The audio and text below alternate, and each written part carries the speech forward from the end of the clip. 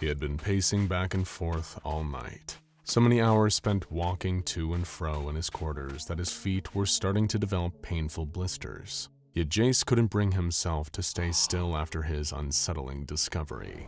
Over the course of the night, it had driven him almost mad. But it wasn't just the fear of the inevitable calamity he had learned of that was keeping him up and worrying him into a state of near insanity. It was the lie, the smokescreen that had been used to cover up the truth. And it came all the way from the top. Jace Jacoby had been working as a researcher within the SCP Foundation for the better part of a decade. Sure, it wasn't an easy job at the best of times. In fact, it could be dirty, dangerous, and even downright deadly work.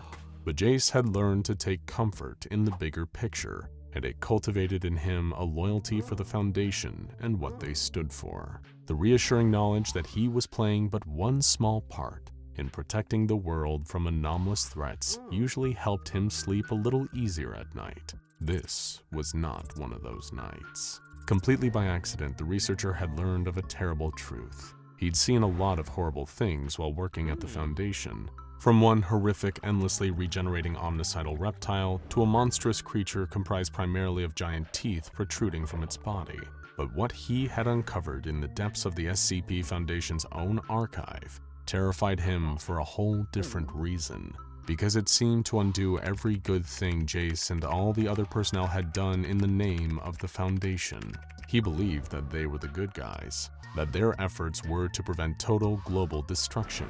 Instead, it turned out that they were just pawns. Being familiar with a whole filing cabinet's worth of special containment procedures for various anomalies, Jace was familiar with the term 220 Calabasas. He'd even almost been considered to receive high enough security clearance to be given the full details as to what it entailed. He was aware already that it was the name given to a process that was required to be performed by Foundation staff as a way to keep SCP-2317 actively contained. SCP-2317 was a wooden door leading to another dimension, or at least, it appeared to be.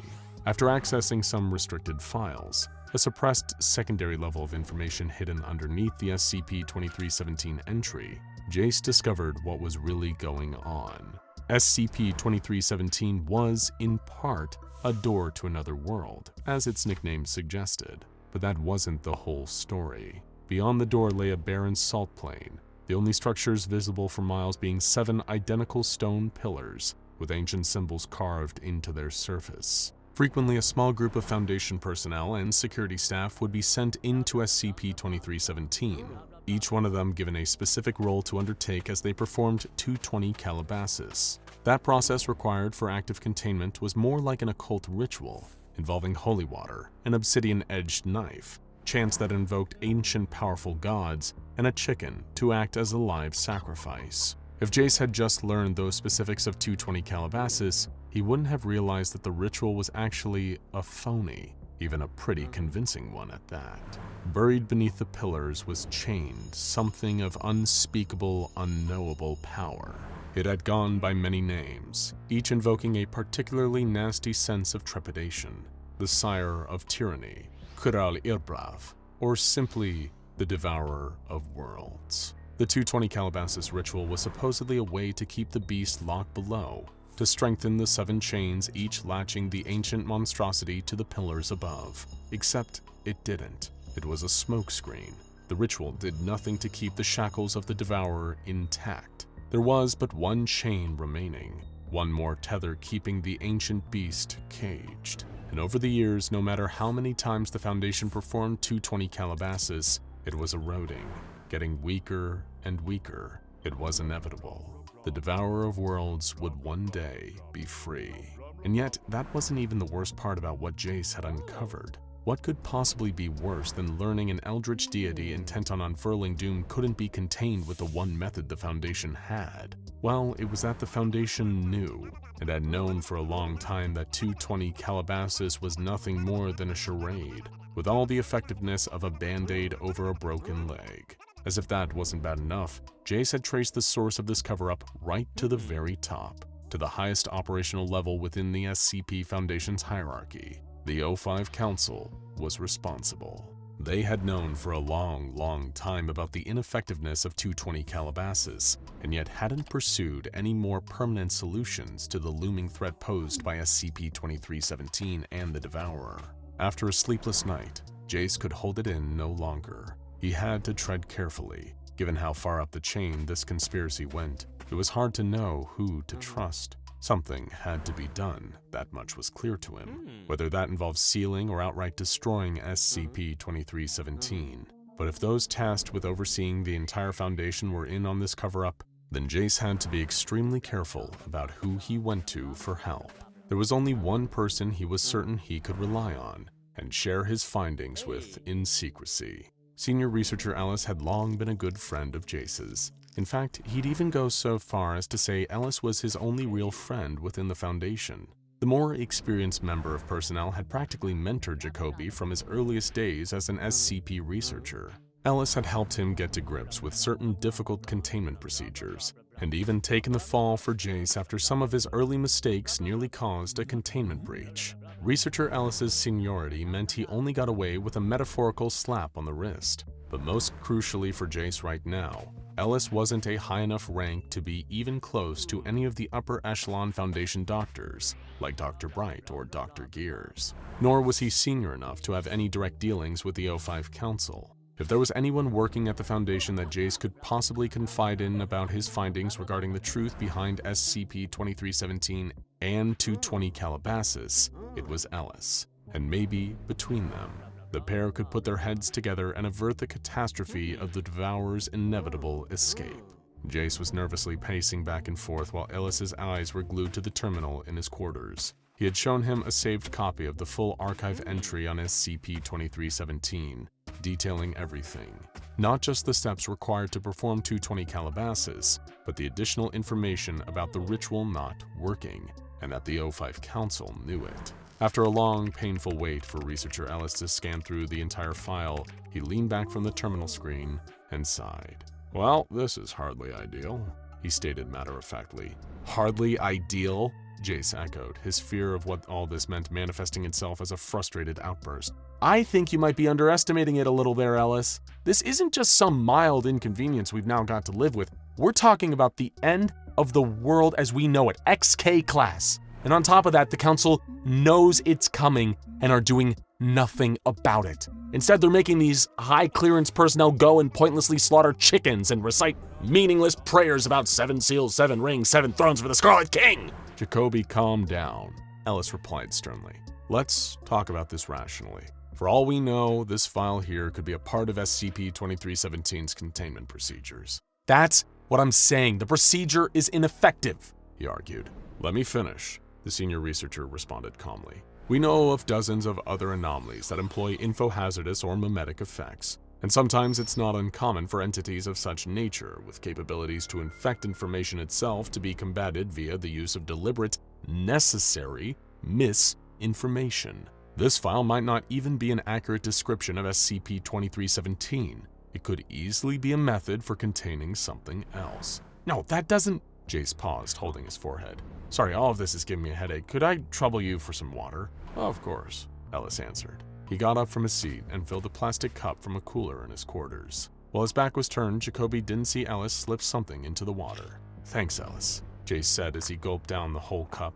"Like I was saying, that theory of it being a mimetic threat doesn't make sense. You've seen SCP-2317 from a distance. We both have. It's a physical, dimensional gateway. I mean, a door to another world is literally its code name, for God's sake. Why would there be a real door with an intangible info hazard behind it?" Ellis stroked his chin, pondering quietly. For a moment, Jace's vision seemed to get a little blurry, but he blinked it away. "Okay, so if we take everything in the SCP-2317 file as gospel, then answer me this. What do you propose we do about it?" his mentor asked. "We have to think radically. Together, I think you and I need to come up with an alternate permanent solution to the impending threat posed by SCP-2317.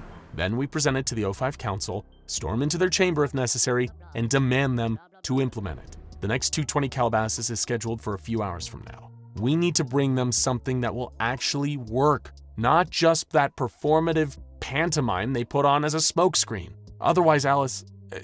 Jace paused for a moment. hearing his own voice crack with despair. "If we don't, the Devourer is going to destroy everything." "You said the words permanent solution. Elaborate for me, please." Ellis responded. "Look, I think we have only two options," the frightened researcher said. Jace noticed he was starting to feel drowsy, lightheaded even, needing to shake himself to stay upright and conscious. "We either find a way to seal SCP-2317, or we destroy the door to another world outright. The 220 Calabasas procedure?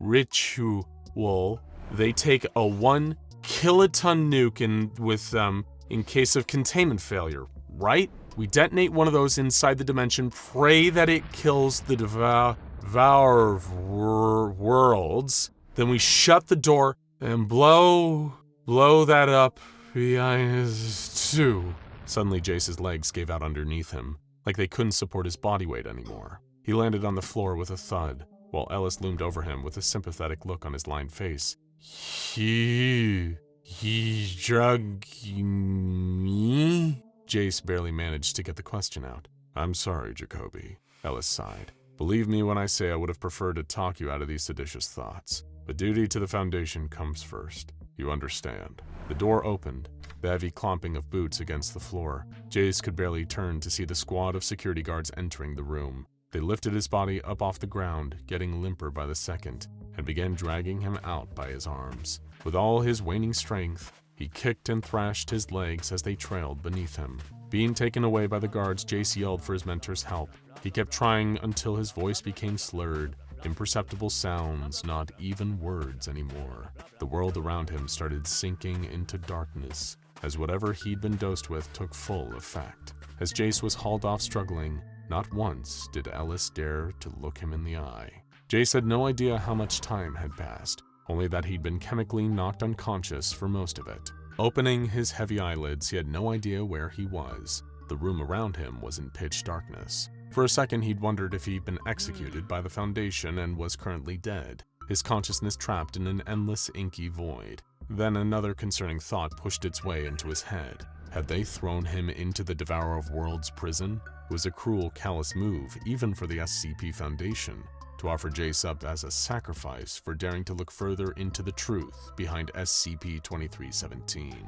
A column of light cut through the dark from somewhere above him, gleaming down so bright that it was hard to look directly at it. The spotlight did little to illuminate the rest of the room. Although squinting in the dark, the researcher could detect the outlines of several figures sat in a circle facing him. 13 of them, to be exact, with one extra taking their seat. He was just awake enough to remember a crucial detail that explained where he was. There were 13 members of the O5 Council, along with one administrator. "Hello again, Researcher Jacoby," came a voice from one of the seats encircling him. "Tell us, do you know why you're here?"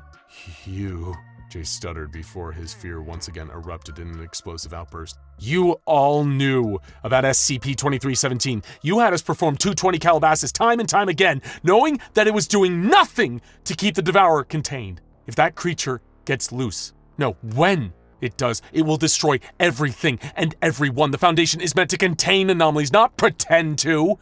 We have a duty to every adult child on this planet to protect them from this entity."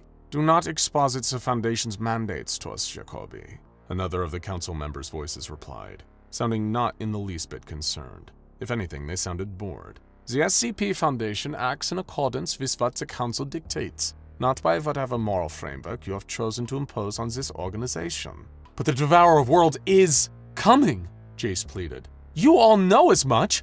I've seen it in the SCP-2317 file. Inevitable. You used that exact word." "We are aware of the threat faced by SCP-2317-K, or the Devourer as you called it," a third council member interjected. "But rest assured, at the time 220 Calabasas was established to provide an illusion of containment. We calculated it would take several decades for the final chain holding the creature to give way." "That time might have already elapsed," the researcher argued. "And in the meantime, we have no countermeasures prepared, no strategy, and the rest of the personnel have no idea that this threat is coming."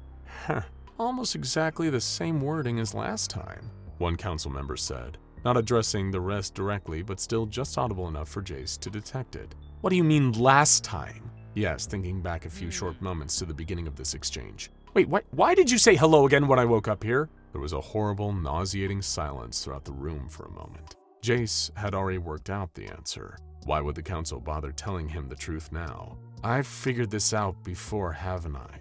he said. "A handful of times," one of the voices replied. "If not you, then another member of personnel.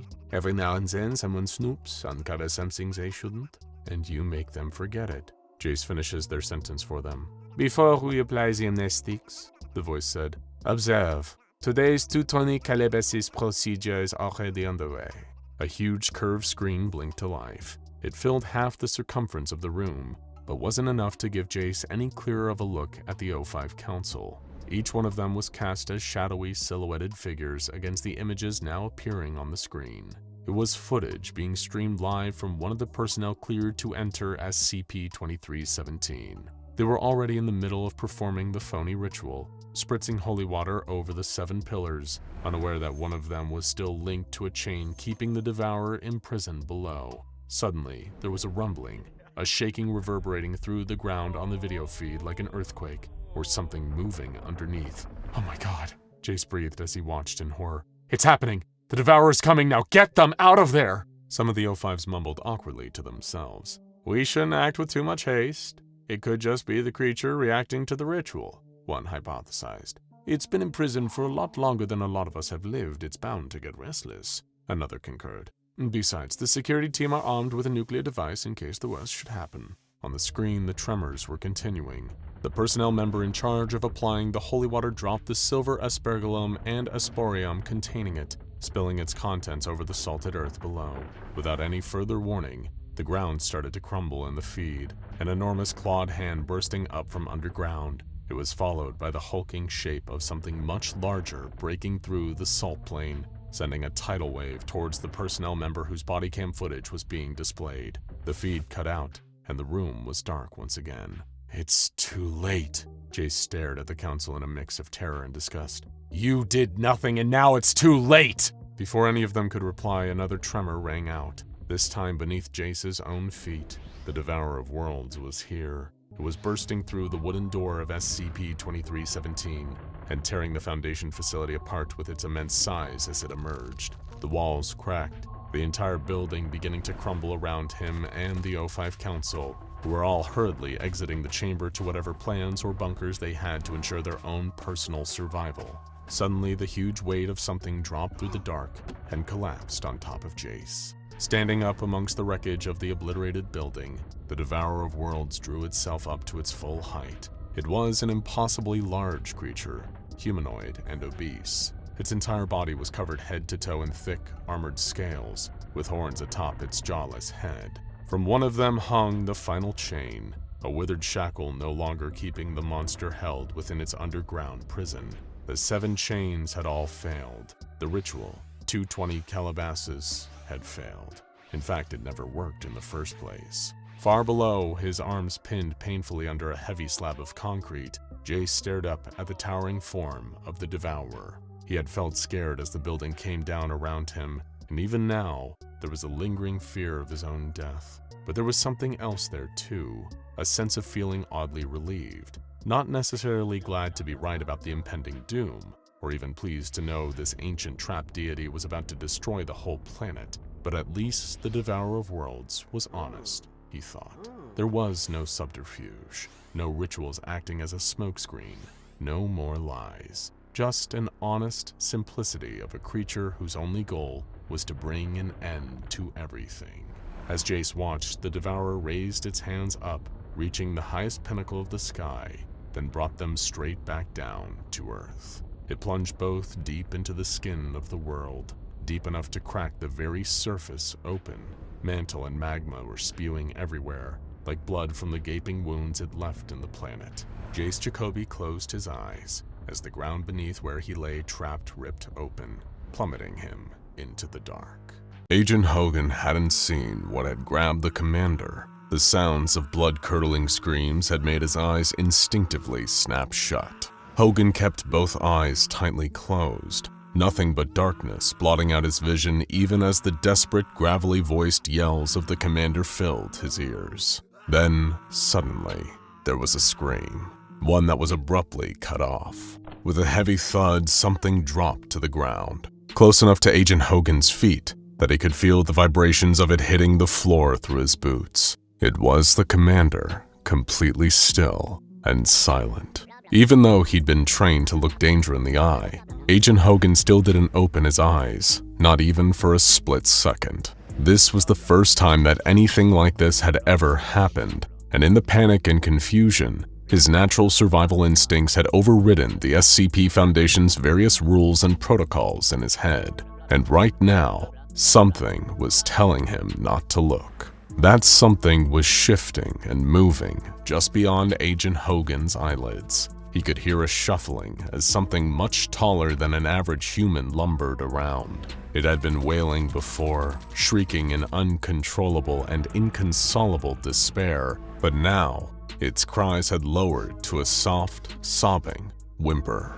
When someone's eyes are closed, they aren't completely cut off from the world around them. Just being able to see doesn't entirely dull a person's awareness. Most people have a kind of sense, a spatial alert that tells them what's nearby even if they can't see it. And in this particular moment, Agent Hogan's was going haywire. The thing beyond his closed eyes was moving towards him, so close he could feel its warm, rancid breath on his skin. Just knowing it was so close, hearing it breathe and sob gently, sensing it standing so close to him, it made the agent's already pounding heart rate start to climb. He could feel beads of sweat crawling down the side of his face as the creature leaned in closer. It almost felt like it was trying to goad him into opening his eyes. "Go on, just take a peek," came a nagging, gnawing voice at the back of Hogan's mind. He couldn't help it. It was a natural human response to be curious. But as intriguing of a sight as it might have been, the creature was far more terrifying.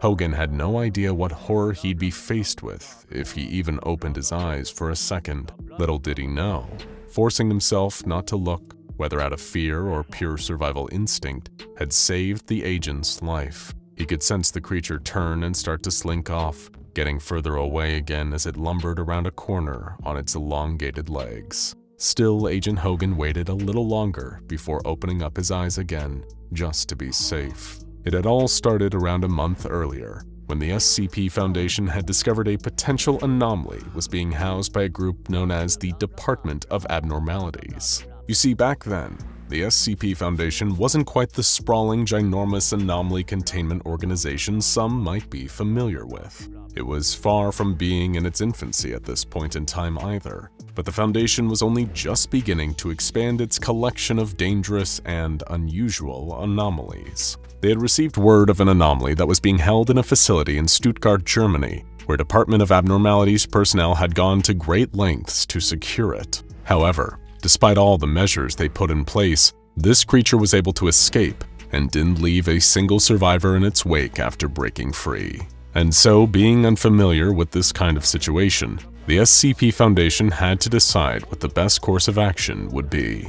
The Foundation dispatched a retrieval team, codenamed Zulu 9A, to the facility that the creature had broken free from. From the location in Stuttgart, Zulu 9A was able to track the anomaly's movements to an undisclosed mountainous region. It was believed that this area was either the creature's natural habitat, where it had initially been captured, or that the mountain at least closely resembled a place that the anomaly would recognize as home. Flying aboard a chopper, the Zulu 9A team assumed they could simply approach the creature and calmly coerce it long enough for them to capture and escort it back to base. It turned out they were very, very wrong. As their chopper landed nearby and the retrieval team closed in on the creature, the captain of Zulu 9A turned to talk to a Foundation doctor that had accompanied the unit. That one serendipitous action might have saved his life, because it meant he wasn't looking at the anomaly. A sudden, intense shriek rang out as the creature started crying,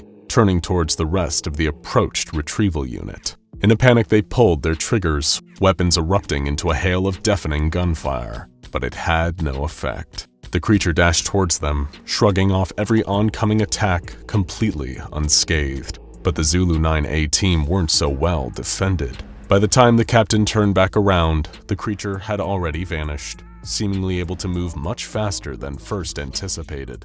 Maybe once they'd taken a look at it, the retrieval team thought that the creature's long, disproportionate limbs would make its movements clumsy and cumbersome. Not that a single one of them was left standing to verify that. The captain was left alone and stunned. He hadn't seen what had happened to his team, only the aftermath. And it wasn't a pretty sight. Before long, backup arrived in the form of Zulu 9B's team. With the help of this secondary unit, the captain was able to eventually capture the creature and remand it into SCP Foundation containment. How? By placing a bag over its head. His theory was, if it couldn't see the retrieval team, it couldn't attack them.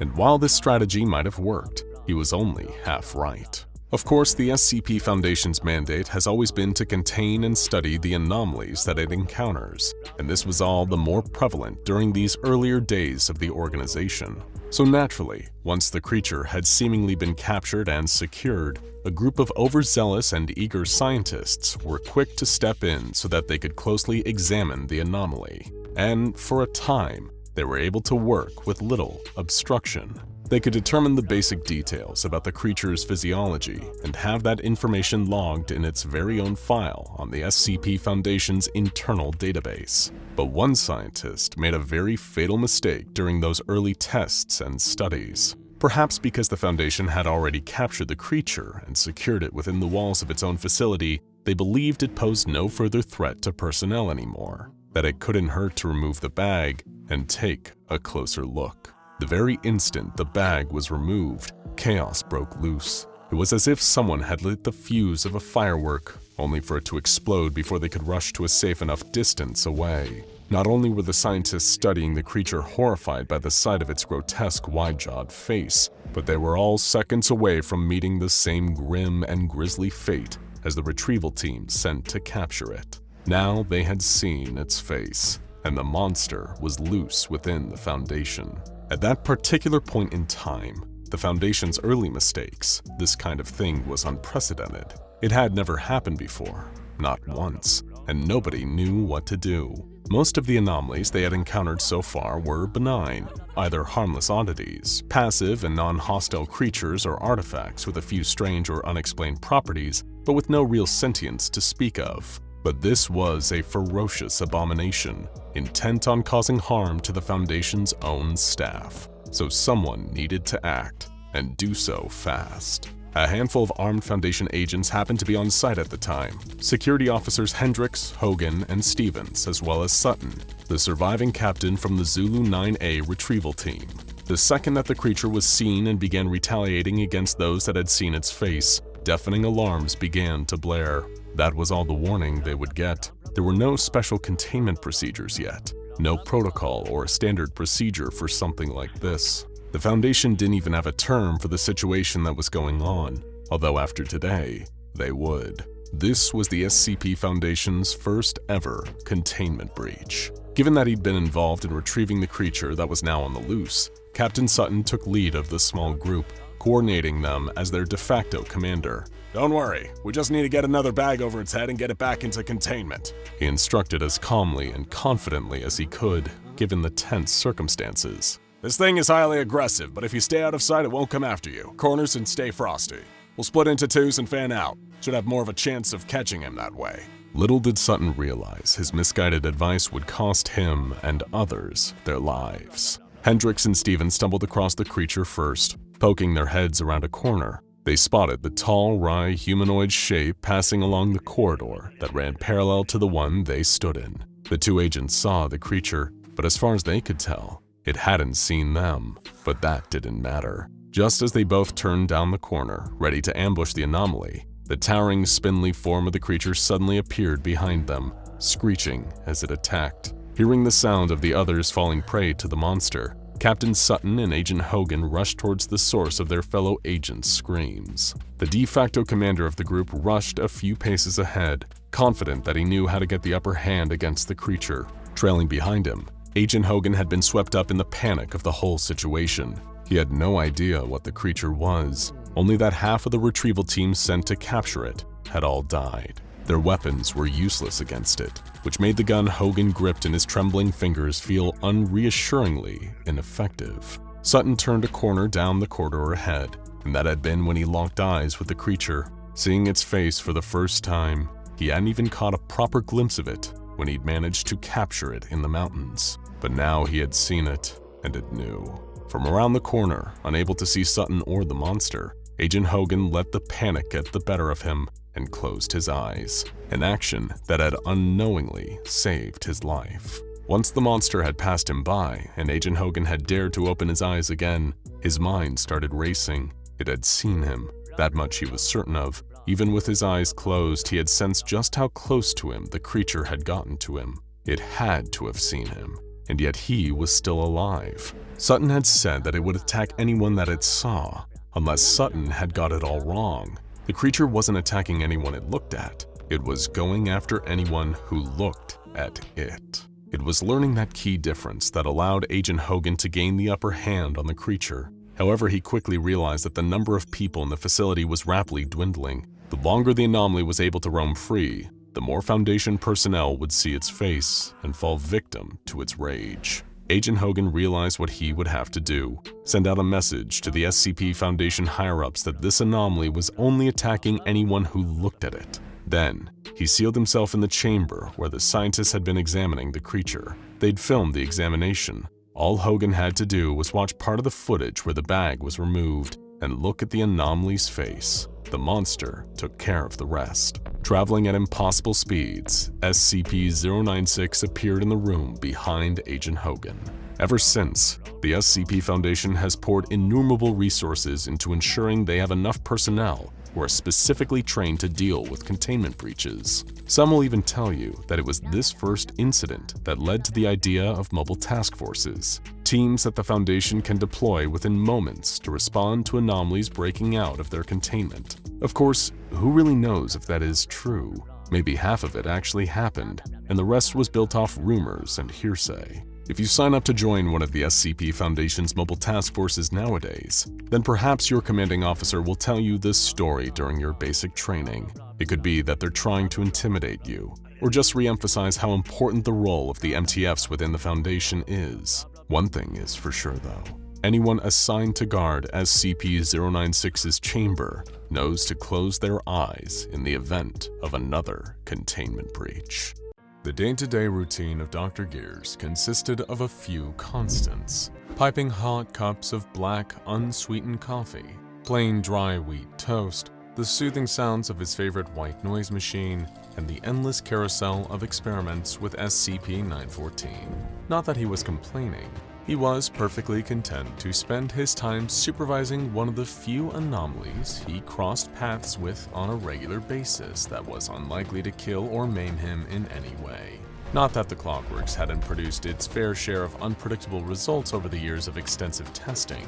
It had definitely offered up more than a few surprises. And anyone who knew Dr. Gears knew that he was not especially fond of surprises. Dr. Bright had attempted to throw a surprise birthday party for the man once, but when he turned on the lights and fired the confetti cannon, all Dr. Gears did in response was give a deep sigh and say, "Really, Jack? You're making a spectacle of yourself." Still, he had resigned himself long ago to the fact that supervising the experiments with SCP-914 meant witnessing some truly unpredictable outcomes. How could he forget the time researcher Blas tested an incandescent light bulb on the setting Very Fine, and the machine spat out an anthropomorphic humanoid light bulb that spoke in German-accented English and claimed to be Thomas Edison himself? This was, of course, impossible, as historical records surely would have indicated if Thomas Edison was a walking, talking light bulb rather than a human man. The imposter was eventually incinerated after its presence became too irritating to ignore. And then there was the time researcher Thompson filled out a Dungeons & Dragons character sheet and placed it into the machine on the setting Very Fine. The output produced was a sheet of paper promoting the previously non-existent tabletop role-playing game Fear in the Foundation. Whenever a person read the paper, they would suddenly find themselves in an out-of-body experience where they were inside the game's world, which contained several characters related to the SCP Foundation, as well as items and locations based on real-world counterparts. A subject in this state would only snap back to reality after winning or dying in the game. Researcher Jacobson rolled a 1 on stealth and saw SCP-096's face in the game, and was later found dead in the anomalous item's storage wing. There was no shortage of Foundation staff trying to use the machine for personal gain, too. Dr. Naismith placed his credit card inside on the setting Very Fine, using it to produce a card covered in unidentified corporate insignias and reading, Rank Aleph Infinite Money Privileges. When Dr. Coltrane issued a written warning, Dr. Naismith took that warning and then placed it into the machine on the same setting, producing a piece of official documentation from the O5 Council in support of his infinite money privileges. Junior researcher Summers attempted to use SCP-914 in a misguided attempt at self-improvement, placing not an object, but herself in the intake booth before running the machine on the setting Very Fine. It cleared her skin, lengthened her hair, and improved her figure. This was, of course, in violation of several employee guidelines, and she was promptly dismissed after emerging from SCP-914.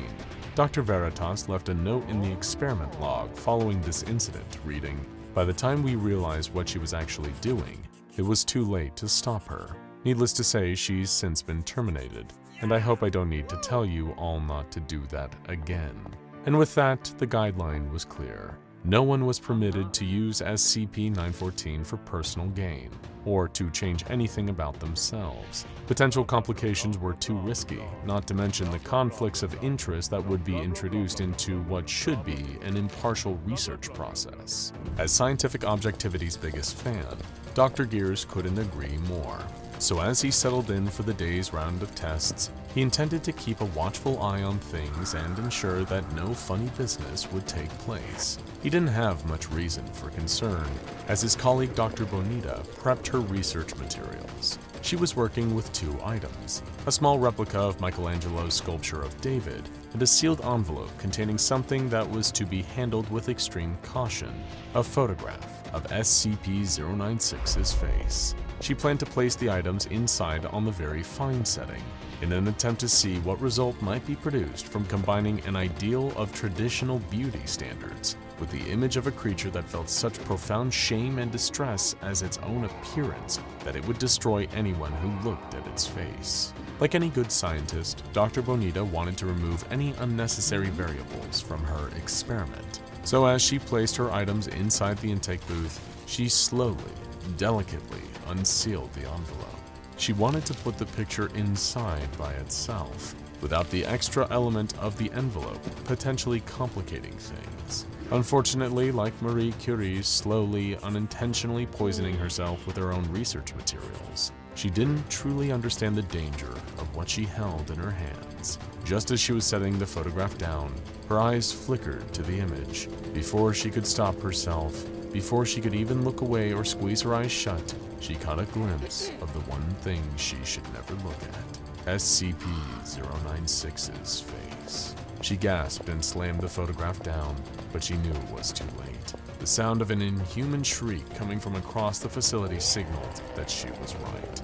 It was coming for her, and nothing in the world could stop it. In a containment cell on the other side of the facility, Foundation staff were horrified as they heard the telltale scream of an enraged SCP-096. The pale, thin creature, once huddled in the corners silently, had stretched to its full height of 2.38 meters and was screaming, sobbing, wailing, and gibberish, and beginning to tear its way out of its chamber.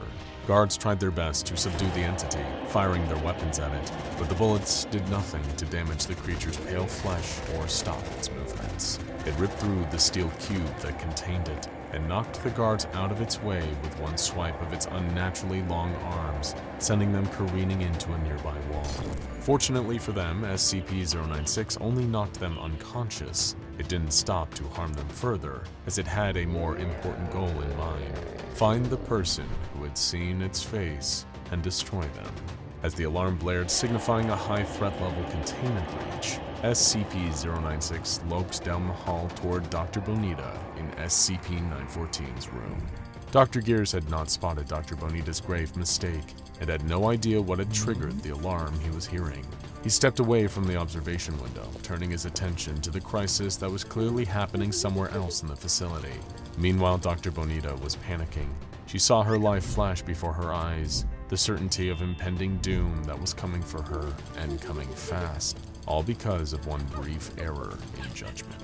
What could she do? There was nowhere to hide, no way she could run away fast enough, unless if she managed to lure 096 into the intake booth and start the machine while the creature was inside, maybe it would transform into something less intent on tearing her limb from limb.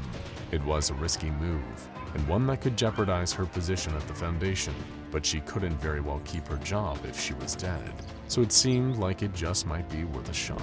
A primal roar of agony and fury interrupted her thoughts, and she knew that SCP-096 was moments away from breaking down the door and getting its hands on her.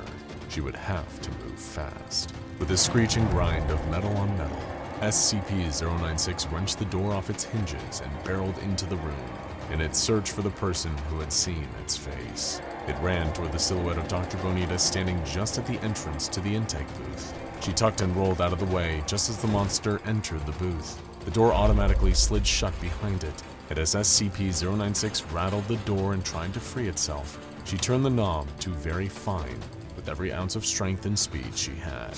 There was a ding of a small bell, and the machine whirred to life as the objects inside were refined.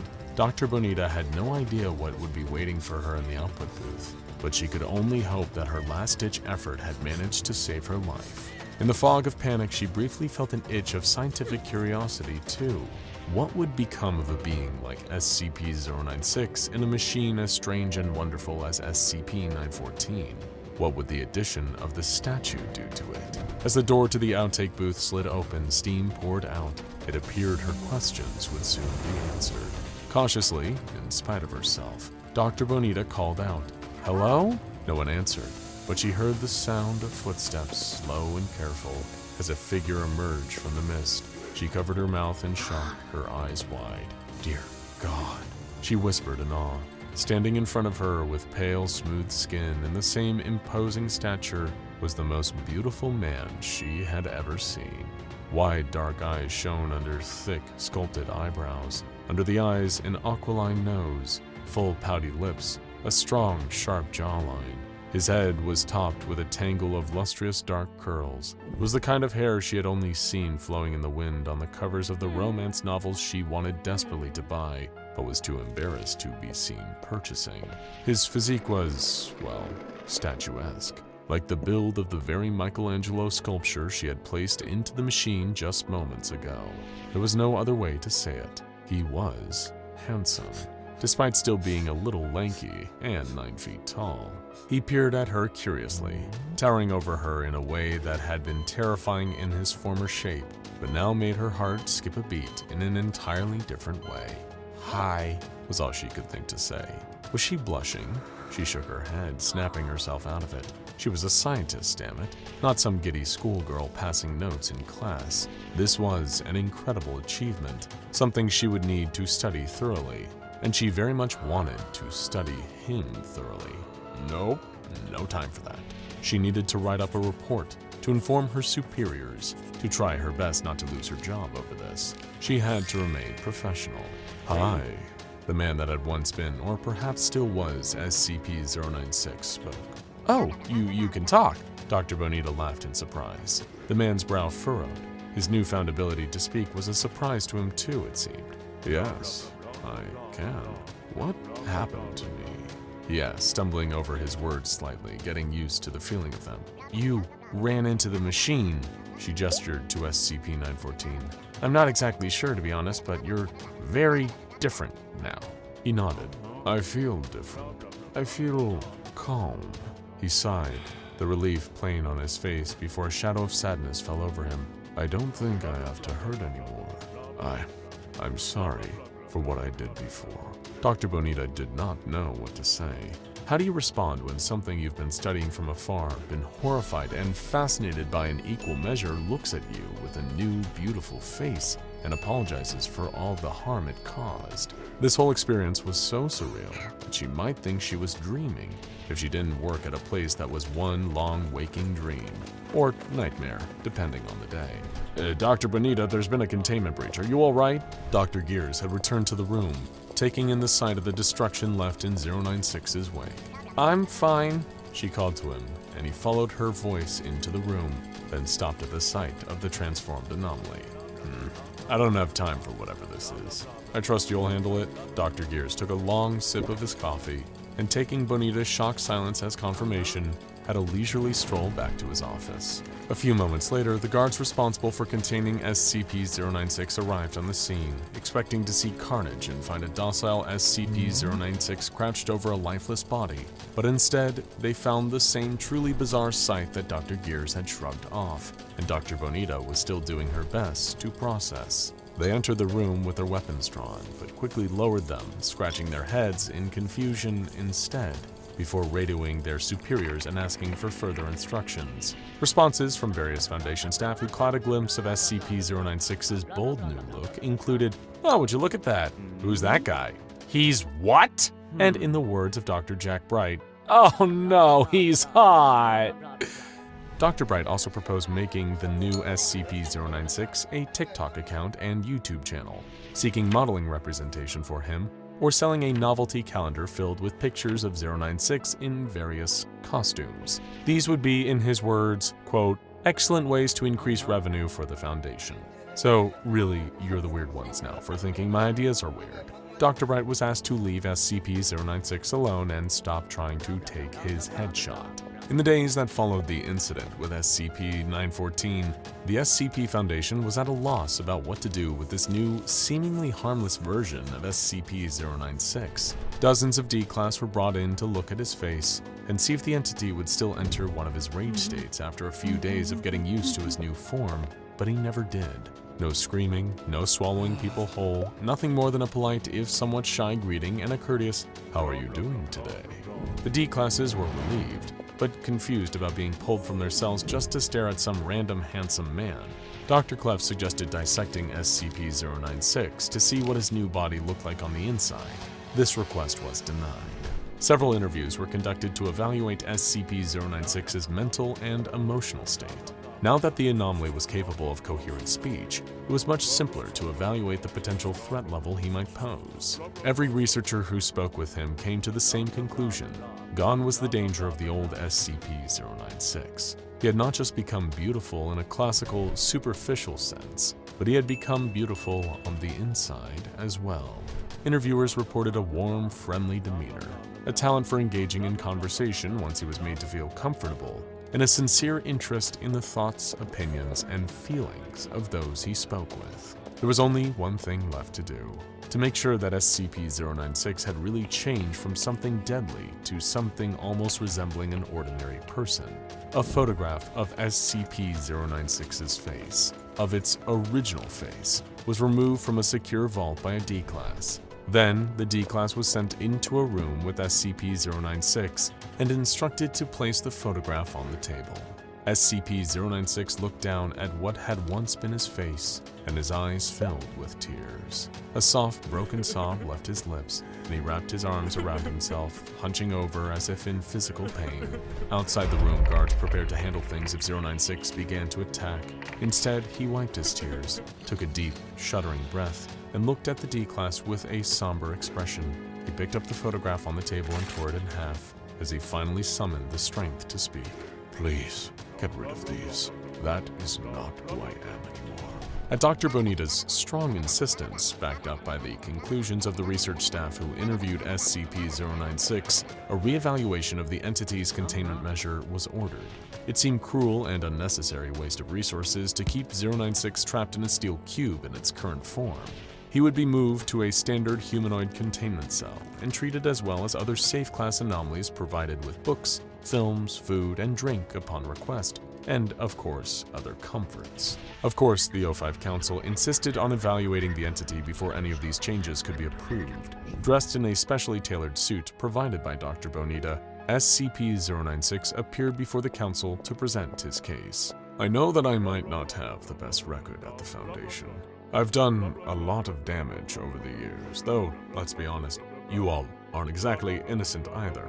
Sorry, that was an attempt at a joke. I'm still very new to talking. All I can say is please consider giving me another chance to make a real life here, to make this place my home. Thank you for your time." What SCP-096 didn't know is that the O5 Council was so flabbergasted by the sight of his new face that they didn't retain a single word he said. They had all given their official approval before he even finished his short presentation. Before long, SCP-096 was moved out of his steel cube and into a new containment chamber that resembled a mid-range studio apartment, complete with a bed, a kitchenette, a television, and a table and chairs. He was provided access to all major streaming platforms, as well as a large stack of books to help him develop his grasp of culture and language after so very long being isolated from human society.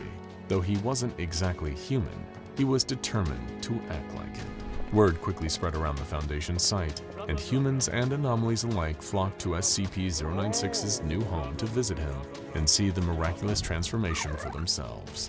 SCP-999 was the first to come and see the new and improved 096, chirping excitedly as it oozed into his room. He pet the slime gently, his face breaking into a warm smile as its euphoric effect washed over him. The slime became so excited at meeting this new friend, someone it had known as a source of sadness and hurt for so long, that it tackled him to the ground and tickled him for several minutes. 096 laughing uproariously all the while. SCP-343 stopped by to give 096 his blessing and wish him well in this new chapter of life. A few days later, SCP-507 popped back into the site and wanted to see the changes for himself. He was thoroughly impressed, though privately confessed to missing 096's more monstrous form, which reminded him of some of his favorite cryptids. There was one anomaly that was not thrilled with the appearance of SCP-096, however.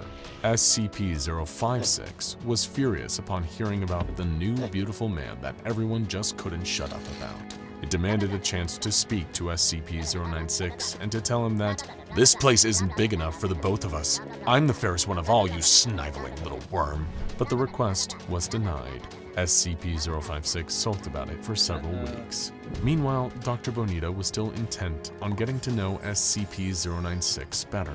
During previous testing with SCP-978, the Desire camera, a photo taken of SCP-096 revealed that his greatest desire was to disappear.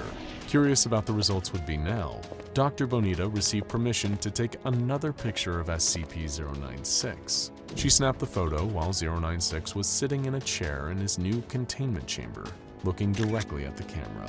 When the photo developed, the result was simple.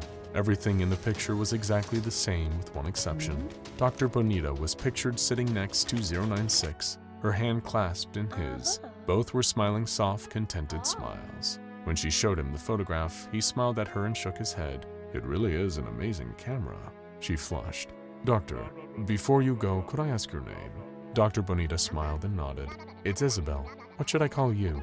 SCP-096 paused thoughtfully for a moment. He was giving himself a name for the very first time, allowing himself an identity other than a strange, hollow, pale thing that existed to cry and suffer and hurt. Finally, he answered her. "Call me David." I would like to here again state that 106 is not, as is commonly believed, a basic predator, on par with an advanced shark. SCP-106 is a sentient being, albeit a totally alien one. SCP-106 appears to be aware of several things beyond the scope of pure instinct and genetic memory. SCP-106 consistently breaches at moments where recovery and containment are most difficult. A fox may see his way out of a trap, but only a man will wait for his captors to look away to escape. Dr. Alok from his paper on sentience in contained humanoids. They say that patience is a virtue. If this is true, it's the only virtue that SCP-106 has in spades. The anomaly known as the Old Man had been well behaved for months, sitting cross-legged in the center of his containment chamber, his lipless mouth molded into a slight grin. The Old Man had a reptilian-like calm to him, never truly inactive, just waiting. And nobody else can wait for quite as long as him. He could go for years without so much as twitching if he wanted to. But not today. Today was special. There were no clocks and no calendars in SCP-106's cell. But that was fine. He remembered the last day they locked him back up, and he'd been counting ever since. Seconds, minutes, days, months. The Old Man had all the time in the world. And today, it was all about to pay off. October 31st. All Hallows Eve, the night when ghosts, goblins, and demons come out to play. The old man almost chuckled at the thought of it. What a perfect day for a containment breach. One of the Foundation technicians observing 106 from a control room monitor spilled his coffee when the old man got up and started walking towards the wall. Alarms went off and guards were dispatched as a large dark stain expanded on the wall of the containment chamber and 106 walked through it. Not that any amount of armed response would do them any good. The bullets passed right through 106's inky flesh as he strolled down the corridor towards the exit. He killed 2 guards and a researcher on his way out, just for the fun of it. He'd been a well-behaved creature for a long time now. He'd earned an evening of letting his purely metaphorical hair down. And when 106 decides to have a night of good fun, horror is always sure to follow. This is the tale of one of SCP-106's most infamous and horrifying containment breaches. Be warned, the following isn't for the faint of heart. You're about to learn why SCP-106 is still one of the most feared anomalies in Foundation containment. Immediately, the containment site dispatched 3 of its best field agents, Agent Park, Agent Wang, and Agent Drack. Their task was simple: locate SCP-106, minimize potential casualties, and distract the sadistic anomaly long enough for reinforcements to come and contain the creature once again. For the last several years, these agents would eat, sleep, and breathe all things 106 in preparation for a moment just like this. They'd been drilled over and over again on everything from the creature's behavior to the worst-case scenario of what to do if you get pulled into its nightmarish pocket dimension. They were as trained as a person possibly could be for this situation, and fitted with state-of-the-art Foundation equipment to boot. And yet, they were still terrified. They passed through the streets of the nearest city, where containment experts believed 106 was most likely to head after his escape. People of all ages, dressed in Halloween costumes, were out enjoying the night. Child-sized superheroes were hanging out with even smaller villains. Horror movie slashers were sharing drinks with cops and nuns. Countless candy-carrying zombies wandered through the streets. None of them had any idea of the true horror that walked among them. The 3 agents went over their training silently in their minds. 106 was intelligent, more intelligent than anyone back at the Foundation really gave it credit for. It had planned this. It knew that it could blend in among the costume monsters that were sure to be out tonight. Nobody would be able to tell the difference until it was too late. One such person was a young woman named Alice. Dressed up as an angel, her experience that night would be far from heaven sent. Her boyfriend had made the always classy move of breaking up with her right before they were supposed to head to a Halloween party, leaving her in a fit of emotional distress and embarrassment. Over the course of the next several hours, she obsessively reflected on her ex-boyfriend's audacity and lack of empathy towards her, burdening her mind and filling her head with anxiety. His last words, "I'm sorry, it's over," gradually became louder and louder in her thoughts as she stumbled in sadness away from the noise of the streets towards a thicket of trees. She was in such despair she could barely stand, and as she staggered through the vegetation, she didn't even notice the shuffling of footsteps behind her, or that they were getting closer and closer and closer.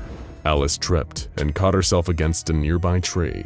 That's when she noticed a sudden burning sensation on the skin of her hand. She looked up and saw that her hand was now coated in a sticky tar-like substance. Whatever it was, it seemed to be eating away at the tree, and she could hear the hiss of the corrosive liquid as it melted the skin of her hand. A twig cracked beneath her, and she turned to see the rotting old man staring at her with a malicious grin. She screamed and began to run, but the alcohol had robbed her of her coordination. She tried as hard as she could to escape while cradling her burning hand, but it wasn't enough. She felt a spike of excruciating pain rock her nervous system. The old man had reached into her back like a man operating a puppet. His long, burning fingers, dripping with corrosive grease, had melted through her skin and grabbed her by the spine. She screamed in pain, but she was too far away. Not a soul could hear her, and the only creature that could didn't have anything resembling a soul. The creature grabbed her and pulled her into its blistering embrace. It smiled the whole time, baring every rotten tooth. It held her in place, burning the rest of her body as the two of them sank into the ground together, more acidic sludge pooling at their feet. Alice screamed on, and SCP-106 loved her all the more for it. The screamers were its favorite. By the time Agent Drack, Parks, and Wang found Alice, it was hard to know that this had once been a human. But they knew one thing for certain, that this was the work of the old man, and they suspected that he wasn't close to being done with his campaign of Halloween terror. Next came a little boy named Jason and his unfortunate friends. They were dressed as the Justice League, with Jason leading the group as Batman, all of them wearing costumes that made them feel like true heroes. It had been a good night, their bags heavy with candy. As they walked down an alleyway they'd passed through countless times on their way home from school, they had no idea what was waiting for them. A long, gnarled hand dripping with black ooze suddenly shot out of the wall and grabbed the boy dressed as Superman. He screamed as he was pulled towards the ooze, his braces shining in the moonlight, and kept screaming until he disappeared into the solid brick wall. The rest of the Justice League broke into frightened screams and scattered, but they weren't fast enough. Hands kept emerging from the wall, grabbing the children, burning them, pulling them into the dark. Only Jason got away, running and screaming as his friends were yanked into the void. But no one gets away from the old man that easily. A black puddle formed on the ground in front of Jason, and the old man rose out of it, still grinning its malicious, spiteful grin.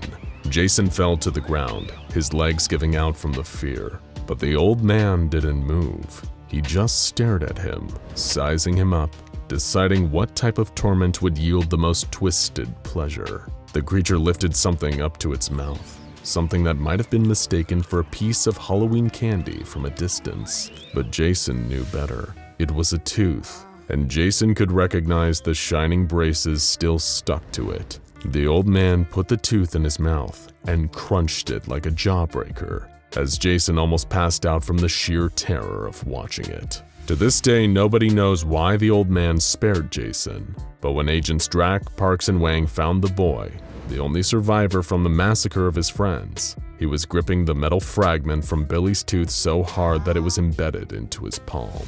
But the night still wasn't over yet. The old man still wanted to have just a little bit more Halloween fun. One little boy couldn't join in on the Halloween adventures all his friends were having. He was stuck at home sick with a stomach flu that had been going around at school. All he could do was sit and watch scary movies as his mother answered the door, passing out candy to the trick-or-treaters that he wished he could join.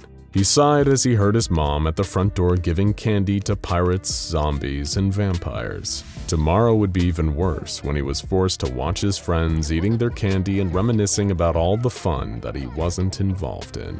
His self-pitying was interrupted when he heard his mother open the door to another trick-or-treater, but this time, there was no exchange of words or candy, just a long, blood-curdling scream. The little boy quickly got up to investigate, his heart pounding in his chest. The sound of his mother's pain kept echoing down the hall as the heavy footsteps of something else approached. It rounded the corner and the little boy saw it in all of its horrifying glory, like something out of one of the old horror movies he had been watching, only worse. It was the rotting old man, dragging his dying mother along with one hand that was stuck right into the flesh of her chest and grabbing her by the ribcage. He screamed and ran upstairs towards the bathroom, the only room in the house with a lock. He could hear the plodding footsteps of the creature following him up the stairs, followed by the sickening sound of what must have been the old man dropping his mother's body. The little boy slammed the bathroom door shut, locked it, and collapsed against the wood. His face was hot and sticky with tears, but at least he was safe for the moment. Surely someone had heard his mother's screams and would come to save him. As he was imagining the police bursting through the front door and gunning down the monster, he heard a hissing sound coming from above him. He looked up and saw the face of the old man melting through the door and smiling at him from above. He tried to scream, but the monster opened its mouth and a tide of corrosive liquid hit him in the face. Moments later, someone did burst through the front door, but it wasn't the police. It was the 3 agents drawn to the old man's location by a trail of violence and acidic black mucus. And as far as 106 was concerned, this was a great thing. He had just finished breaking his last set of toys, and the new ones were here right on schedule. Park fired at the creature, but it wasn't enough to save Agent Drac.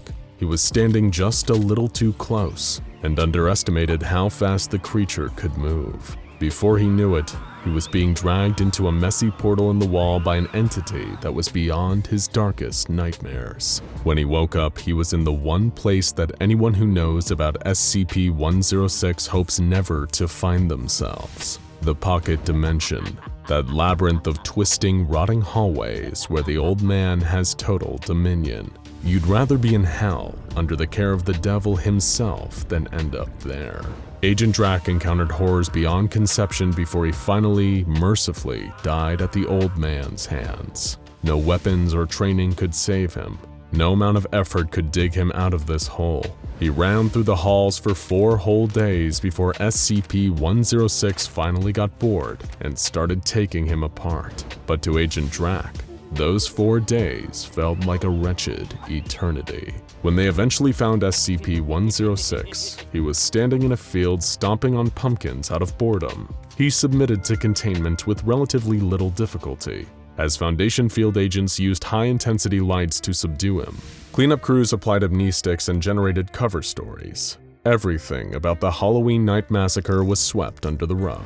Back in containment, SCP-106 once again sat cross-legged on the floor of his cell, sorting a little collection of his victims' teeth like Halloween candy. He sat and smiled, mulling over the memories of his delightful Halloween night. He'd be fine for another few months now. He could just sit and enjoy the thoughts until the Foundation got bored and loosened the leash again. 106 is a patient monster. When the time came, he'd be ready. He was always ready. D-Class personnel are the cogs that keep the machinery of the SCP Foundation running smoothly.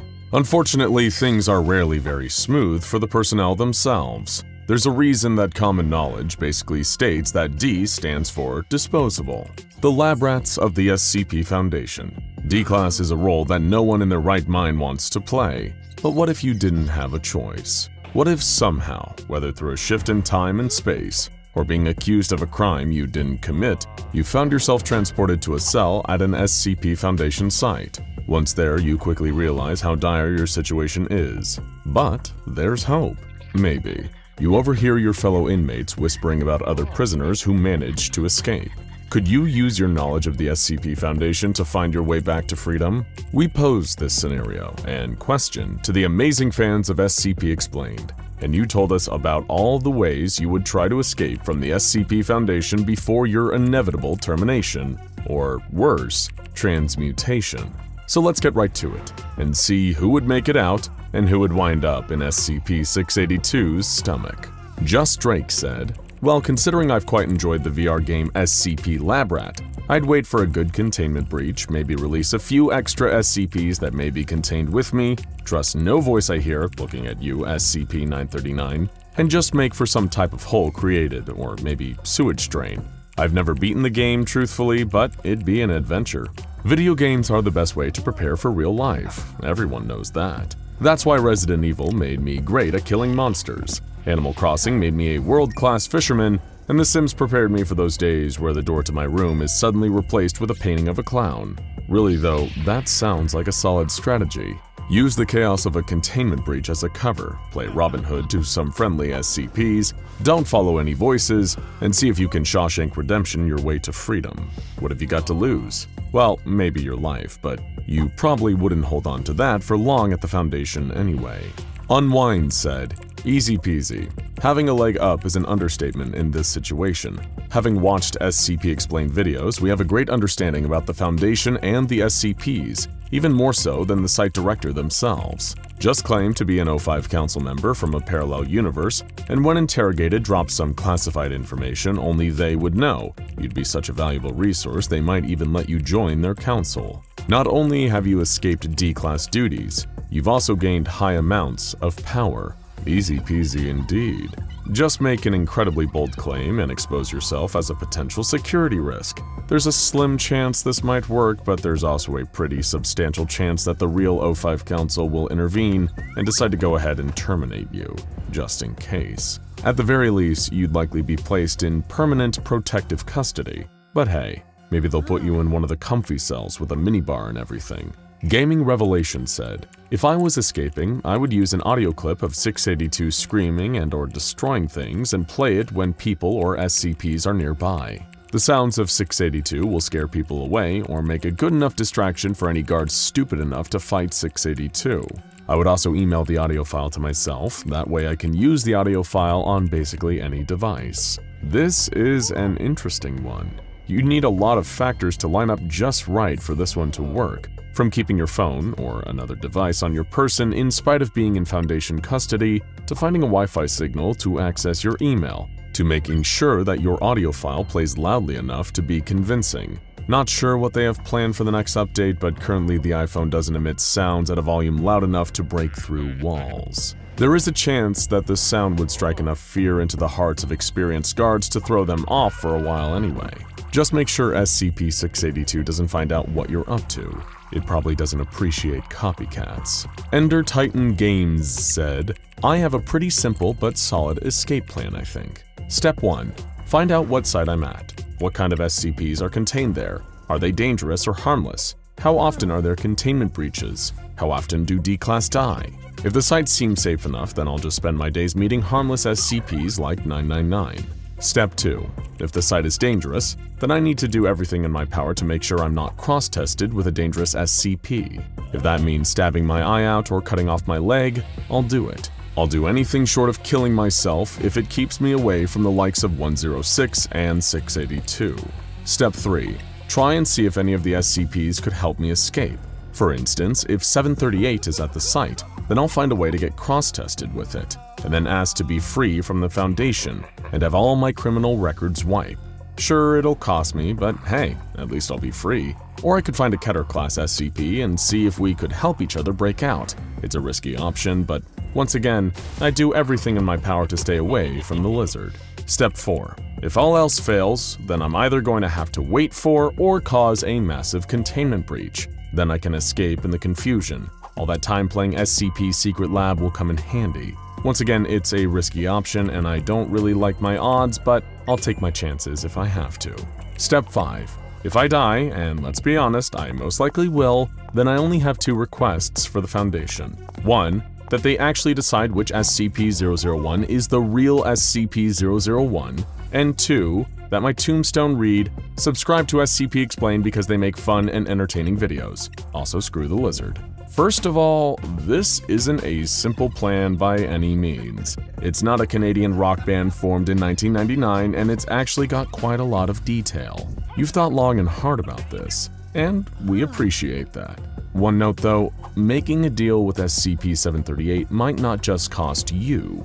A previous D-Class was offered freedom by the entity at the cost of his best friend's death. Even after he took that deal with the devil, he was recaptured by the Foundation a mere 5 hours later. You can decide for yourself if that's really worth it. But hey, if you're that desperate, then go right ahead. At least you've prepared for the very worst. The first of your posthumous requests will likely be denied, if we're being honest. And the second request is very sweet of you.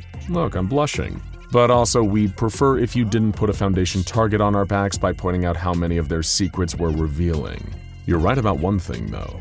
Can't stand that lizard. Juan Torres said, "We're going to need a teddy bear, an aluminum-coated box, a chair and a desk, an intact human nervous system, a dart gun, and lawn mulch." Wait, don't stop there. You're just gonna give us a list of ingredients and not finish the recipe? I already went out and bought all that stuff, and the nervous system won't stay fresh forever. Super Hamster said, "Plug 079 into the Wi-Fi. It could cause a breach big enough, so hide during the breach and then escape the ruined facility." Let me explain further. 682 and 079 bonded, and 682 is famous for containment breaches. 682 is very hard to recontain. So if you help 079, he'll help 682, which will help you. Also, many other dangerous SCPs will be breached. Now this is thinking big. Sure, you'll be exposing the entirety of the World Wide Web to an aggressive, unpredictable, and downright rude artificial intelligence, but you'll probably be able to escape back into the world. Who knows how much of the world will actually be left after you've unleashed 079, 682, and a whole host of other dangerous anomalies, but the remaining rubble will be your oyster. Creature Savage said, "Assuming I'm at a site with an intelligent SCP that's known for escapes, such as 682, I'd offer it a chance at freedom if it helped me escape, and we'd both take off for the infinite IKEA. Of course, I could also offer Ferdinand the Cannibal my services as a jester for his protection all the way to and through the infinite IKEA." Ferdinand the Cannibal. Now you're talking. If you manage to team up with that gargantuan gentleman, he could definitely be a big help. Just make sure he stays well fed, or your new friend is going to start wondering how you taste with fava beans and a nice Chianti. Otherwise though, he'd love to have someone listen to his stories and take the high part during his favorite songs. Once you're free though, why not shoot for the stars? No need to fend off the murderous staff of the infinite IKEA, just go to a regular IKEA and get a new couch and some meatballs. No monsters necessary. Delay Animation said, "Before escaping, there are multiple problems to overcome. You have to know the layout, guards, patrol paths, camera placement, which keycards you need, which opportunities are best to escape. And once you manage to find all of that out and escape the outside, you're still not done. Depending on if you were in a site or area, the bare wilderness surrounding a site would be enough to wreak havoc on you. Not to mention the watchtowers and outside patrols. If you were in an area, the Foundation would most likely have agents in the town surrounding the area. In conclusion, it is not possible to escape the Foundation's grasp. The only way to not wind up as a Class D is to not do anything to become a Class D. You know what they say, the best defense is a good offense. An ounce of prevention is worth a pound of cure. However, there's not much offense or prevention you can do when a temporal anomaly thrusts you into a parallel universe and plops you down right in the middle of a D-class cell. So even if you keep your hands clean your entire life, you might just find yourself in the custody of the SCP Foundation anyway. It's a nice idea to think that just making all the right choices will prevent you from being falsely imprisoned by a secret organization, but sadly life and wormholes just don't work like that. Zagham Shabazz Karim said, "The best thing to do is to make allies. First of all, you need to get as many D-class personnel on your side as possible. Ask them what duties they are on and use your information to help them. Also, use them to find out what your duties are going to be, as they will have connections. You need to stay on the down low, as if you're found out, you'll be experimented on or worse. But you don't only want to make allies with the D-class. Armed with the knowledge from SCP Explained, you are able to guess or approximate which facility you are at, what SCPs might be there, and who the staff are. With that knowledge, you can approach some of the kinder staff and build your relationship. So in case you get caught when escaping, you have a fallback or someone that can bail you out of deadly punishments. You also want to be resourceful and map out the place to identify escape routes and the armory or weapons storage facility. Next, you want to form better relationships with some of the SCPs. Before terminations roll around, you want to arrange a day that the D-class personnel help some SCPs out of containment. Most non-deadly ones, as you don't want to make an enemy out of the SCP Foundation, but enough to distract the guarding personnel. Also, with your close contact with facility members, you have a better chance at stealing credentials or passes to allow yourself through doors and escape. But that isn't all. There actually might be some SCPs on site that will make escaping easier, and your goal should not just be your own escape, but escaping with as many D-class personnel as possible. You want to equip them with passes. All of them should know only one specific escape routes, which they themselves or a few others are going, so that even if they are caught, the others will not be found out. And you want a few of them to escape before everyone else and cause a ruckus outside, making it look like the whole group has escaped, sending guards behind them. They'll need access to a vehicle, so that needs to be secured from one of the staff, which could be captured during the escape and used for a way out, or you could steal their keys earlier, depending on the situation. You, yourself, and a few others head to the armory to secure weapons, not only to escape, but to protect yourself from SCPs in the future. Then you need to secure vehicles for the group, which you will need to put distance between the facility and your group and stay away from other nearby facilities. You'll need to stop at a certain point and go to the nearest hospital to check for body implants or anything that can be used to track you, changing clothes and continuing on by foot. At this point, your group can choose to separate, live collectively, and stay alert of the Foundation, or join another organization. This is probably the longest response we received. We just had to include it to applaud the dedication and thought at play here, as well as the selflessness. You're not just planning for your own rescue. No, that's too small time for Zagham. You're planning to liberate every D-class you can, and potentially start your own brand new society together. Make sure you have a nice talk with them about the rules for your new community, such as absolutely no stabbing your neighbors, and enjoy all the great trauma-free barbecues that follow. Plot Armor said, I would either attempt to cause a containment breach or steal an anomaly like SCP-268. Still, first I would draw thaumaturgic symbols all over my body and clothes, like Kalfistan Isle, which will make me resistant to physical damage that will help me survive a containment breach. Bringing thaumaturgy into the equation is a brilliant move. You'd likely be the only D-class on site with any knowledge of that work or the symbols. You'll have to act fast though, and work your magic before the Foundation figures out what you're up to. If you don't, they'll likely wipe your memory with amnestics or just terminate you on the spot. The trickiest part of this plan is probably finding something to write with. You can't exactly ask to borrow a pen, but between those and the hat, you could probably slip out unnoticed and unscathed. Jacob Audi said, I just do my best to find Mr. Peanut so I could die relatively quickly or painlessly. Why would that kill you? Are you allergic?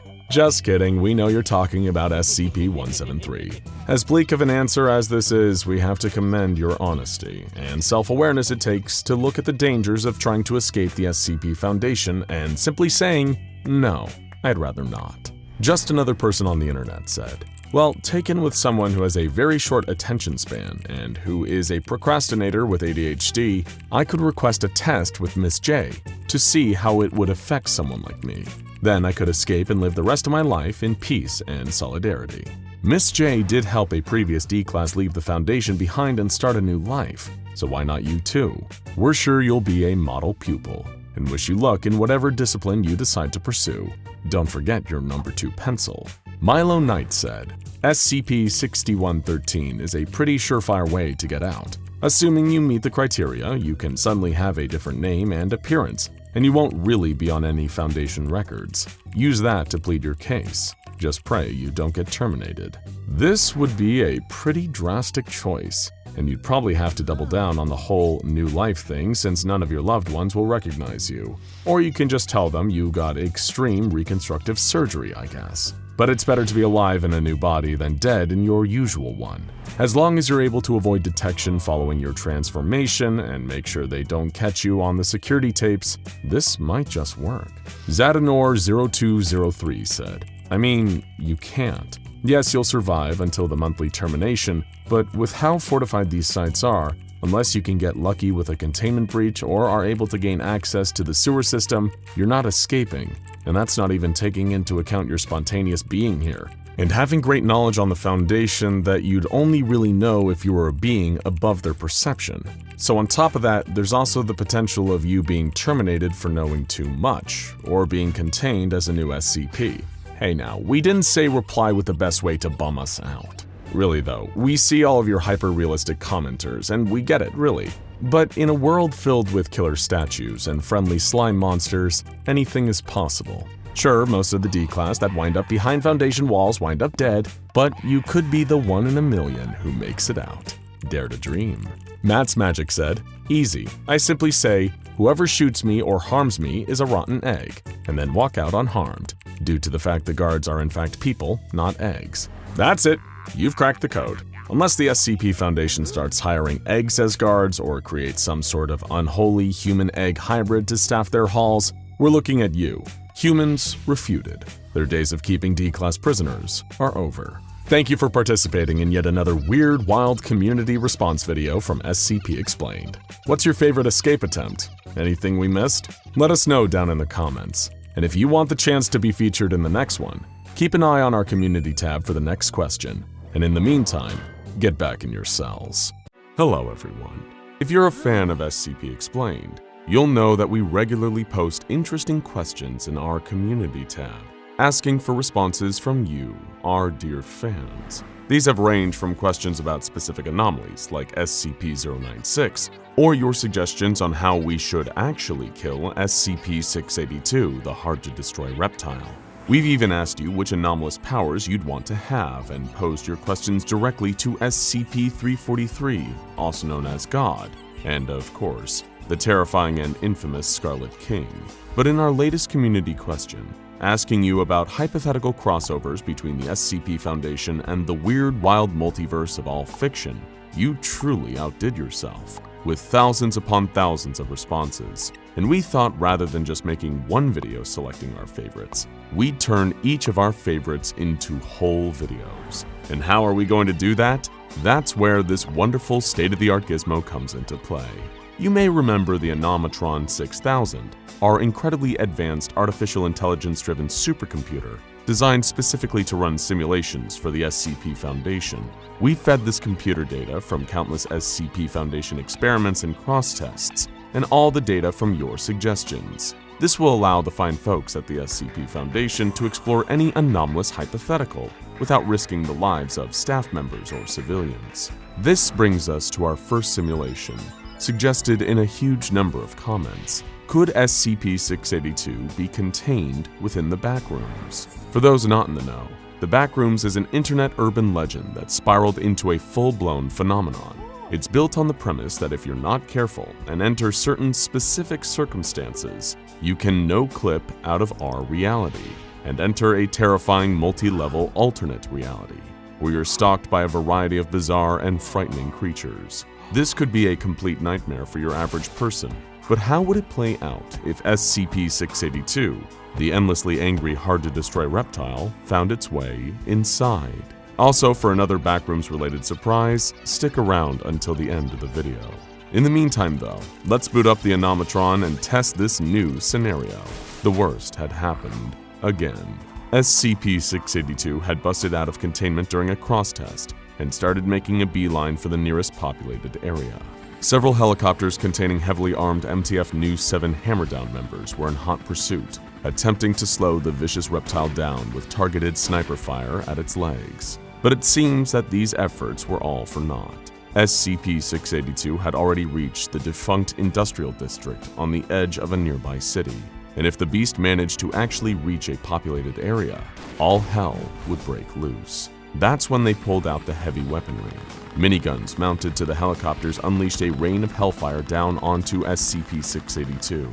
However, 682 managed to dodge most of the bullets and simply tank the rest. Command authorized the use of heavy ordnance, the helicopter's missile launchers. They'd pick up the pieces afterwards, once SCP-682 was back in containment. However, the reptile had plans of its own.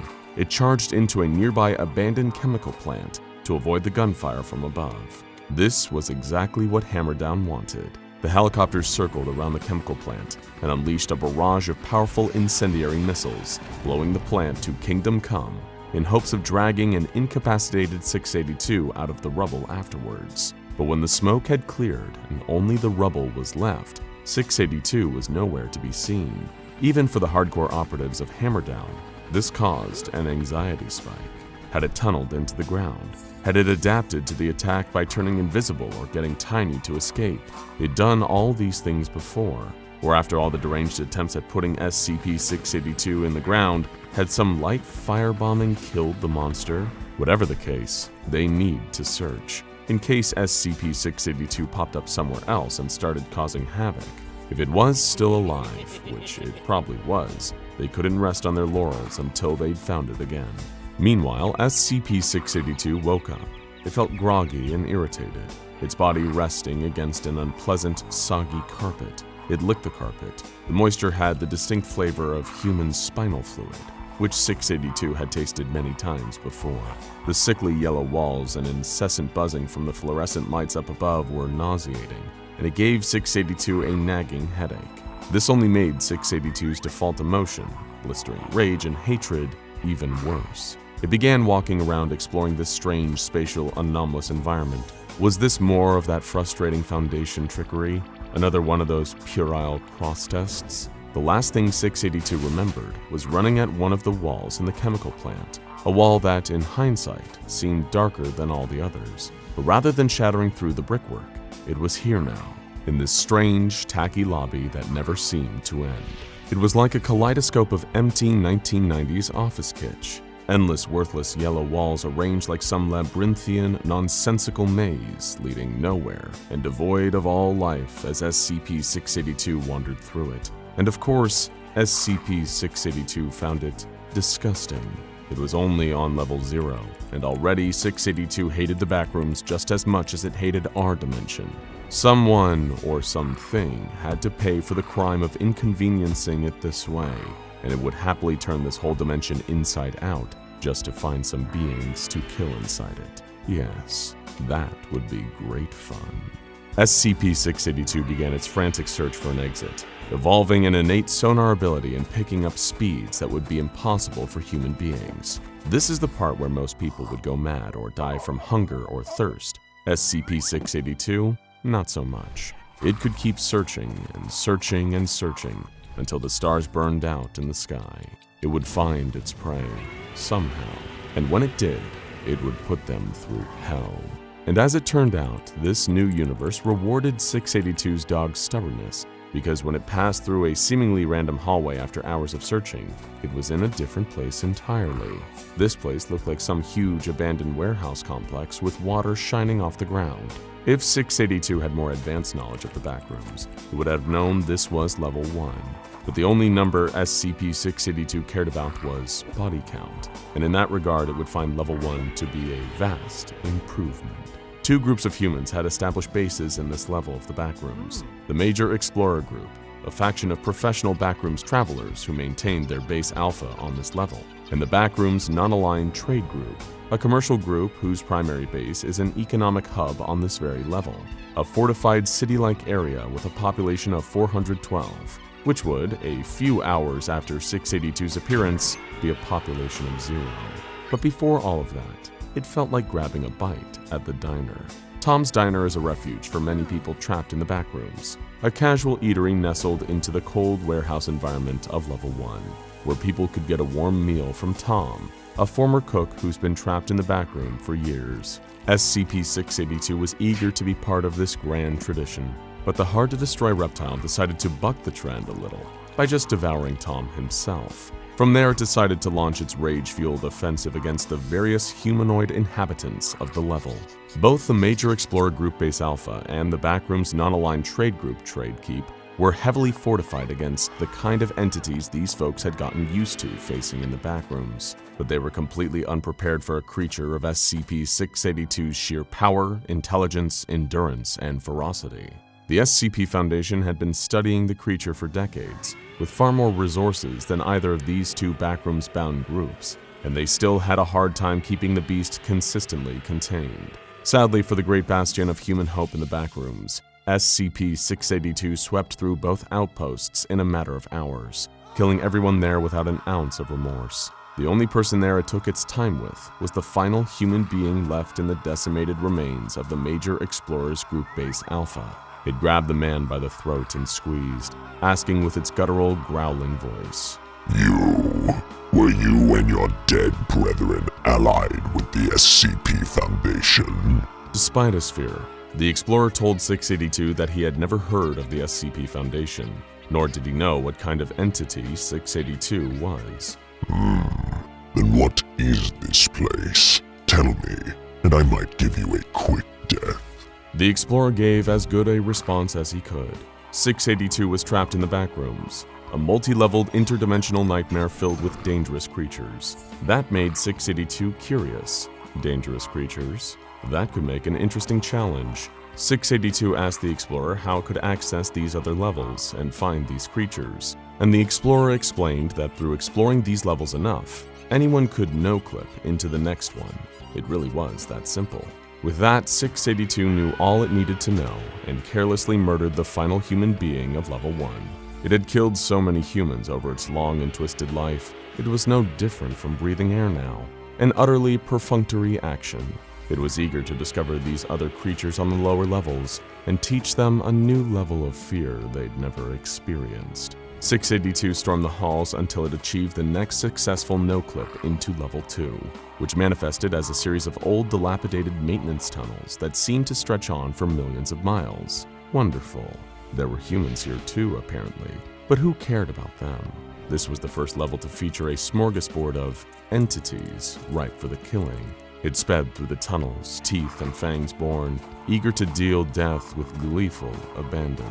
The first entities it encountered in the expansive tunnels of Level 2 were a collection of beings known as crawlers, insect-like creatures infected with an extremely aggressive fungal growth. Just getting close to them could present an active risk to humans, not so much for a creature that could easily regenerate after being tossed into the sun. As the creatures tried to lunge, SCP-682 simply crushed and devoured them with little effort. They tasted a little stale on account of the fungus, but the chewiness was pleasing.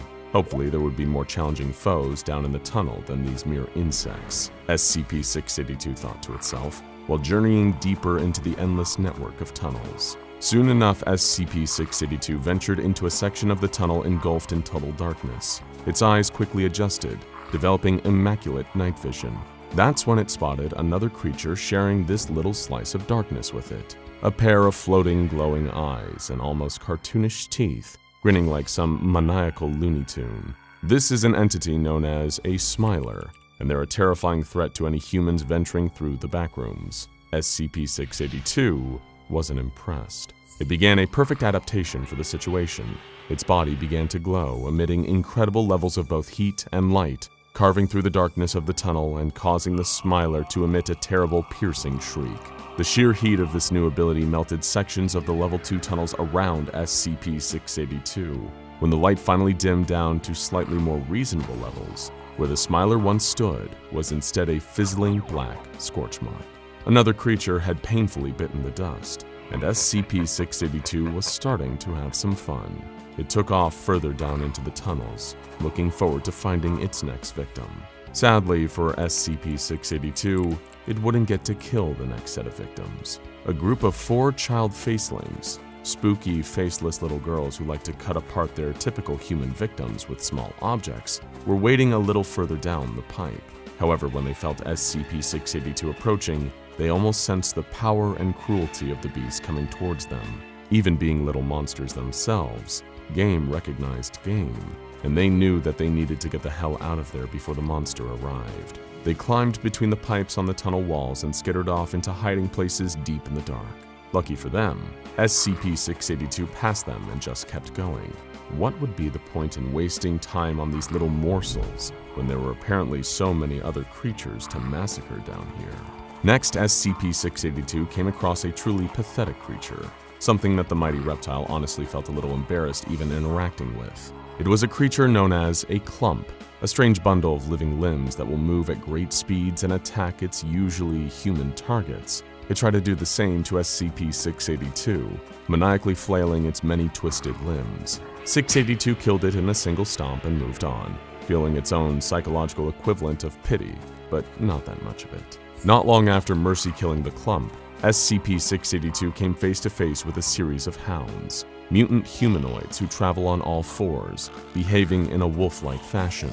This would, of course, be the stuff of nightmares for your average human being, but would far more likely put a being like the hard-to-destroy reptile to sleep with sheer boredom. Humans acting like dogs. That makes them even more worthless, the creature thought, as it charged forwards and began tearing the group of hounds to shreds. Minutes later, it was splitting off into an adjoining tunnel, searching for more easy entertainment. But the deeper SCP-682 made its way into the bowels of Level 2, the more it approached a truly horrifying realization. The creatures it was slaughtering here were even more boring than the ones the SCP Foundation ceaselessly threw at it back on its native reality, or at least the reality where they'd contained it. Back in that world, it had faced giant flaming demigods with swords hotter than the sun.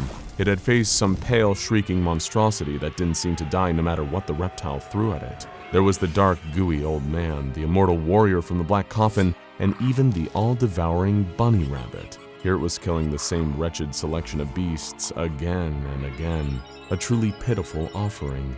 Was this really the best this world had to offer? Incidentally, the next creature it found was literally known as wretches by the human inhabitants of the Backrooms. They were fleshy, zombie-like creatures that SCP-682 figured the SCARIESTs back home might enjoy. It couldn't believe that it was thinking fondly of that old place, while it carved the monsters to ribbons with its claws. It missed its old enemies like Dr. Bright, Dr. Clef, and even that irritating yellow blob of snot. The more it tried to take its mind off the old world by killing its way through this ant farm of endless tunnels, the more it found itself waxing nostalgic. For example, there were the plague goblins, impish little creatures with masks like that of a plague doctor. 682 found itself thinking almost fondly about SCP-049, while it listlessly ate the tiny, mischievous creatures, like a depressed person binging an extra-large pack of chips. Even their tiny squeaks as they crunched between the reptile's terrible teeth gave it no joy. What a bleak turn of events this had all turned out to be. As it wandered through the infinite tunnels, killing creatures and even humans as it found them, SCP-682 made a quiet promise to itself. Somehow, some way, it would make its way back to the universe it so recently departed. It would leave the Backrooms, no matter how many levels, a quiet, burning husk, and return to the world of fools and fiends it had taken for granted all this time. A visit to the Backrooms had taught the hard-to-destroy reptile an all-too-human lesson. Sometimes you don't know what you have until it's gone. Sure, the SCP Foundation may have tried to kill it in a new, bizarre, and increasingly sadistic way every single day, but that variety was the spice of life. It would return home someday, it knew that much, but of course, a lot of creatures and people would need to die before then. But if that's what it took, well, so be it. SCP-682 licked its dagger-like fangs and kept crawling. The year was 1994, and all seemed well at Site-19. Researchers, administrative staff, containment specialists, and guards saw to their daily tasks. As the largest SCP Foundation containment site on the books, there was something paradoxically prestigious and pedestrian about working at the legendary facility. Of course, among staff at the SCP Foundation, the site was famous and took on a certain mythology around breakroom discussions for those who weren't assigned there. Did you see the crazy new tech they got at Site-19? It's like something out of Star Wars. I heard some of the anomalies they store at Site-19 can cause XK-class end-of-the-world scenarios, so they've got hammered down on speed dial. You know, my buddy told me that Site-19 has a pool on the 5th floor. Everyone who works there gets to go up and chill there once a week, and they've got a dedicated bar up there that serves cocktails with little umbrellas all night long. Of course, some rumors are truer than others. Not the pool thing though, sorry, that one's complete baloney. It is, however, completely true of the SCP Explained office, but hey, that's a story for another day. Site-19, as a result of its size, does indeed need a simultaneously large and elite staff to handle its many unique containment requirements. People work around the clock to ensure everything runs smoothly, knowing that the risk of dropping the ball means death and destruction on a wide scale.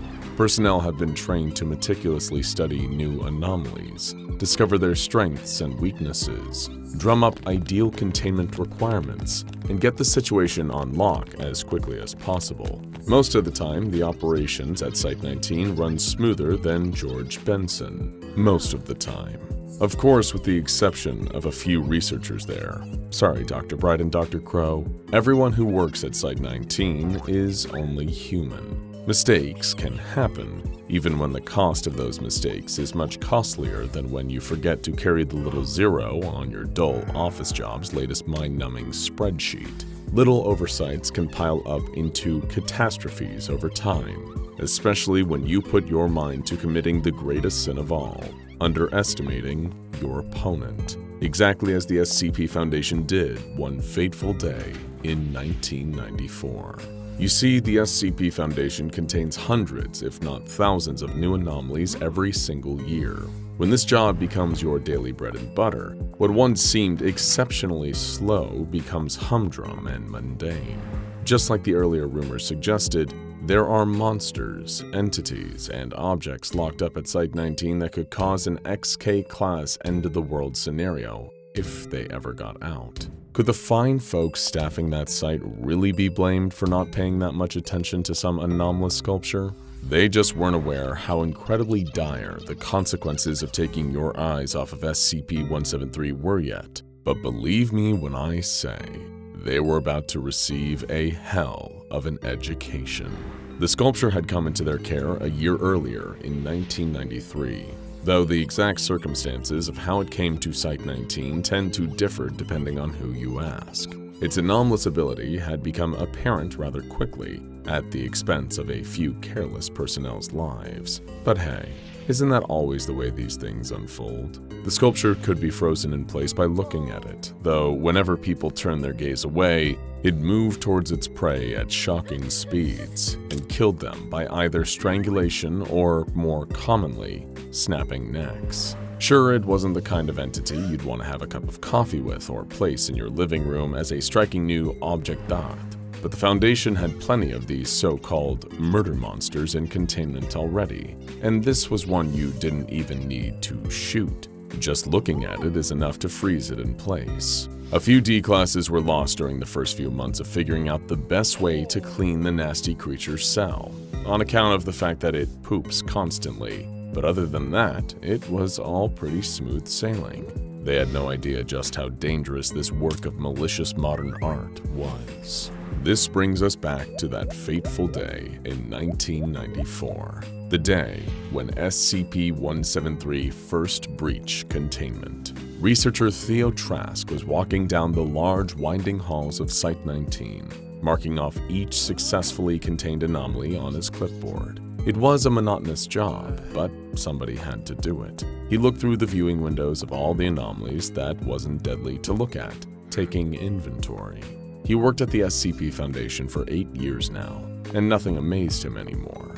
He was thinking about what he might have for dinner that night, or whether he should go to the movie theater to see that new film, Pulp Fiction. Up in the security office for Sector C of Site-19, Security Officer Todd Buffett and his men observed the monitors glowing before them. It was a blissfully boring day. One of them was discreetly playing Snake on his Nokia under the table.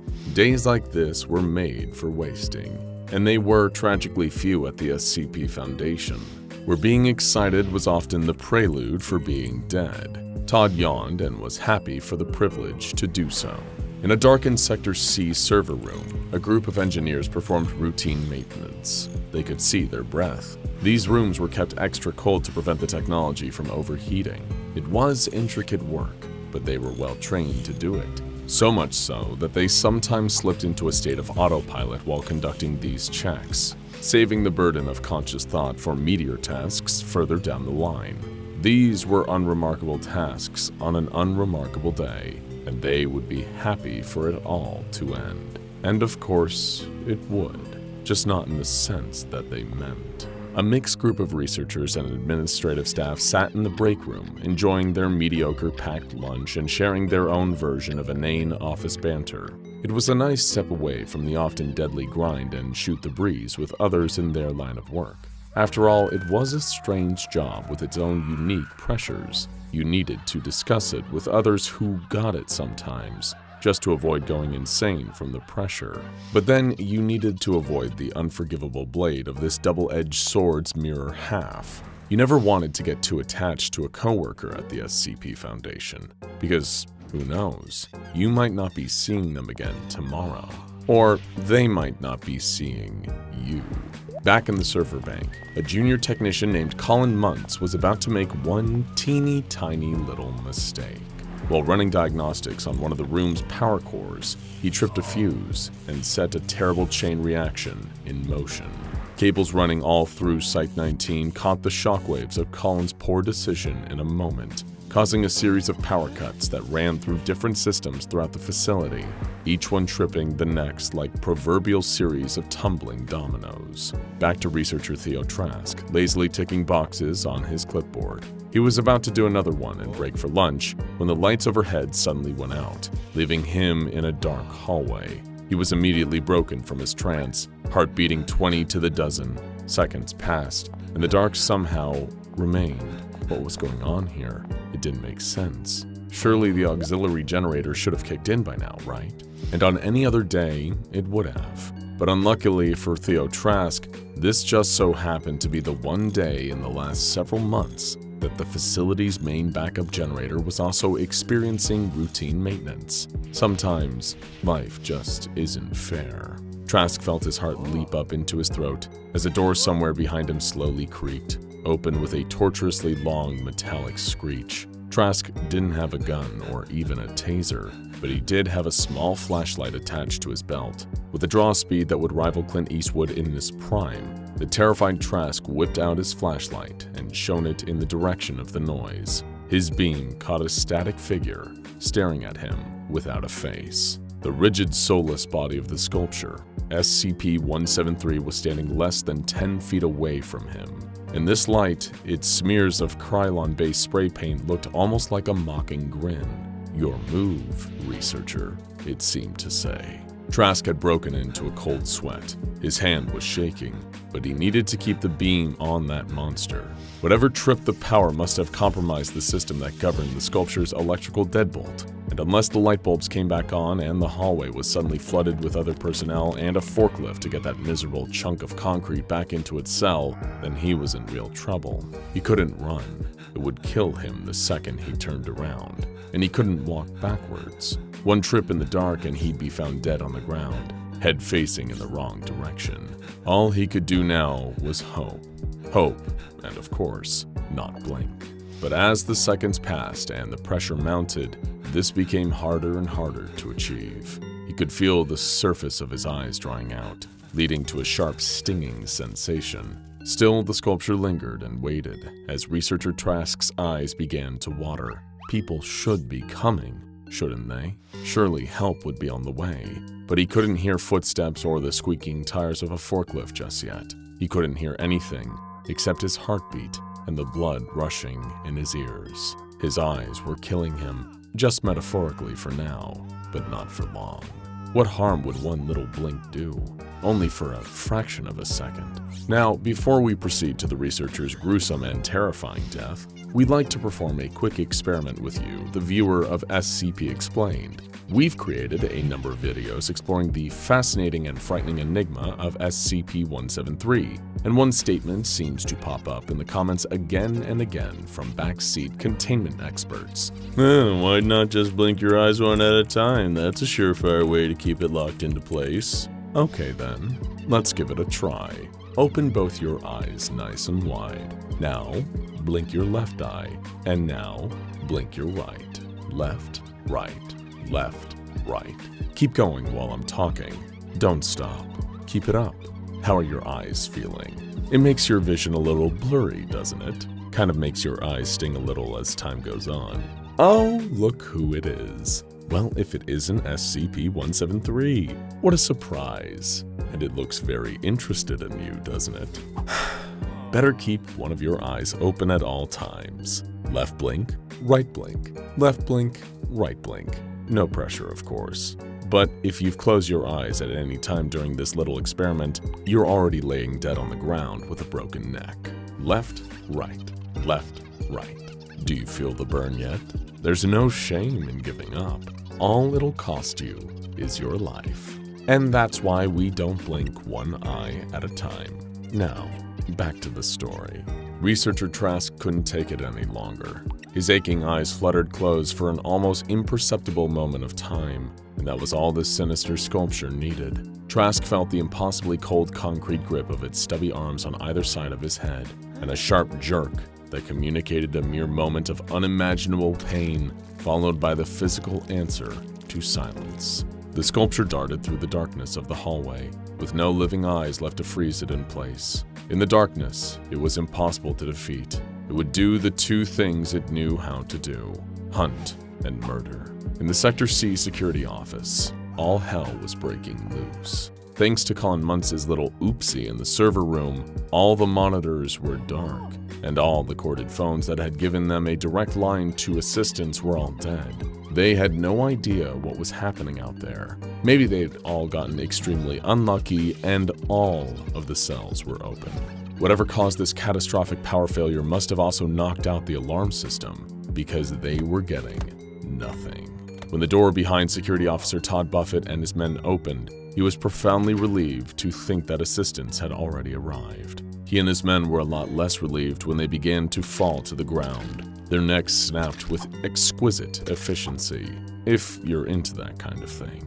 That's because the sculpture had found its way into the security office and gave itself more crunch than you'd get from a family-sized bag of Doritos. But with these new victims now little more than dead meat, it was time to move on. Over in the break room, the collection of research and administration staff who were enjoying pleasant chit-chat not long ago were now hidden away in darkness. It was so bleak in there that they couldn't see the cup of ramen steaming inches away from their faces. In moments like this, the usual advice is to stay calm and wait for the situation to be resolved. After all, if you tried to take anything into your own hands, you might fall over and injure yourself. Normally, this is good advice. It's less effective when the thing that wishes you grave injury is actively on its way, and sitting in the dark certainly isn't going to stop it. Elsewhere in the building, the engineering team were scrambling like there was no tomorrow to rectify their mistake. Partially because if SCP-173 got to them before they'd gotten the lights working again, there really would be no tomorrow.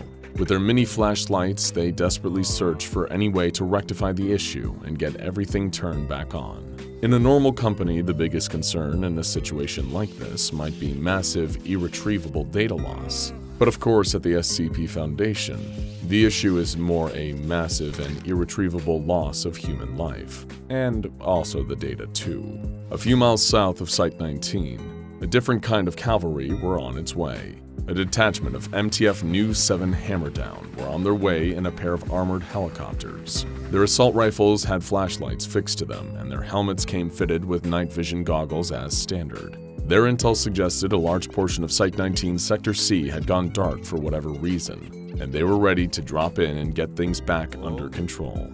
The one question was whether they'd get there in time to save the people in the break room, as the sculpture drew ever closer to their location. Speaking of, the group of research and administration staff were still just sitting around, waiting for the lights to turn back on. One of the more senior researchers in the room, Dr. Sherry Brewis, was a lifelong smoker, and as such, she was fishing around in her purse for her Zippo lighter to shed some light on the situation. Her rummaging was so loud that she could barely even hear the door to the room beginning to creak open. But she heard the first snap, and the awful, animalistic chorus of screams that followed. Crunch, crunch, crunch. As each of her fellow members of Foundation personnel fell, she could feel the thing killing them getting closer. She could almost feel the same icy limbs gripping her skull when she whipped out and lit the Zippo, the flame coming alive in front of her face with a pleasing metallic click. It didn't offer much light, just enough for her to see the monster looming inches away from her face. SCP-173, limbs outstretched and ready. The rest of the room was silent. She knew in that moment she was the only one alive in here now, but she still wasn't the only survivor yet. That all depended on what happened next. The flame danced and the sculpture remained frozen in place, standing so close to her, it wanted her. It wanted to hear her neck crunch. The flames began to dance erratically, and Dr. Brewis felt her heart rate spike. One careless breath, and the light keeping her alive would be gone. But even if she did everything right here, it might not be enough to save her. It didn't even need a second to do what it wanted so badly to do. The light seemed almost to flicker, getting smaller, getting weaker. Dr. Brewis felt tears dribbling down her cheeks. Any second now. Click. The lights above her turned back on. She could have screamed in delirious relief, but that might have also been a scream at the expense of her many dead coworkers, littered around the room. Either way, her thoughts were interrupted by a staccato burst of footsteps, followed by the boom of the door being kicked in by a booted foot. The members of Hammerdown were standing in the doorway. She was saved. In the hours that followed, things were righted as best as they could be with so many deaths. The sculpture was returned to containment. The bodies were cleared away. The electrical issues were fixed. Much would continue on as normal after that day. Death, after all, was an occupational hazard for those working at the SCP Foundation. But one thing forever changed. SCP-173 was never underestimated again. A terrified man huddles in the corner, heart pounding and teeth chattering. He sees them coming towards him, huge 8-legged figures, 10 feet tall at least, with 8 black, soulless eyes that seem to stare hungrily at him. It's like something out of a nightmare. Giant man-eating spiders everywhere. They approach the man, fangs dripping with venom. But just as they're about to strike, he vanishes. He won't be spider food today, but for this truly unlucky guy, his ordeal is far from over. Let's rewind. When life gets a little too boring, we all daydream about getting away. Maybe you imagine sitting on a tropical beach or camping in the mountains and breathing in the fresh air. Some of the more adventurous types with a vivid imagination might daydream about visiting a parallel universe. Who wouldn't want the chance to see what life is like in another dimension? Of course, it would only be fun to go there if you could control where you went and when you could come back. Without any control over it, the ability to hop back and forth between dimensions would turn from a blessing to a curse. Just ask SCP-507. SCP-507,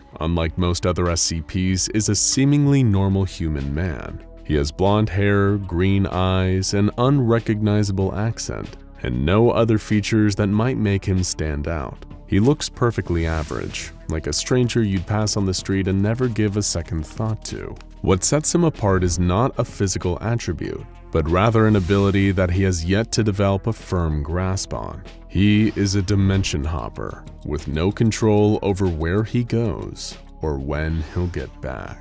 After appearing on the grounds of a mental treatment facility with no identification, rambling about a world of giant spiders, SCP-507 was admitted to the hospital and sedated for his own safety. He would spend several months in treatment for a variety of supposed disorders, but once he became aware of his surroundings, he attempted to escape the hospital multiple times. During these escape attempts, he often eluded hospital staff by mysteriously disappearing and reappearing in seemingly impossible places, such as behind locked doors or in rooms blocked off from the rest of the hospital. These disappearances and reappearances seem to be, contrary to what the hospital staff first believed, beyond his control. The SCP Foundation became aware of the strange phenomena surrounding 507, and he was removed from the hospital and brought to an SCP Foundation facility. Once there, the nature of his abilities became much clearer. SCP-507 is able to, without intent or even knowledge that it is about to occur, shift from this reality to another alternate reality. After some time there, with the amount of time varying from case to case, he will shift back to this reality. He has been known to shift realities while sleeping, in the middle of a sentence, and even while bathing or going to the bathroom. The shifts are unpredictable, and there is no telling what kind of horrors he will encounter in the new dimension where he ends up, leading to 507 having seen some very strange things, even by SCP Foundation standards. During one of his shifts, 507 found himself in a pitch-black room filled with the sound of muted breathing. Using a flashlight he had been given by the Foundation, he looked around and found that he was not alone. In the room with him was a man, wearing a black suit and sunglasses, with a frightening, inhumanly wide smile. The smiling man leaned in towards 507 so close that their faces nearly touched, and said, "Back so soon?" Terrified, 507 fired several rounds from a Foundation-issued pistol, then curled up in the corner of the room until he shifted back to our reality. This would not be the last time that he encountered the smiling man.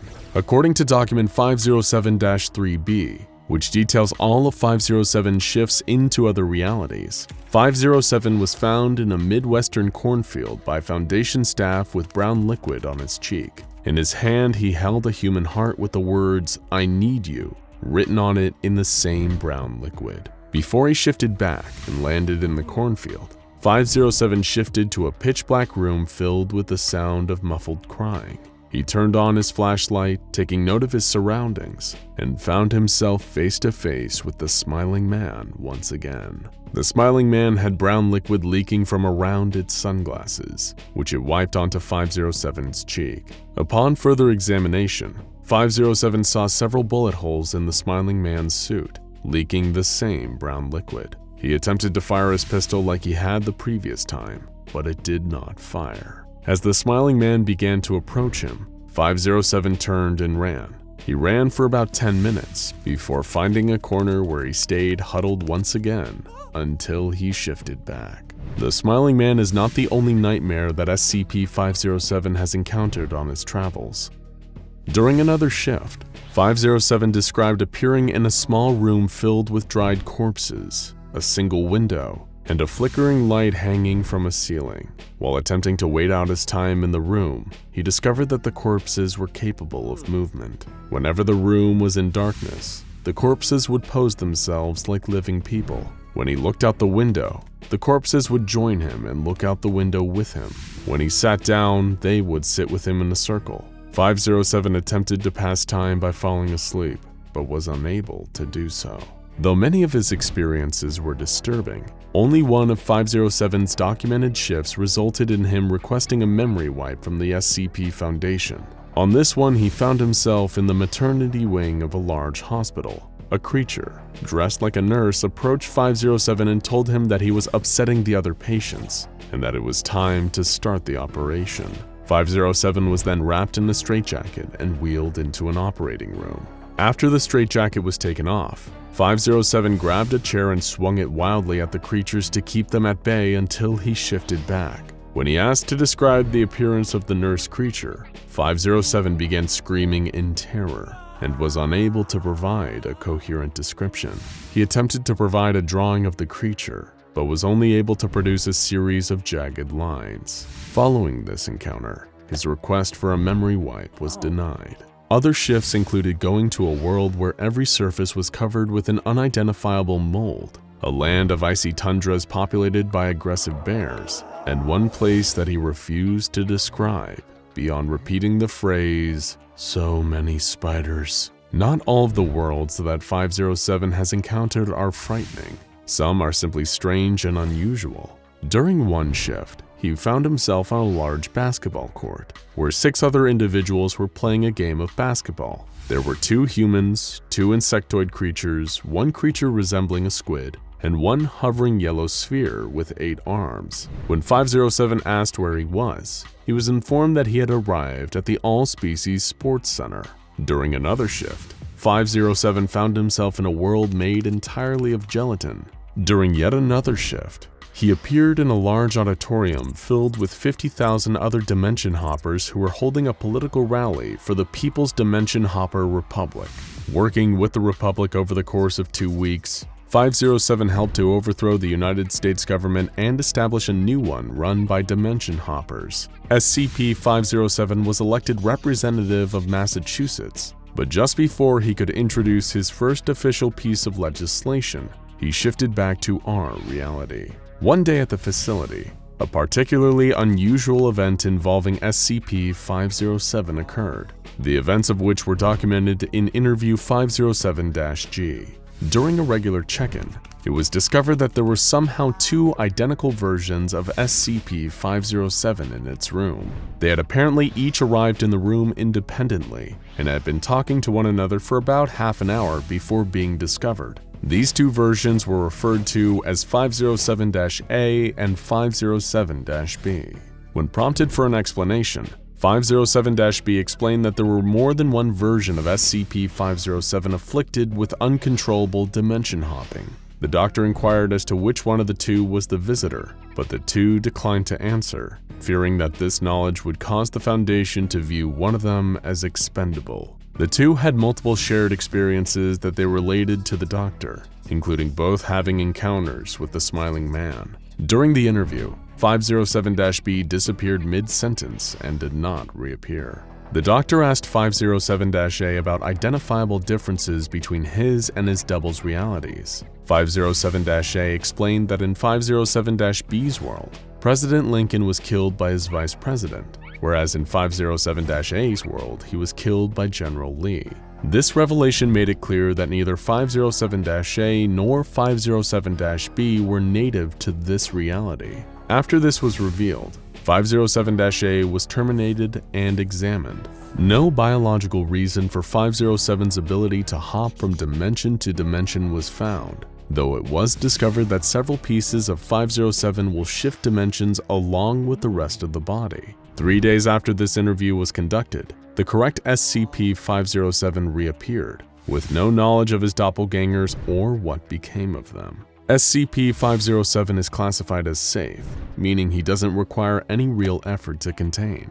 He's also safe in the more literal sense, in that he poses no threat to anyone else. The only person in danger in the presence of SCP-507 is himself, as he has been exposed to many dangerous conditions during his reality shifts, and it's never known whether 507's next shift will end up being his last. With the cause of his shifts still being unknown, there is nothing that the Foundation can do to prevent them. All they can do is monitor him and provide him with the items that might ensure his safety in the future, like a handgun loaded with rubber bullets, a tank of air, a high-intensity flashlight, a week of ration packs, a pair of binoculars, a tracking collar, and a camera. The tracking collar allows the Foundation to recover 507 when he shifts back to our reality, in a location other than the containment facility. The rest of the equipment was granted at his request, based on obstacles that he encountered in other dimensions.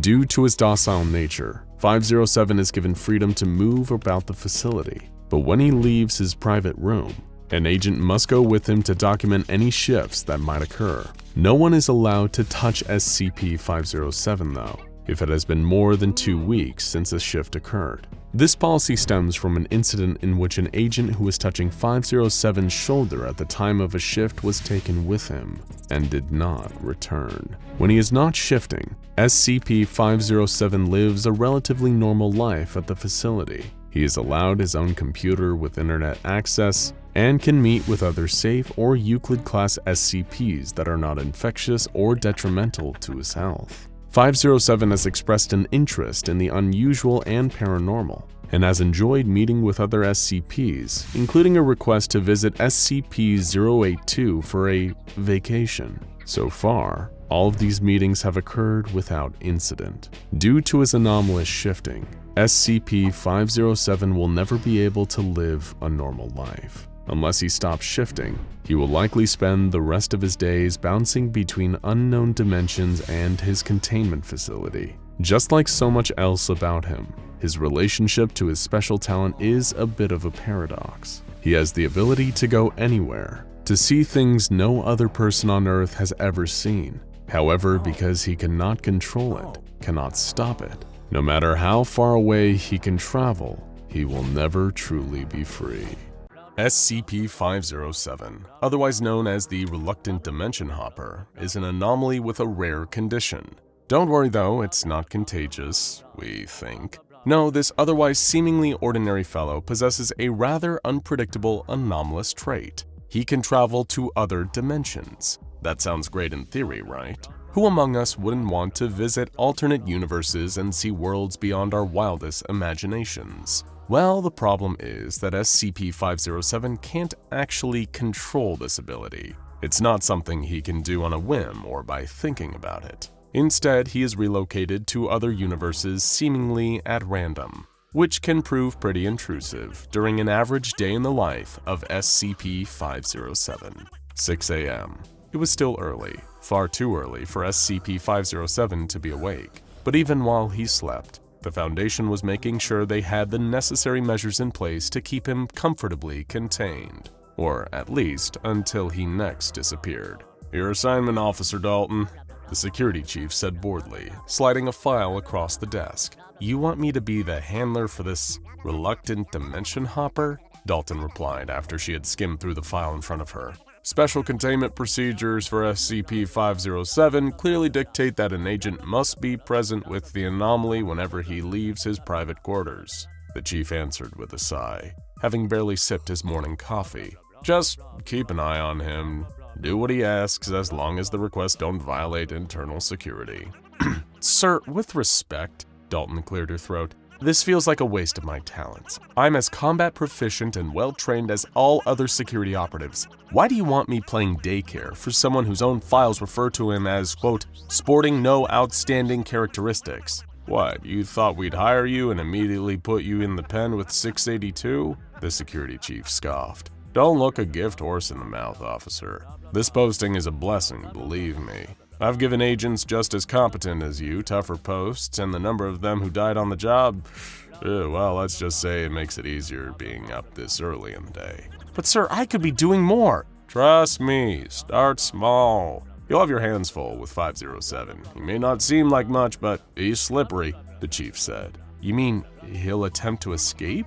Dalton asked. The facility's head of security didn't give an answer. Instead, he dismissed the officer to her posting. Making her way through the corridors towards 507's containment cell, Officer Dalton studied her briefing, reading it through multiple times so she understood her assignment. She was expecting her charge to be unruly, attempting escape at any opportunity. What she had overlooked in her haste was that SCP-507 wasn't intentionally using his dimension-hopping powers to escape. In fact, he couldn't help it. 8 a.m. Eventually growing tired of waiting outside the entrance to the reluctant Dimension Hopper's quarters, Officer Dalton began repeatedly banging her fist against the door. SCP-507, wake yourself up! She yelled impatiently. There came the sound of tired groaning from the other side of the door, followed by something person-sized falling over in a daze. Getting to its feet, the source of the noise shuffled closer and opened the door, all while Dalton kept knocking. It's very loud, you know.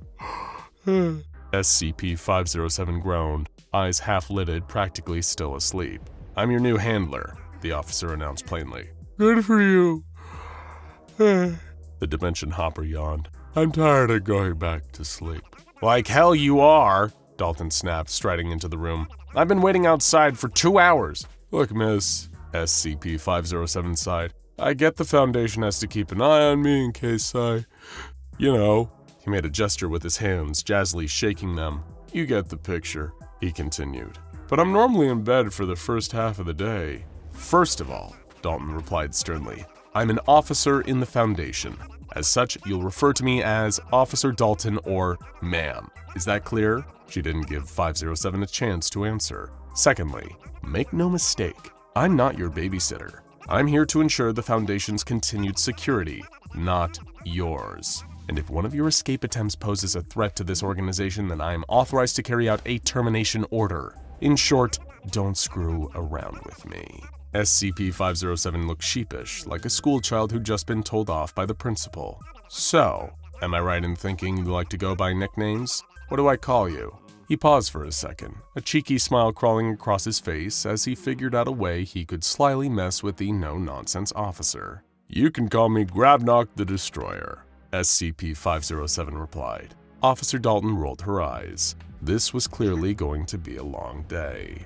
10 a.m. Sure enough, the newly appointed handler's first cause for concern came when SCP-507 suddenly blinked out of existence while brushing his teeth. She'd urged him to go get himself ready and freshened up, and no sooner had Grabnock stepped into the bathroom, he disappeared, his toothbrush clattering into the sink. Officer Dalton stared in disbelief at the spot where he had just been, bowled over by how brazen and how quickly the anomalous interdimensional traveler had tried to give her the slip.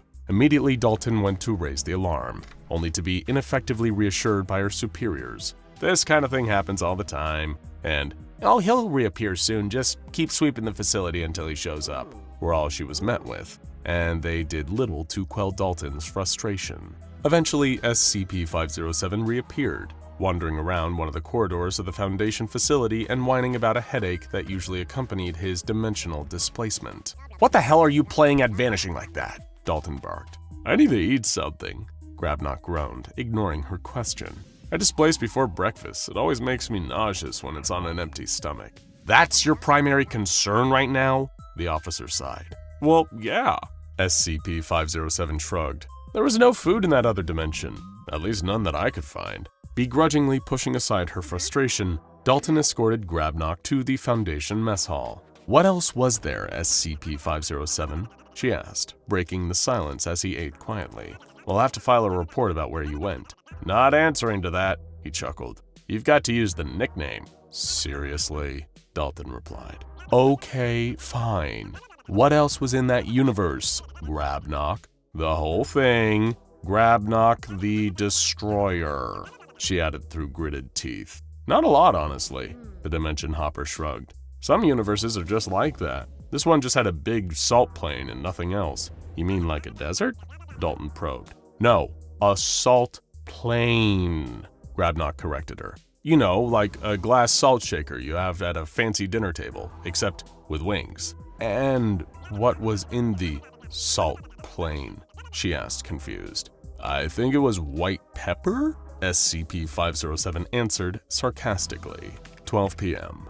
After he finished his meal, SCP-507 seemed to be feeling better and requested to be taken back to his quarters to use his computer. He'd been granted one by the Foundation, with limited internet access and a strict limit on what he could access and upload. However, it was while escorting him back that Officer Dalton realized her charge had once again relocated while her back was turned. Dalton once again proceeded to traverse the facility's corridors, checking in with other security staff and telling her fellow personnel to keep her posted if SCP-507 reappears. Meanwhile, unbeknownst to her, the reluctant Dimension Hopper had found himself in a particularly unique situation. Arriving in a new alternate universe, SCP-507 was greeted by familiar headaches, standing in a spot that mirrored the Foundation site he had been in a moment before. In fact, most of the details about this universe were almost identical to the one he had just left, apart from all the dinosaurs. It quickly became apparent at the sight of a velociraptor wearing a lab coat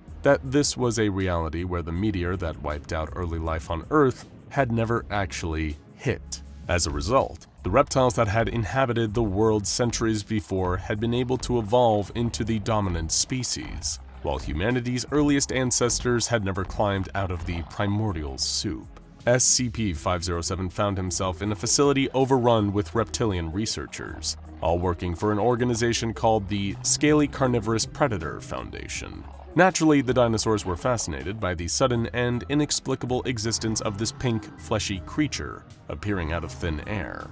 Although the researchers working at this version of the Foundation were seemingly well-versed in the study of the anomalous. Unfortunately, there was something of a language barrier between SCP-507 and the dinosaurs of this dimension. A kind, calm request for him to come quietly so the research reptiles could run tests ended up sounding like a vicious, bloodthirsty snarl. And so the reluctant Dimension Hopper turned heel and ran away from a flock of raptors in Foundation lab coats, until he eventually displaced back to his original dimension again.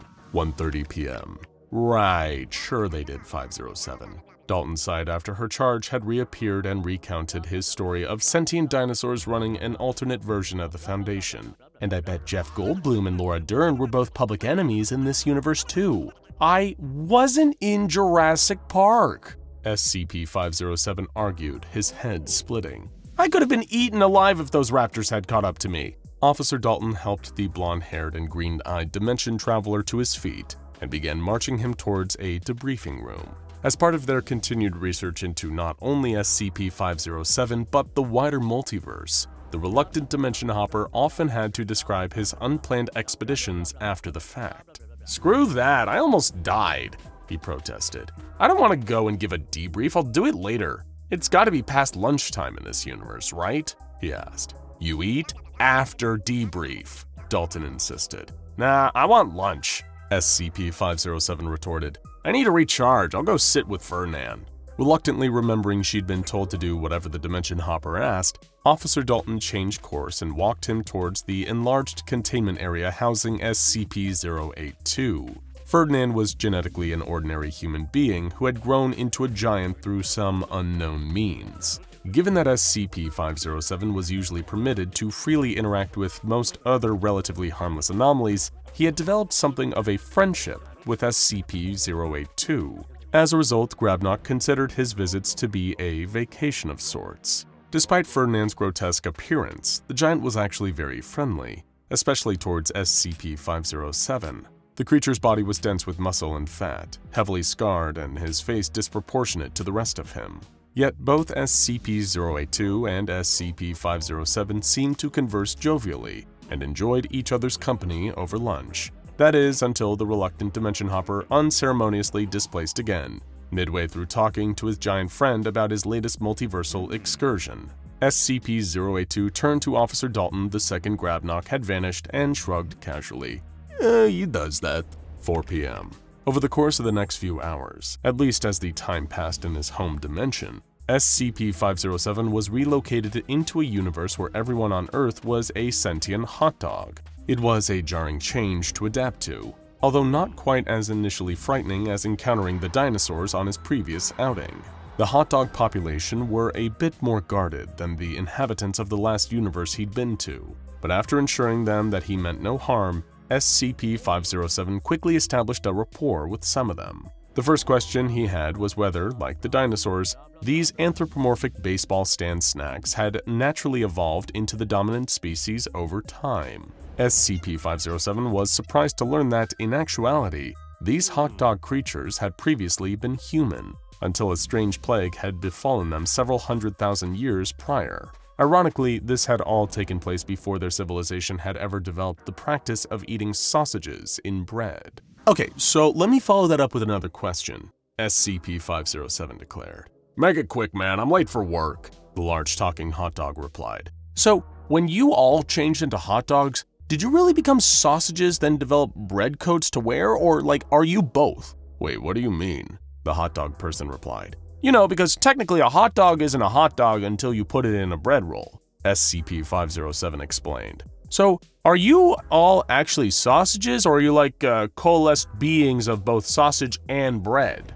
The ensuing political unrest, civil turmoil, and ethical outcry that overtook the hot dog dimension following SCP-507's question made him really glad he displaced back home not long after. He couldn't help feel a little disheartened too. Up until the hot dogs were trying to place him over a giant grill, SCP-507 had actually found he'd been enjoying the time he spent there. Still, he was grateful to be back in a universe populated by actual humans once again, even if the first one he met upon returning, Officer Dalton, was furious that he'd been gone for so long. 7 p.m. You know, I'm wise to your act, she replied. SCP-507 had just requested dinner, although for some reason pointed out that he wanted to avoid eating hot dogs for a while. What act? He asked. This thing you do, your disappearing act, the officer responded.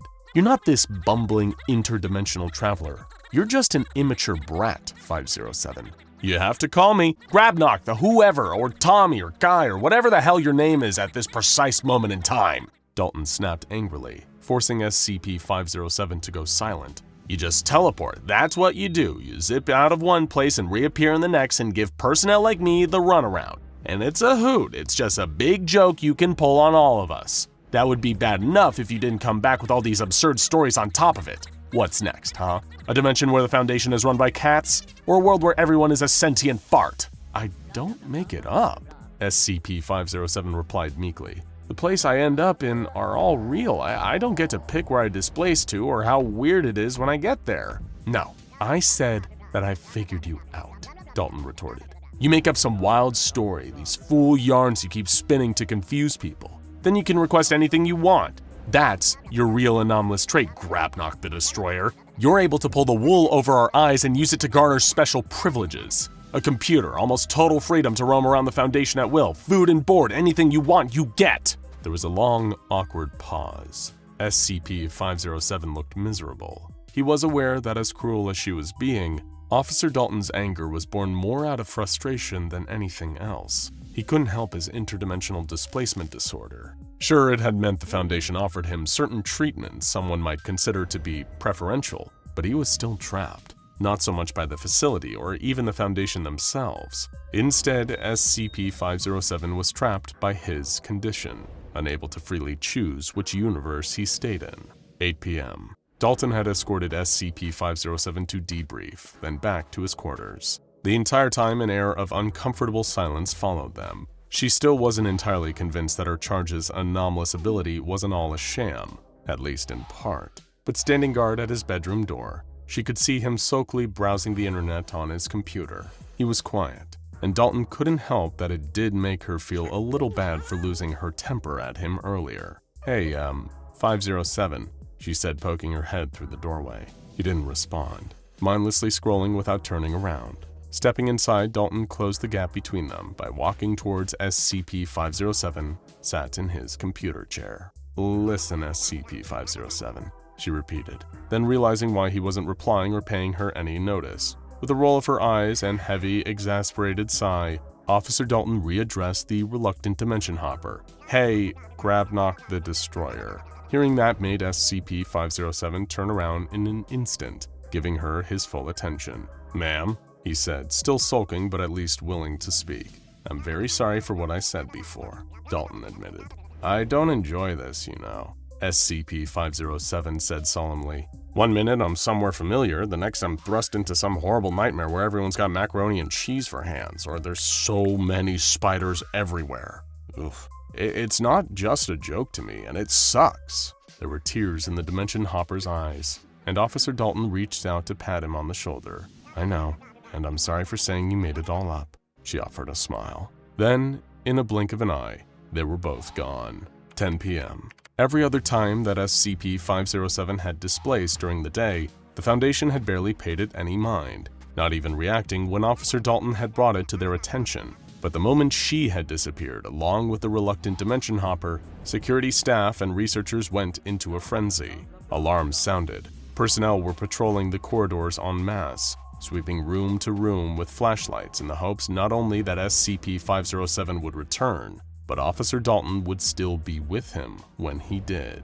It had been a few hours since the pair of them had vanished. The sun had long since set, and night had fallen. Yet there was still no sign. Until a researcher heard the sound of someone sobbing coming from one of the storage closets. Calling it in, a trio of Foundation security cautiously approached the closet and threw open the door, only to find SCP-507 sat inside, weeping floods of tears. Immediately, despite how late at night it was, the reluctant Dimension Hopper was told he needed to debrief on where he had just been and what had happened to his handler, Officer Dalton. SCP-507 began to describe displacing to a dimension he had visited a number of times before, a reality that was shrouded in complete darkness. No sunlight at all. A familiar sound had instantly told the reluctant Dimension Hopper where he was and that he wasn't alone. Doubly so, because Officer Dalton's hand had been on his shoulder. Completely by accident, she had transported there with him. Switching on the flashlight he took with him everywhere, SCP-507 was horrified to see a figure who had tormented him before. He wore a black business suit. The matching sunglasses he had on made the figure resemble a Man in Black agent. It leered at him and Officer Dalton with an unnaturally wide smile that had haunted SCP-507's nightmares ever since their first encounter. "Back again," the figure had said, leaning in towards SCP-507. "And this time, you've brought a friend." "He took her," the reluctant Dimension Hopper said quietly as he sat in the debriefing room. "The smiling man got her." "We'd better get you cleaned up and sent to bed, 507, one of the researchers said, forcing a reassuring smile. "We'll assign you a new handler in the morning." Imagine knowing that there's a monster right under your nose. Imagine knowing that this monster is capable of killing any human being on Earth, and all because they simply saw a photograph of its face. When this monster is on the warpath, literally nothing can stop it. No weapon that human beings have invented is capable of even slowing it down. Imagine knowing, in the age of mass media, of clicks and shares, of 24-hour news, smartphones, and limitless social media connecting billions across the globe, that one stray picture of this monster leaked in the wrong place could cause the end of the world as we know it. And this fateful, terrifying day could come at any time. Congratulations, you now know how it feels to be Dr. Dan, the hot-headed lead SCP Foundation researcher on the SCP-096 case. The anomaly itself requires no real introduction. The infamous mass-murdering Shy Guy has haunted the nightmares of Foundation experts for years, but nobody is more haunted by this thing than Dr. Dan himself. For over a decade now, he has firmly believed that there's one solution to the 096 problem: determination with extreme prejudice. In his eyes, to think that 096 is ever truly contained is an illusion. They could never be sure of how many pictures of it are out there, floating around just waiting to be seen, like a time bomb waiting to go off. The resources spent containing it and cleaning up after its rampages, he would often argue, would be better spent instead figuring out how to finally kill it. But seeing as we're talking about the SCP Foundation here, not the Global Occult Coalition, the O5 Council didn't see it quite the same way. They constantly overturned Dr. Dan's termination requests, leaving the paranoid researcher more furious with each rejection. He tried to warn them again and again and again. Don't you see? It's like a stick of dynamite, and the fuse is already lit. If you don't let me put it out before it's too late, there won't even be anyone left to pick up the pieces. But his pleas fell on deaf ears. Until, of course, Incident 096-1-A. A dark and bloody day still looked back on with shame and horror by even the most hardened members of Foundation staff. It was the day that SCP-096 gave everyone a taste of the mass carnage it was truly capable of. Dr. Dan wasn't even there when Containment was first breached. He was off on an expedition in the snowy mountains where 096 was first found, trying to discover clues to its true origin. Dr. Dan's second-in-command, Dr. Alexei, was also lucky enough to be outside of the containment area when the Shy Guy escaped. According to interviews he gave at debriefing tribunals, he was in the break room, treating himself to a warm cup of joe.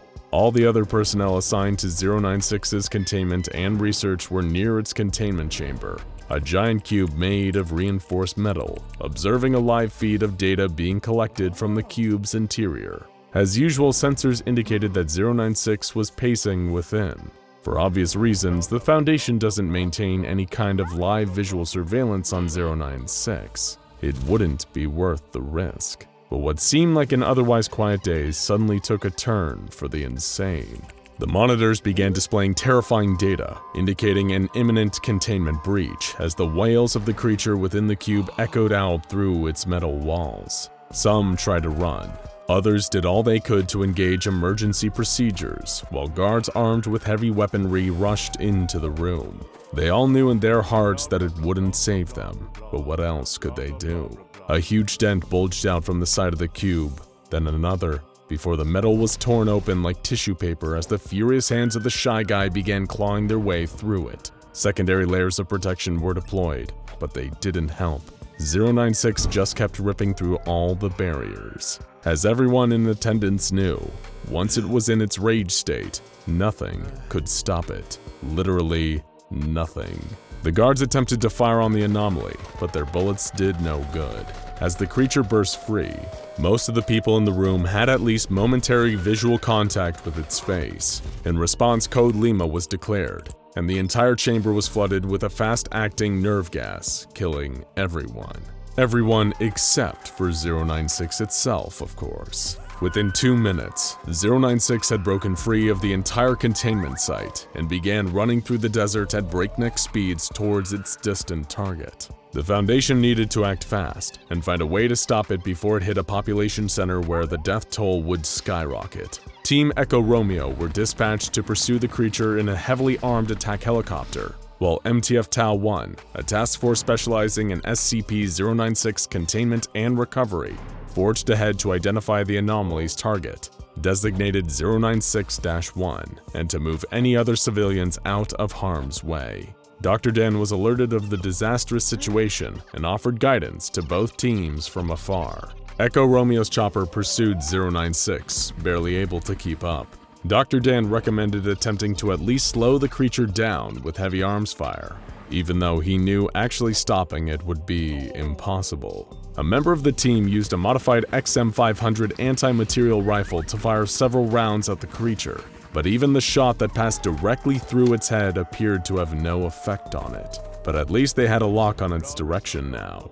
096 always travels in a straight line, directly towards its target, smashing through any obstacles in its way. This means its intended direction is relatively easy to track. and people in the path of its trajectory are even easier to save, but it's a high-pressure job reserved for MTF Tau-1. Tau-1 passed over Echo Romeo and 096 in a series of 8 V-22 Ospreys, hoping beyond hope that they could outrun the creature, since there were several different towns in its direct path. But thanks once again to the one and only Dr. Dan, Echo Romeo and Tau-1 had a secret weapon that neither team had ever possessed before: Scramble. Scramble was an advanced computer program created by Dr. Dan with the help of Dr. Alexei, which was coded into microprocessors for modification into camera feeds and viewing goggles. The program had been fed intricate data concerning every single detail of 096's face, and as the name suggests, when encountering that visual data in real life, it scrambles it beyond recognition. In theory, it would make it far safer for operatives to be around SCP-096 without activating its rage state. In theory. It wasn't long before disaster struck. 096 had made its way onto I-40 and had begun attacking vehicles it encountered, killing the people inside. By this point, it had already outrun the Echo Romeo chopper, rendering them essentially useless. Tau-1 just had to forge ahead along 096's trajectory and try to get as many people out of the danger zone as possible, until 096-1 was located and destroyed by the anomaly. Years of training for an awful day like this had paid off, as the first 3 towns along 096's path were successfully evacuated. The Shy Guy just ran right through all of them, and no lives were lost. The same, however, could not be said for town number 4. As was standard procedure, Tau-1 had everyone in the town gathered up and blindfolded. The entire team in attendance had modified night vision goggles with Scramble microprocessors, so in theory, they were better off than most from 096 if things went south. The Tau-1 members tried in vain to keep everybody in line. They were threatening to shoot anyone who dared to remove their blindfold when 096 finally appeared. It tripped during its approach, rolling and shattering through several houses. Chaos erupted. Some people instinctively removed their blindfolds to see what was going on, and panicked members of Tau-1 began firing into the crowd. The screams of the civilians and the bursts of gunfire were all drowned out by the horrific wailing of 096 itself, as it tore through everyone and everything to kill the unfortunate souls who had seen its face. And given how many had removed their blindfolds during the initial pandemonium, SCP-096 had a huge number of the townspeople on its list. 096 located and grabbed the original 096-1, the person that had first glimpsed its face and caused all of this. But in the grand scheme of things, he was just one more body on the pile that day. Though of course we mean this in a purely metaphorical sense. 096 never leaves entire bodies. The Foundation operatives in attendance were able to figure out what had caused all this madness and death. 096-1 had been an amateur mountaineer and spent his vacations hiking around any mountain ranges he could gain access to, including the mountain range that 096 had been inhabiting prior to its initial capture and containment. But he hadn't actually seen 096 on that fateful trip, which had been taken over a decade ago. But in a photograph taken that day of himself, standing on a picturesque mountainside, 096 made a cameo. It took up all of 4 pixels, a tiny off-white dot against the snow on the back right side of the photograph. This photograph, with all the deadly potency of an atom bomb, had been sitting there for years, waiting. When the mountaineer was looking through old photos that morning and his eyes passed over those few blurry pixels, he didn't have any idea that he had just laid his eyes on one of the most dangerous anomalies the world has ever seen. But you don't have to know. Only 096 does. As Tau-1, led by their commander Major Jack Wilford, tried to retake control of the situation, things got even worse. It turned out Dr. Dan's Scramble technology, the one thing that was supposed to have given them an edge in this situation, didn't actually work. As soon as goggle-wearing members of the team laid eyes on 096, it entered its rage state and started massacring them. It tore many of the Mobile Task Force members to shreds, including a number of the operatives required for piloting the 8 Ospreys. It was a disaster of truly epic proportions, and the catastrophic failure of Dr. Dan's Scramble technology was a key factor. The root of the technology's failure was easy enough to figure out. Dr. Dan's scramble microprocessors worked fast, but not fast enough. Fractions of a second glimpses of 096's face managed to get through, and that was more than enough to set 096 off. Echo Romeo and MTF Epsilon arrived shortly afterwards to clean up the mess. It had been a disaster of such magnitude that even a CNN reporter arrived on the scene and started filming before being promptly shut down by Epsilon. It was a member of Echo Romeo that finally slipped the bag over a docile 096's head, preparing it for containment once again, the creature now content that it had eliminated all of the unfortunate souls who had seen its face. He'd found 096 sitting next to a minivan that had its roof ripped off, the young family inside being the last to have seen its face. And things were so awful in the aftermath of the containment breach that the O5 Council changed their tune, finally granting Dr. Dan permission to terminate 096 by any means necessary. It's terrifying to think that all this can unfold because of a couple of poorly timed accidents. But it's probably even more terrifying to consider that it wasn't an accident at all. It seemed awfully convenient that both Dr. Dan and Dr. Alexei were far from danger when all hell broke loose. It was also convenient that, despite the failure of his technology being a major reason why the breach was as deadly as it was, Dr. Dan had still come out of the situation with everything he wanted. The Foundation also found this strange, and the more they looked into it, the more they found details that didn't add up. Alibis began to fall apart. Coincidences didn't seem so coincidental, and eventually a weak link in the chain was identified: Dr. Alexei. Under pressure from the Foundation, Alexei spilled everything. Dr. Dan had essentially orchestrated the entire containment breach, and on top of that, he did everything he could to make it as deadly as possible, all with the purpose of getting the O5 Council to see things his way, and finally give him the permission he needed to devote all of the SCP-096 resources to its termination. But it came at a terrible price to Dr. Dan personally. For his crimes against the Foundation and humanity, he was permitted to try and figure out a way to terminate 096 once and for all. But as payment for his crimes, he himself would also be terminated as soon as his task was complete. Were the lives of all those innocent people, and Dr. Dan himself, worth the price of finally being authorized to terminate SCP-096? When asked why he did all of this, Dr. Dan simply said, "It worked. There was only a matter of time until that happened in a major population center, and its face spread over the world news. I can kill 096, but I've killed myself in the process." While we don't agree with his methods, there's something almost admirable about a person so single-mindedly devoted to their cause. Okay, just hear me out. What if we shot it into the sun? Foster asked excitedly. You are aware just how far away the sun actually is, right? His fellow researcher Reese replied, sighing with exhaustion at their lengthy conversation. They had been discussing this for so long that the food on both their trays had gone unappetizingly cold. Obviously, but okay, think about it.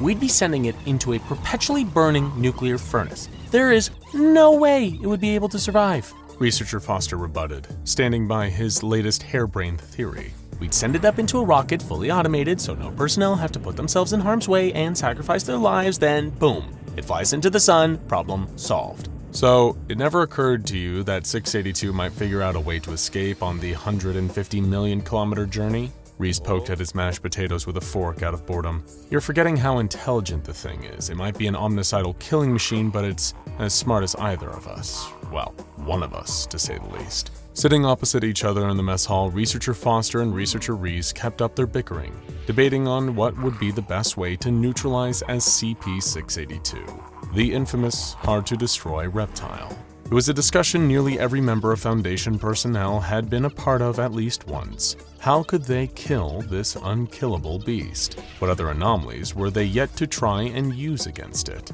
Even after countless tests, most leading to numerous containment breaches and significant loss of life, the Foundation seemed to be no closer to putting a definitive end to SCP-682. But while Reese and Foster debated more and more outlandish possibilities, someone was sitting nearby, listening in on every word.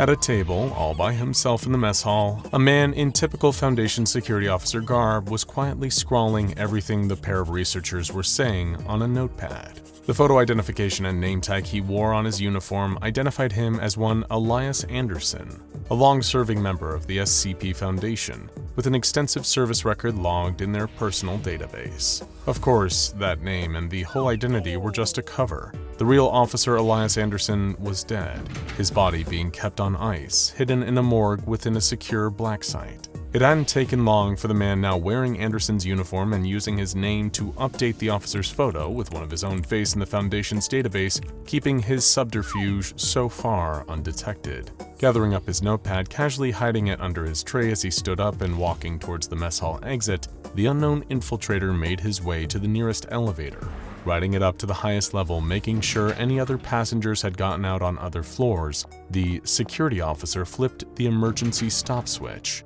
He reached into his pocket, retrieving a jury-rigged handheld communication device, and began sending a message on a secure channel. "Agent Parados checking in," he wrote. "The SCP Foundation is still bickering amongst themselves about the best way to eliminate the target. SCP-682 remains contained but alive. Advise best course of action."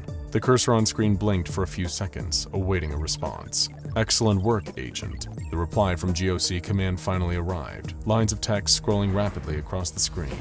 "As long as this anomaly is allowed to live, it poses an ever-present life to all threat on Earth. What is your assessment of the Foundation's approach to termination?"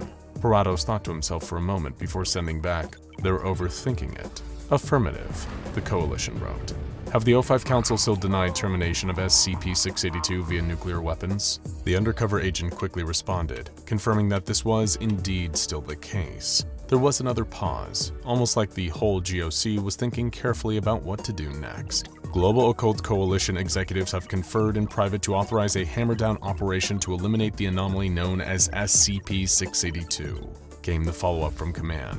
An F-22 Raptor fixed with a 60-megaton payload will be launched at 0600, bound for the following coordinates. A map reference quickly followed, the longitude and latitude of a large empty area of the Pacific Ocean.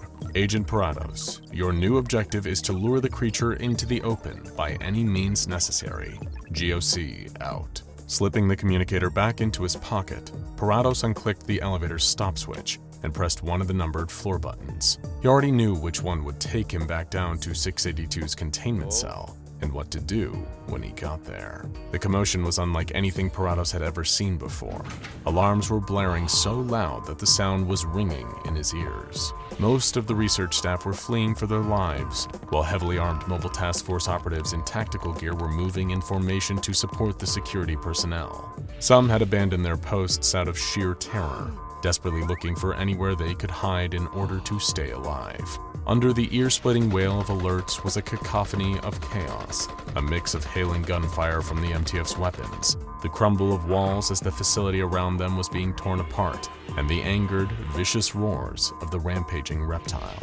All hands were on deck. The Foundation, while always on high alert, had been caught completely unprepared for a containment breach. SCP-682 was making short work of any living personnel in its path, carving them up with its claws or devouring them while they were still alive, leaving a trail of blood and destruction in its wake. Any survivors on site were quickly instructed to retreat into the command center, and Parados casually slid in alongside a gaggle of panicked researchers. He recognized one of them from the mess hall, Researcher Foster, wide-eyed and disassociating in shock, the blood of his colleague Reese still wet on his face and lab coat. The outer doors of the command center were locked down, while all efforts inside were put towards coordinating the recontainment effort, tracking the escaped anomaly's movements via a live satellite feed. Agent Parados had to think and act fast. The hard-to-destroy reptile was already making its way towards water, where GOC fighter jets would enrage it in order to make the anomaly follow them to the target area.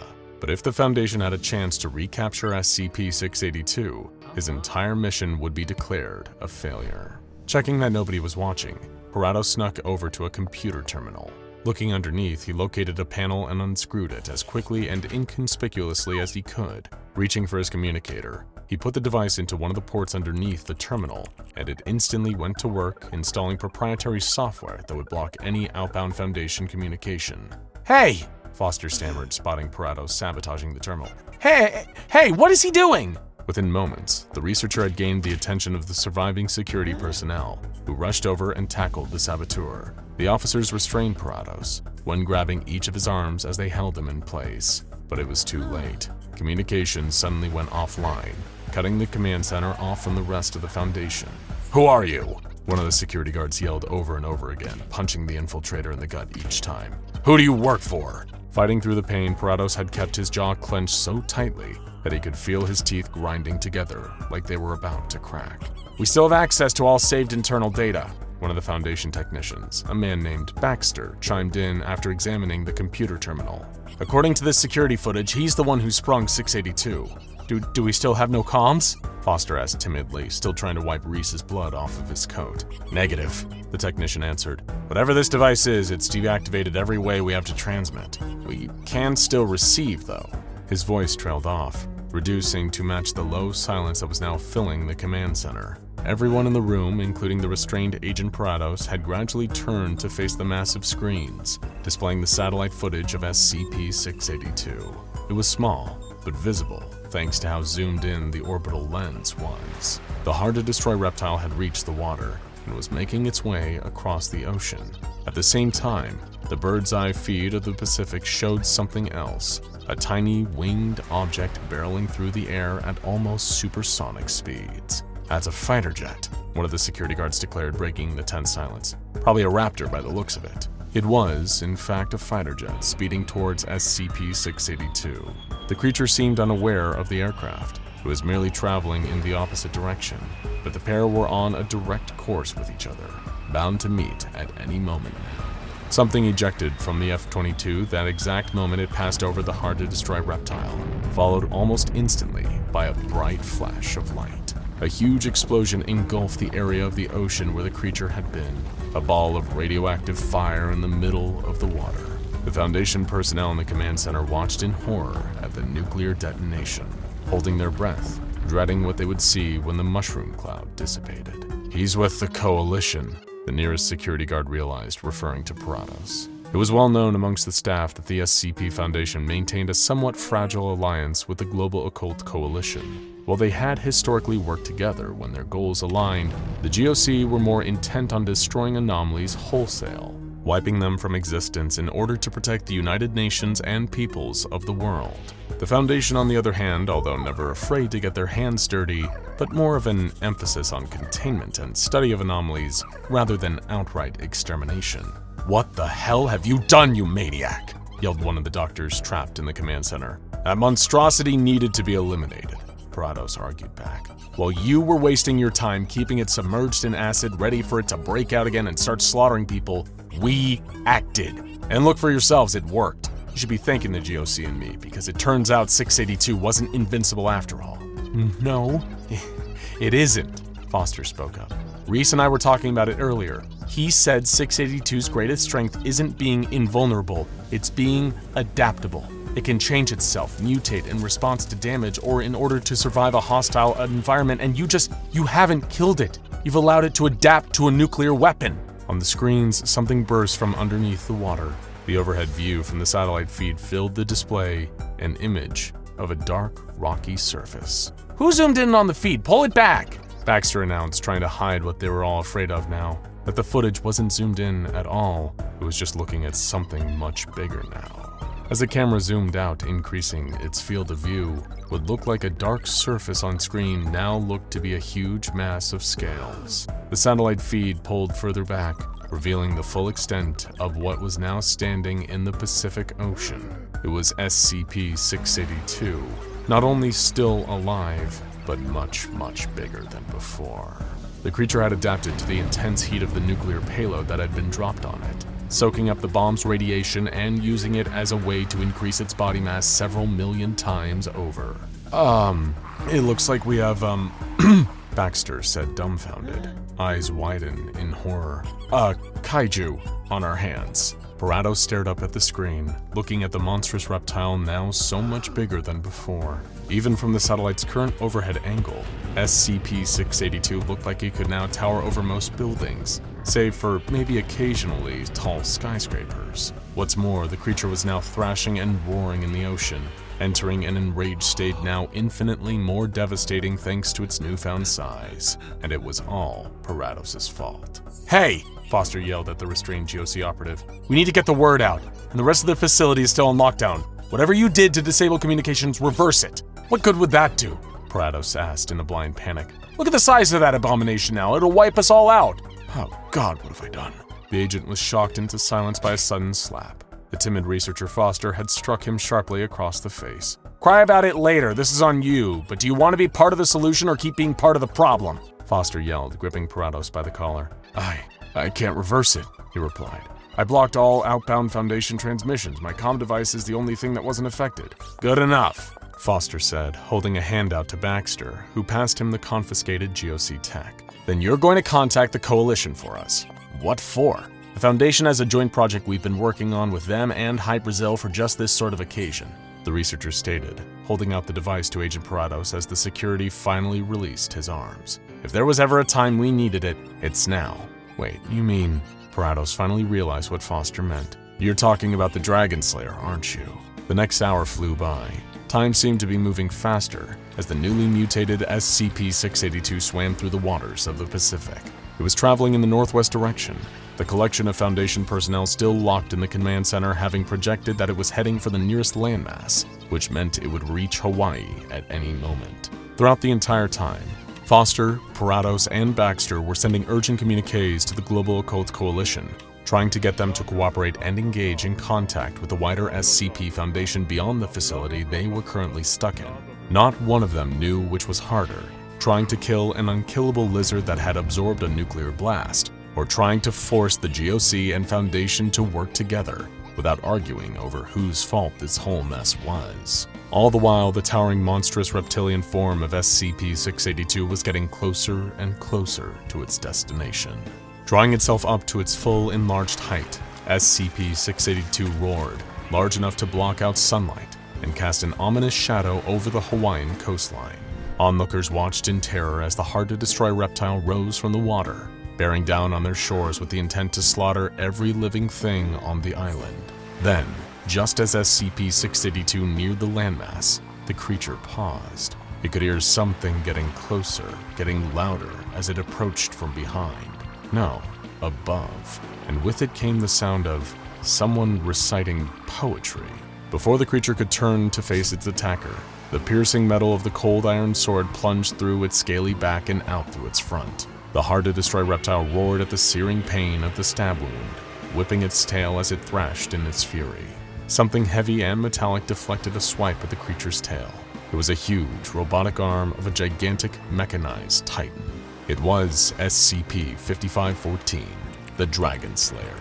Controlled by its skilled pilots with a swift, fluid motion, SCP-5514 delivered a brutal backhanded strike to the reptile's snout, staggering the beast while also withdrawing its mighty cold iron sword at the same time. SCP-682 growled in discontent. Even its infamously adaptable healing abilities were halted by a wound from the Dragon Slayer's blade. Watched by the innocent civilians on the island and the Foundation through their satellite above, the kaiju-killing mech assumed a battle-ready stance as the hard-to-destroy reptile reeled back to roar. The moment it opened its sharp-toothed jaws, a fiery atomic blast came spewing forth from SCP-682. It had adapted not only to withstand the nuclear weapon the GOC had used on it, but also developed the ability to unleash a burst of radioactive fire. Within the Dragon Slayer, the pilots braced for impact as the blast struck the outer armor of the mech. Thankfully, through the conceptual engineering used when building it, SCP-5514 was welded to the Earth itself, as well as the very concept of humanity's resilience. That gave it just enough protection against the onslaught of SCP-682's newfound ability. Holding up one arm to defend itself, the Dragon Slayer reached upwards for its rounded, recoiling plasma, the disc it wore as a hat with its free hand. With a spin, it flung the razor-edged weapon at SCP-682 like a frisbee. It collided with the hard-to-destroy reptile, still unleashing its nuclear fire breath, and staggered the crocodilian creature for just a moment, causing its blast to stop. SCP-5514's pilots commanded the mech to charge forward, as the rounded, recoiling plasma disc spun back through the air and returned to the Dragon Slayer's hand thanks to its built-in electromagnets. Within the robotic vehicle, The 1,000-word arrows were still loudly reciting their poetry. The mech's strangest weapon was a group of 7 people who would rhyme and chant about the death and defeat of the large-scale monsters SCP-5514 was designed to fight. Their voices were being blared out of the Dragon Slayer at loud enough volume to enrage SCP-682 further. It roared again, and then started rushing towards its adversary, the pair of colossal combatants seemingly charging into a head-on collision. As it placed one mechanical foot before the other, huge splashes erupting as its feet impacted the surface of the ocean, the Dragon Slayer opened fire. The Beowulf Sigurd railgun mounted on its shoulder began launching electromagnetic energy bolts at SCP-682. The weapon used anomalously altered gravity to blast its targets. With each hit, the energy projectiles seared through the outer scales of the hard-to-destroy reptile, while making the towering creature dramatically heavier.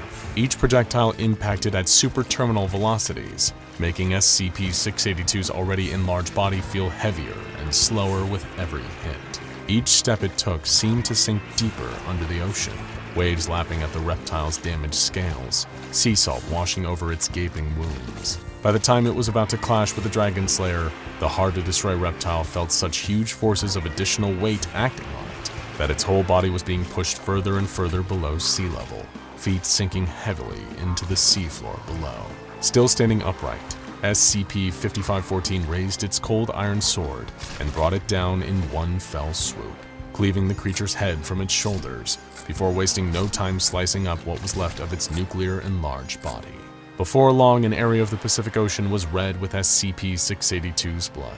Victorious for now, the Dragon Slayer began gathering up the remains of the hard-to-destroy reptile before it had a chance to reform its body.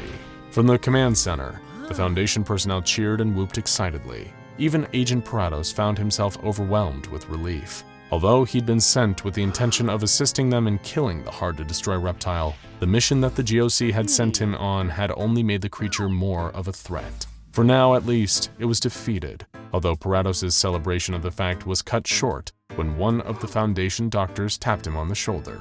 "Excuse me, GOC Agent Parados, isn't it?" the man asked. "My name's Dr. Bright, and this here's my associate, Dr. Clef. We'd like to have a word with you about the, incident you just caused."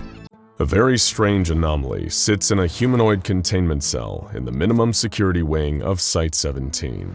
He walks, talks, and looks like a man, but everything else is convoluted in a question mark. This is SCP-343, who, like his namesake, God, is likely to cause arguments whenever he's brought up. Is he the creator of all that exists, the basis for the Abrahamic faiths, or is he a pretender, a reality warper with immense power and predilection towards delusion, a courtesian of the house of Maladrog, Matthew, Methuselah, Yahweh? Who knows? Really, it depends on who you ask, and which stories you choose to believe. And few people enjoy a good story more than SCP-343 himself. If one day you take the time to visit him in his room and ask him to reveal a page in the long book of his personal history, he might be kind enough to tell you a story. A story like this, of an encounter with something monstrous that few others could hope to survive meeting face to face. Rewind a few thousand years. Nobody knows how many exactly. God, as he chooses to dub himself, walked across the cracked ground on worn sandals. It'd been some time since he'd seen an animal around here, and even longer since he'd seen a human being. Not that this bothered him. He'd never been bothered by his own company on a long walk like this. Of course, he could have sped up time or teleported, but where was the fun in that? He was a tourist in the world of sensation, of experience, of flesh, bone, dirt, blood, and sand. After all, where's the fun in creating a whole universe if you can't drop in now and then to visit and do as the Romans do? Not that the Romans would be around for another few thousand years. Even Atlas must occasionally shift the weight of the globe from his shoulders for a jaunt around the cosmic neighborhood, and whatever passes for fresh air in the vacuum. God whistled a tune to himself. It was a craggy, mountainous region he'd found himself in. The distant peaks had frosted caps, a breathtaking place where many truly had their breaths taken away. How humans will so happily risk their lives to do something extraordinary. It never ceased to amaze him. His stomach rumbled. Oh, how he enjoyed that sensation. one of the funny little quirks of this human form that he weaved for himself. It was no reason to be concerned, if memory served, from his last trip through the area a few decades before. There was a friendly village not far from here. They had always accepted him as a genial stranger, having no knowledge of his true power. God had always believed that a person's goodness is defined by how they treat those from whom they had nothing to gain. So it caused him great concern as he approached the village and saw great plumes of smoke rising into the sky. He was so shocked by this that he could decide to break his rule about walking as a man, in case there was still some way he could help. With a snap of his fingers, he disappeared and reappeared in the center of the village's town square. Total devastation. Huts and houses had been torn asunder. Broken weapons lay on the ground. Some places were on fire, others smeared with streaks of blood, like some terrible battle had occurred here. But something was wrong. No bodies, not one, from defender or assailant. How could a thriving village be so thoroughly destroyed and not leave a single corpse? It was an act so bizarre and depraved that it left even God puzzling. That was another downside of his human form. Here on Earth, he didn't have access to true omniscience. How could a mere human mind, bound by the constraints of linear time, ever truly comprehend the total of existence? Even attempting to do that here would melt the brain of his human body in its skull and leave it dribbling out of his nose and ears. Instead, he chose to walk around the ruins of the village and investigate firsthand. Arrows and broken spears and swords littered the ground. Some buildings were demolished, but there were no tracks or stray projectiles that could suggest the presence of siege weapons. No, these buildings looked like they were ripped apart. Some even still had claw marks. What terrible beast could have set upon this town and done this? Then he heard a voice, quiet and pleading, beneath some nearby rubble. A survivor. He rushed over to the pile and evaporated it with a thought. Underneath, a feeble old man, covered in stone dust, was quivering. God helped him up and guided him into one of the few remaining huts still standing in the village. They both took seats. God held up 2 hands, cradling empty space. 2 cups suddenly occupied that space, both filled with warm, healing tea. He passed the old man one of the cups while sipping from his own. He asked the old man if he'd seen what had happened. The old man told him no, he hadn't seen anything in decades. He'd been rendered blind in his youth. Little did either of them know, that very blindness was the only reason he was the sole survivor of the massacre. The blind man told God that one of the village's scouts had gone up into the mountain with a small hunting party. The group was gone for days, until one of the members, the youngest among them, returned weeping, frostbitten, and covered in blood. He said that his friends had been killed by a beast in the mountains, something that almost looked like a man, but terribly wrong. And its face, its awful, awful face. He would never forget it. He was just lucky to escape with his life when the others were torn apart. But when the young man returned, he'd brought the shadow of death with him. It was a curse that doomed the entire village, men, women, and children, to a terrible fate. And that fate was upon them a mere hour after the survivor had returned.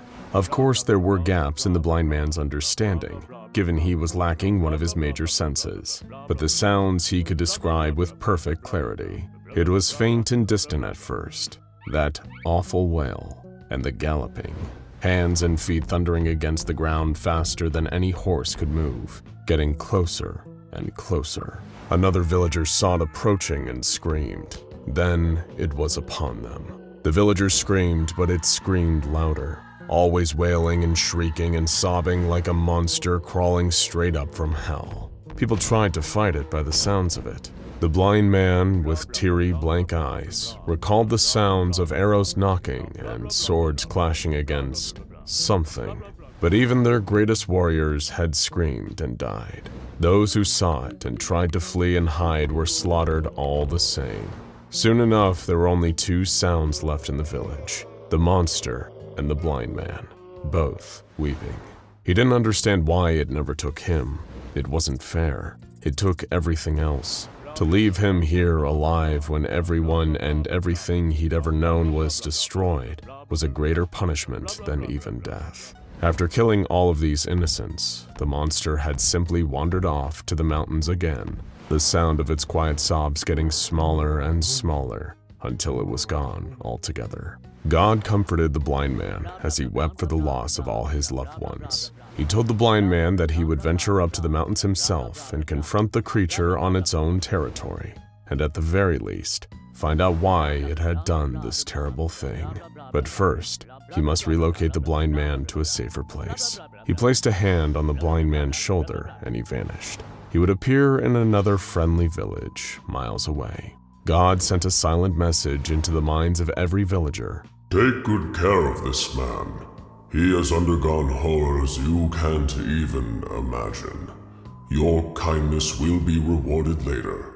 For that, you have my promise.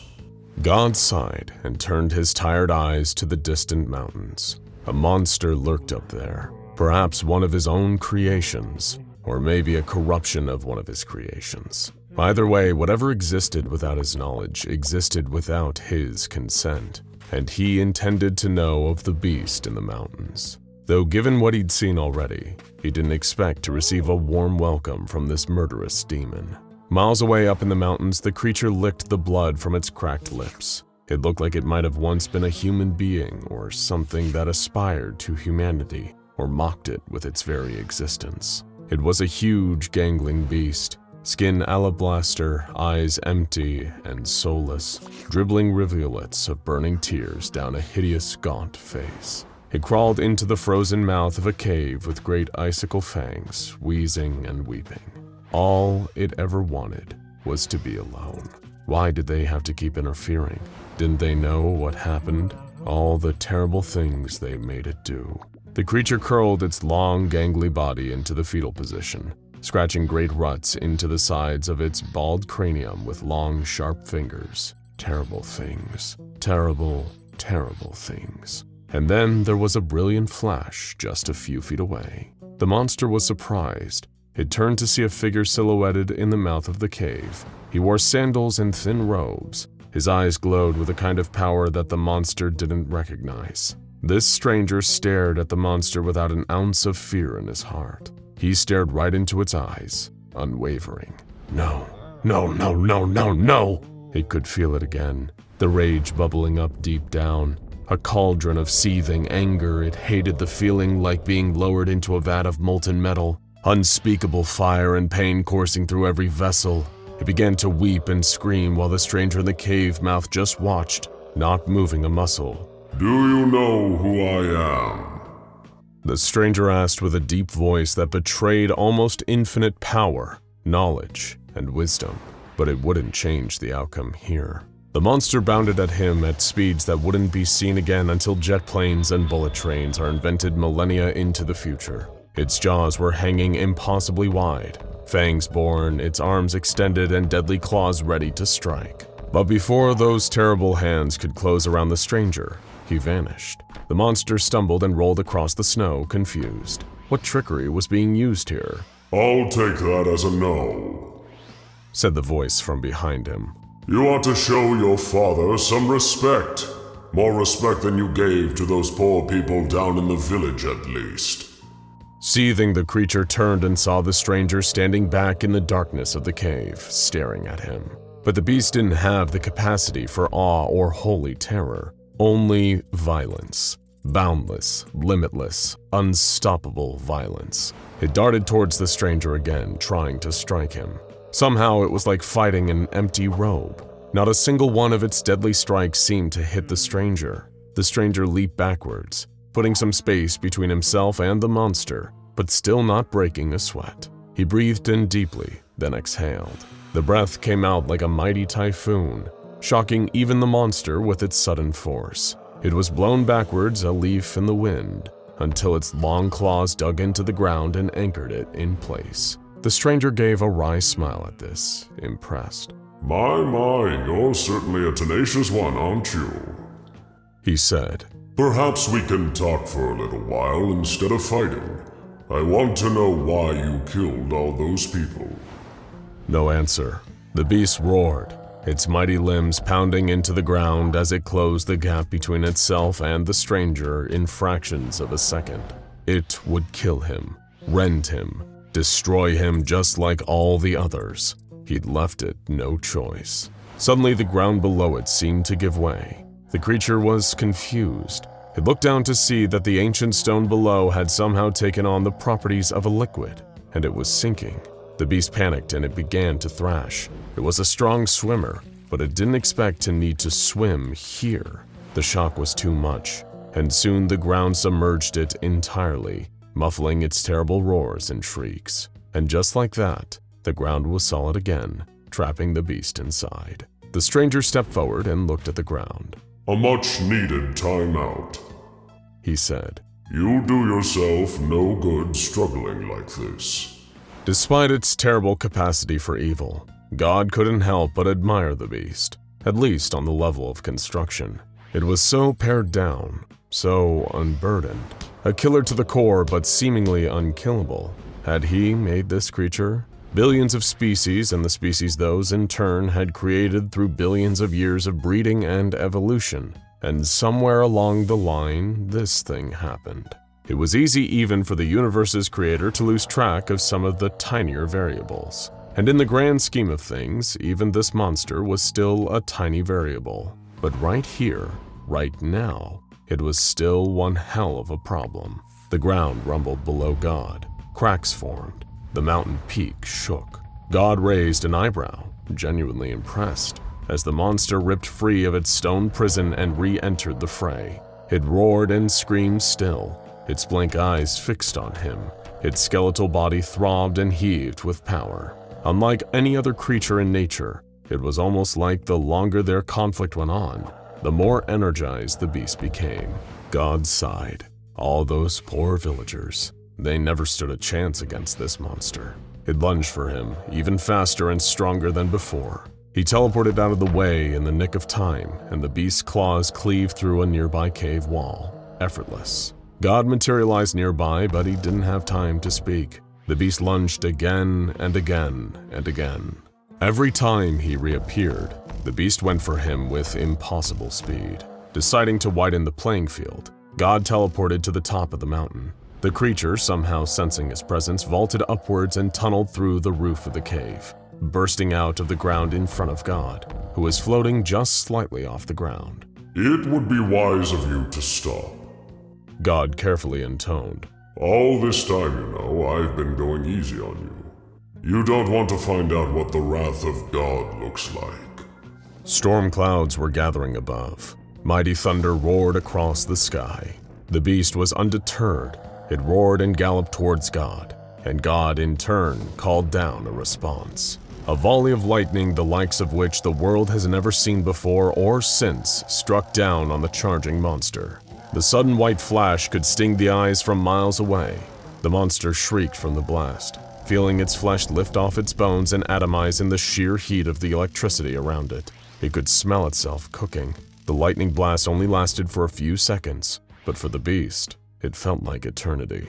When the onslaught stopped, the air was still heavy with electrical potential. God stared down at the black scorch mark on the side of the mountain where the creature had been standing. All the snow within a mile had been evaporated by the blast. It was a raw display of the power of nature that would make even Zeus tremble in his sandals. And yet, there was still movement. Something started to get up from the burnt patch where nothing should be left alive. A blackened skeleton, rising shakily from the ash, but still very much alive. As it started to rise, new flesh began growing over its bones, little by little.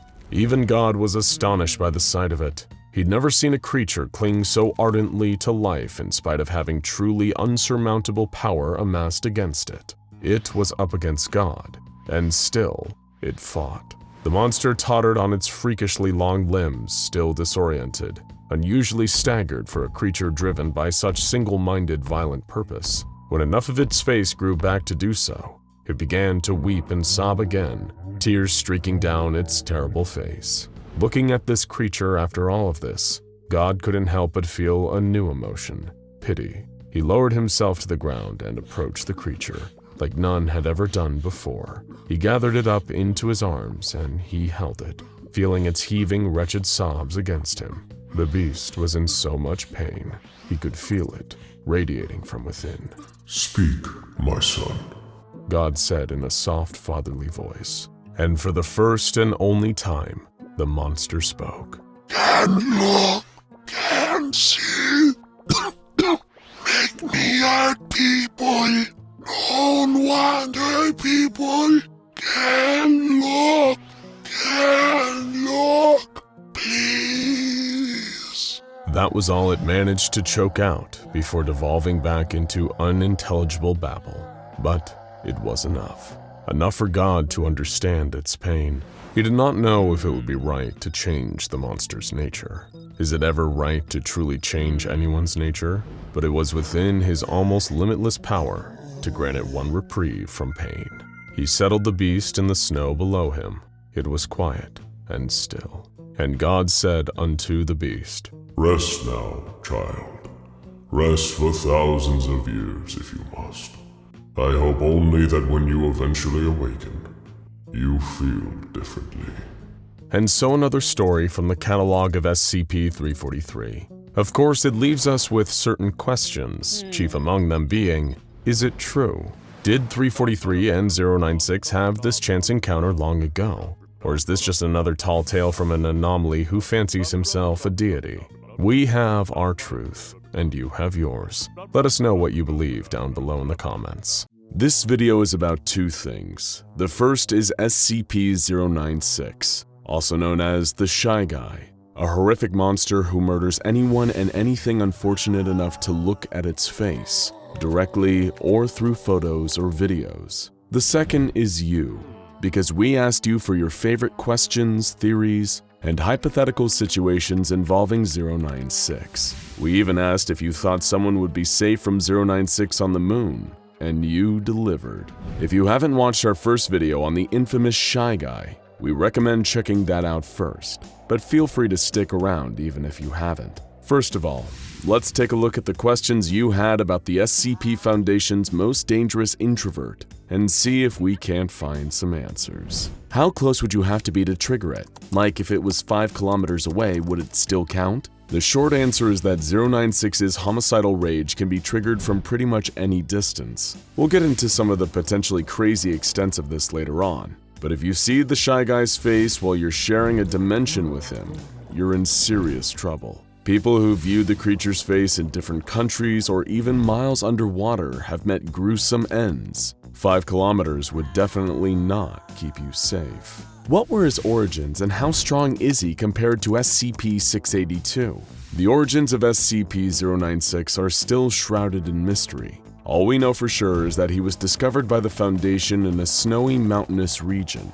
As for physical durability, he's about even with 682 as both survived their encounter. We know 682 has the psychological advantage though, as 096 has been terrified of the lizard ever since they met in cross-testing. However, you could argue that 096 is technically more dangerous, since unlike 682, 096 has never been pacified before killing its intended target while on a rampage. If he goes into an unstoppable attack mode when someone sees his face, shouldn't you not show his face in the thumbnail? Thankfully, according to the official documents, artistic representations like paintings or digitally drawn YouTube thumbnails have no effect. Only actual photographs or videos of the creature can be deadly, so you're safe. Unless we decide to do a 096 face reveal to celebrate our next 100,000 subscribers, of course. This leads us to our next question. If it attacks you when you look at it, then how did the scientist draw the picture of the thing without looking at it? That's a good question, and also one that occurred to the Foundation scientists who came up with an extremely elaborate solution. They put a D-class tattoo artist inside a diving bell miles underwater and had him unseal a photograph of the creature before drawing a copy. This copy was then released from the diving bell in a sealed container before 096 inevitably got to the poor D-class. Does the Shy Guy have to be viewed through a good quality image to enter a rage state? Unfortunately, no. Even the most poorly rendered or minuscule image of 096's face is a death sentence. One of the most infamous incidents resulted from a man seeing a small dot that was only a few pixels wide in a photo from an old ski trip. The dot was 096, taken from a mile away. No true image of 096 is safe, regardless of size. In some canons, despite 096 being referred to as indestructible, the Foundation managed to terminate it after many attempts and even more bureaucracy. How did they do it? Well, a lot of 096's body has been blown away by conventional arms fire. Its hyper-tough skeleton is what has given it such an indestructible reputation. In one tale, though, Foundation researchers actually used this to their advantage and employed the use of the neck-snapping killer sculpture SCP-173. After using 173 to damage 096's bones, powerful acid was injected into the skeleton, destroying it from within. Though, of course, this isn't the official ending of the 096 story, because the SCP Foundation doesn't have a single unifying canon. That's enough questions. Now it's time for you to school us. Let's look at some of your favorite theories about the Shy Guy, starting with, I sometimes like to imagine that 096 is nice, but he can't control when someone sees him, and after he kills the person, he starts to cry because he didn't want to kill them. There is actually some evidence to suggest that SCP-096 might not want to kill. A great example of this is its cross-test with SCP-978, a camera which reveals the deepest desires of whoever or whatever is in its photos. The photo it took of 096 showed that it had completely disappeared from the photo, showing its deepest desire was to just be invisible and unseen. Maybe it wants to disappear because it doesn't want to hurt anybody. Regarding the moon question, I think SCP-096 would probably stay in that hostile state until you came back, at which point it would promptly rip you to shreds and do whatever it does to your mutilated corpse. Based on what we know about prior 096 incidents, this feels incredibly likely. It's also possible that it might enter its docile state, before becoming aggressive again when you return to its murder range. You really don't want to find out either way. He can just jump to the moon easy. He does squats in containment all the time. While its scrawny physique doesn't make it seem like 096 understands the concept of exercise, there aren't any cameras in 096's cell, so technically we can't prove it isn't doing squats to pass the time in there. I really doubt a blind person would be safe from his effect, since 096 has the IQ of a newborn baby. I think he will count it as looking at him. This is an interesting theory. However, seeing as 096 is able to sense when people see its face from entire continents away, the way it knows if you can see its face might be a little more psychic in nature. Therefore, it's probable that it wouldn't mistakenly kill someone who hasn't actually seen its face, such as a person who is blind. To deal with him, in my opinion, simply freeze him, either in space or in the mountains. His body shuts down, and when looked at it will not react correctly. It is simply asleep. While we don't know how SCP-096 would react to a zero-G environment, for a creature that's always nude, it seems extremely tolerant to the cold. When it was first found, it was lurking in icy mountains, and a Foundation agent commented on the fact it wasn't even shivering, despite the incredibly low temperatures. But who knows if there's a temperature out there that's too low even for the Shy Guy? If someone looks at it in China and it's in the US, then you get on its back, you'll get a free piggyback ride to China. It's a free trip to China and all it costs is a human life. That's my theory. Technically, it'd be at the cost of 2 human lives, unless you wore a diving suit with plenty of oxygen. 096 has proven to be an extremely proficient swimmer, but you'd have to maintain your grip across the entire Pacific Ocean while it journeys to China. In other words, it's technically possible, but we here at SCP Explained would rather pay for the round-trip flight. To each their own, though. But that's enough theories for now. Let's move on to the main event. Hypotheticals. You pose some great possible scenarios involving SCP-096, so we're going to see if we can find the answers. What would happen if someone looked at a picture of it while in or before entering another SCP's pocket dimension or mirror dimension? There aren't any canon examples to prove either way, but if there's any kind of consistent entry point into this dimension, it's likely that 096 would find a way to follow you in. If not, it's very possible that it may just wait for you to eventually return before bringing the metaphorical hammer down on you. So technically, if you were pulled into the old man's pocket dimension and he closed the portal, you'd be safe from 096. But then you've got a whole other problem to deal with. What happens if a person sees his face then gets their memory of the creature wiped? Considering how good the Foundation seems to be at wiping people's memories and their access to amnestics, if this worked, they probably would have made it standard procedure by now, so it's unlikely. What happens if a person looked at it and that person then went on a plane? Or just staying in the air or space, what would it do? 096 has shown the ability to jump up and destroy low-flying aircraft. But otherwise, it's likely that the creature would probably run to a point directly below you and remain there until you touch back down. Since you'll need food and water at some point and aircrafts need fuel, you'd probably just be prolonging the inevitable. What if the young girl was around it so it tried to attack her but died trying? This is another interesting possibility.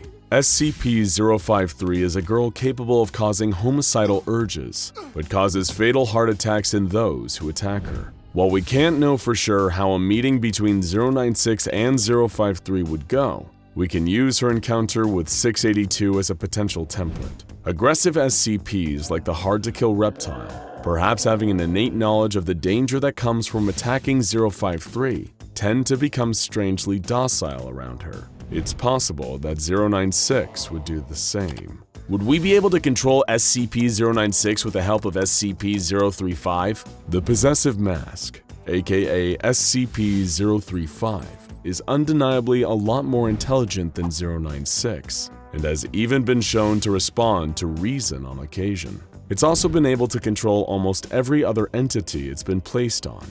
The problem is, if the mask was placed on 096, and it was somehow effective, the result may be even more dangerous than 096, an intelligent monster with an indestructible and highly dangerous body. There's no telling whether 035 would slowly break down 096 into sludge the way it does to humans, in which case we would be left with an immortal 096-035 combo. So maybe it's best that we never find out. If someone were to be in the infinite IKEA and looked at a picture of its face, could it finally be contained? And if someone else looked at a picture of it outside of the infinite IKEA, could it escape and kill them? If so, how long would it take it? This is a great question. And while the infinite IKEA is a terrifying maze, SCP-096 has an advantage here that we don't. Not only can it rip through anything in the way with its super strength, it has an innate sense of where its victim is. Therefore, regardless of whether you're inside or out, SCP-096 will still come straight to you to exact your horrible fate. But at least you can enjoy the meatballs while you wait, right? And finally, what would happen if 096 were led into a room full of mirrors and allowed or made to look at its own face? Would it smash the mirrors or try to rip itself to pieces? This is still a hotly debated issue to this day, which, thanks to the no-canon nature of the SCP Foundation, does not have a definitive answer. Some theorize that this would at least be an effective deterrent against SCP-096, while others suggest that it wouldn't be effective, because many believe that 096 is actually blind, and thus cannot see its own face. It can only sense when other people see it. Again, we don't quite know for sure, but it's likely to remain one of the most contentious issues around the Shy Guy for a long time to come. The storms were unlike anything anyone had ever seen.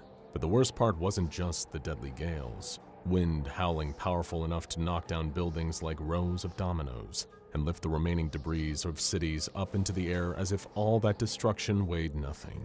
And it wasn't just the lightning, those arcs of crimson forking down from above. If one struck the ground near you, and one almost always did, the sheer force of it would knock you off your feet. The last thing you'd feel as you flailed helplessly in the air was the relentless pain of your body being disintegrated by the energy of the blood-red lightning, until there was nothing left of you for anyone to find.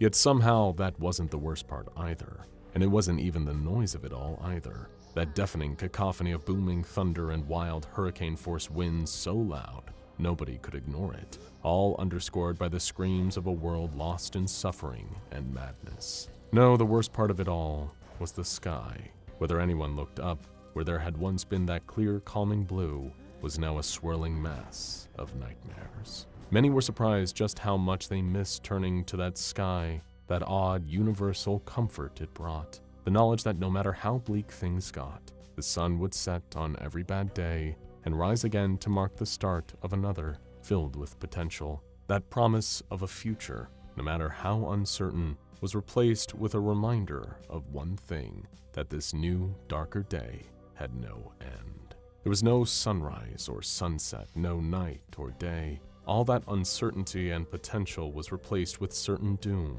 represented by a sky that looked like a river of blood. Deep reds and blacks swirled and thrashed above like the raging waves of the ocean, casting bolts of lightning down at the earth. Not to mention what else would occasionally drop from that blood-stained sky. Nobody had much information about how this all had started, how the world had become such an unrecognizable hellscape.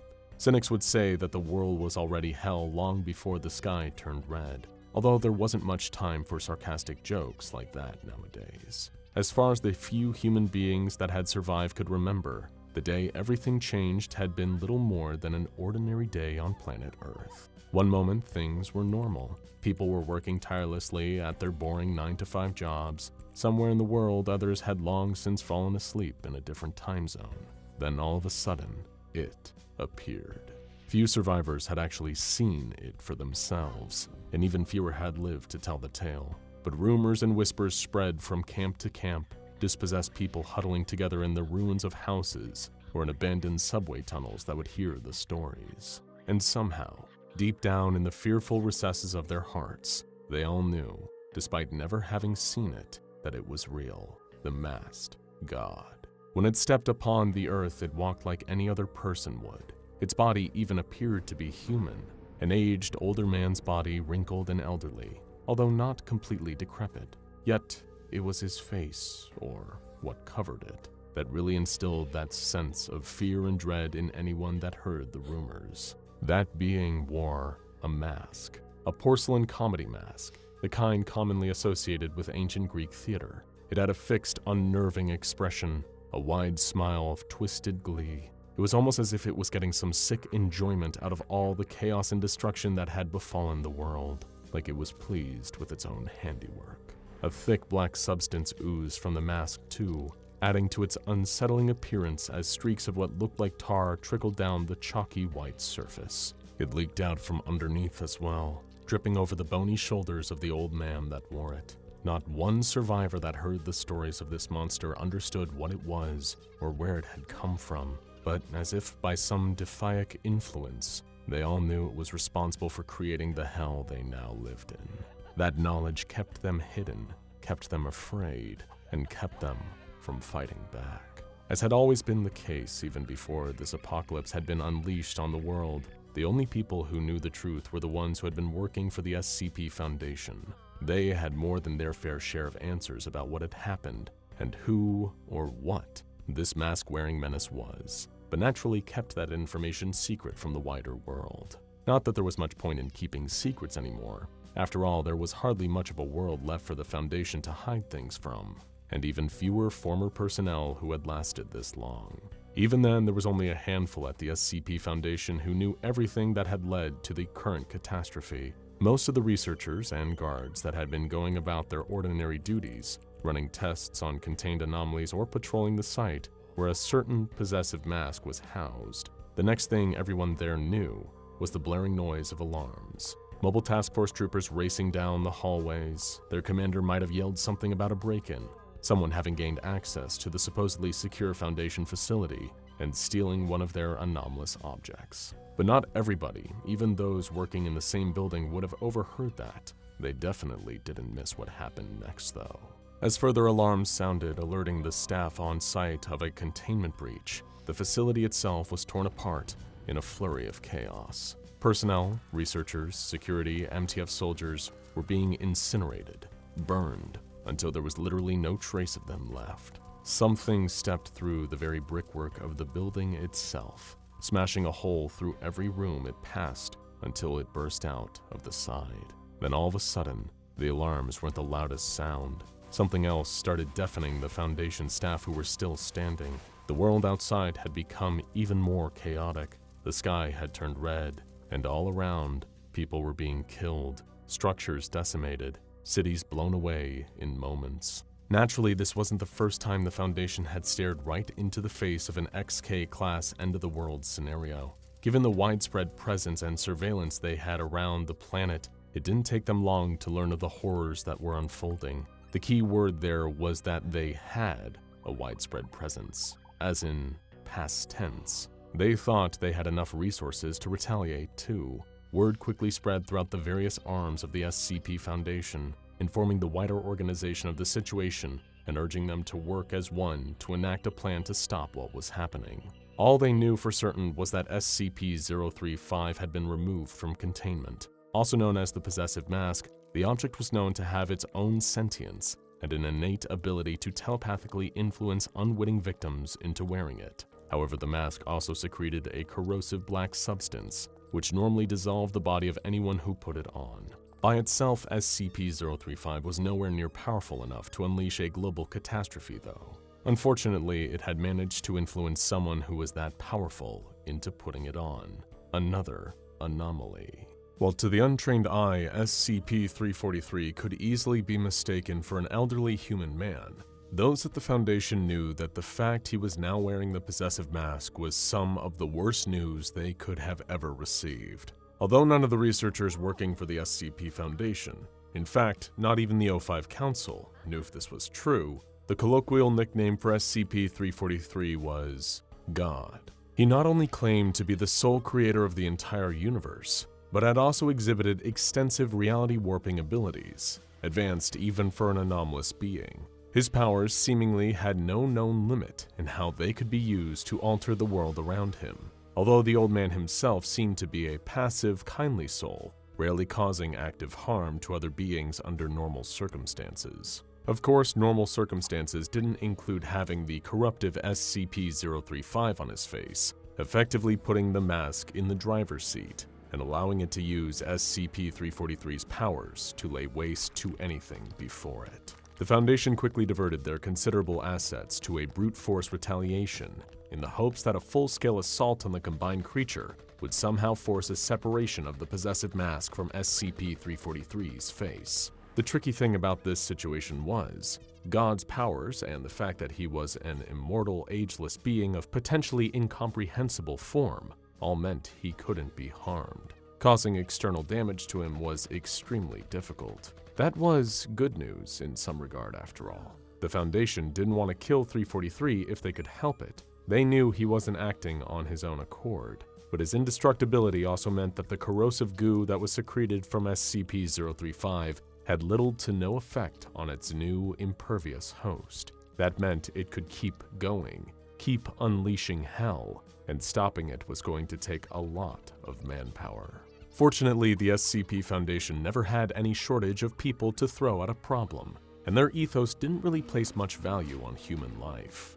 They mobilized every mobile task force at their disposal, every one of them filled with ranks of highly trained elite operatives. Among the Foundation's forces were even MTF agents who had themselves been altered through anomalous means, their bodies augmented with technology and cybernetics, or their strength specially enhanced. Deploying the full might of their amassed forces, the SCP Foundation took the fight to SCP-035, with the goal of stopping its reign of terror and freeing SCP-343 if possible. The hybridized mask-wearing reality warper had already caused considerable damage since it had started its rampage. Although its motivations were far from political, the wearer of the Anguish mask had begun with a devastating show of power, wiping numerous cities off the map. While the rest of the world scrambled to find some way of responding, the masked god teleported itself across the globe, destroying central governments and further crippling their own opportunities to initiate an armed response. In short, this meant the Foundation's move was to be humanity's last stand, their final chance to stop SCP-035 from its current course of harnessing the wise old man's power to turn the world into its own personal, nightmarish playground. To say there was a lot riding on the MTF assault would be an understatement, as would saying it went badly.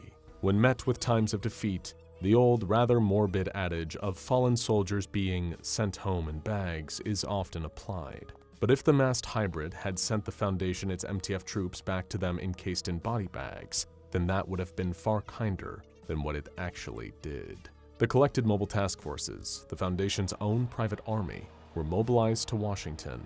Under the influence of the possessive mask, SCP-343 had wiped out not only the main seat of power in the United States, but the Pentagon as well, disabling the country's defenses. Suddenly, a mass of aerial transports and ground vehicles came hurtling towards the crater it had left behind. As it turned to look, the wide grin of satisfaction on SCP-035 became a long frown.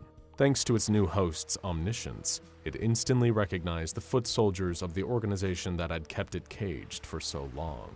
As the amassed MTFs marched towards it, the masked gods stepped out to meet the oncoming army, one being against thousands of troops, if not tens of thousands. If the mask had affixed itself to the face of any other anomaly, those soldiers might have stood a slim chance. The combined creature casually raised the bony arms of its host's body, the Foundation forces breaking into a charge the very second they saw it move. Like a tidal wave, they rushed towards their target, only for each individual operative to quickly realize that they had stopped moving.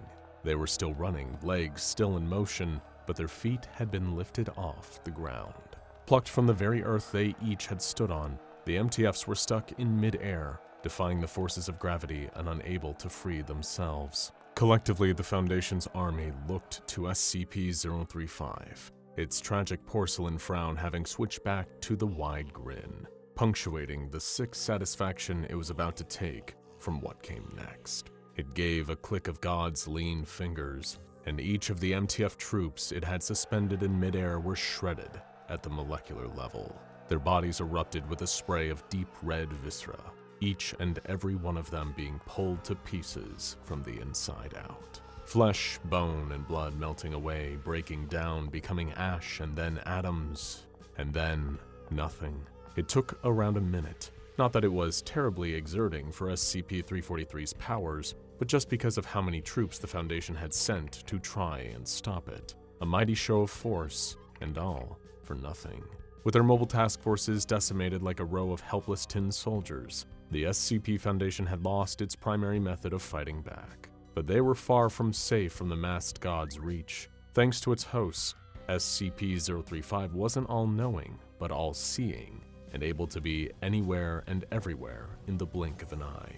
It began hunting the surviving pockets of the Foundation personnel. Out of nowhere, it would teleport into wherever they were hiding and turn their bodies inside out, or rearranging the functions of every orifice on their faces, only to vanish like a ghost, leaving no trace and no survivors. The braver ones tried desperately to come up with some new plan, a revised way to stop a creature that could be anywhere and do anything. On the other hand, the Foundation leadership, the more highly ranked members like the Overwatch Council, went to the ground. Plenty of them had contingency plans in place for Armageddon, and they were prepared to wait out the apocalypse in their own secluded safe haven.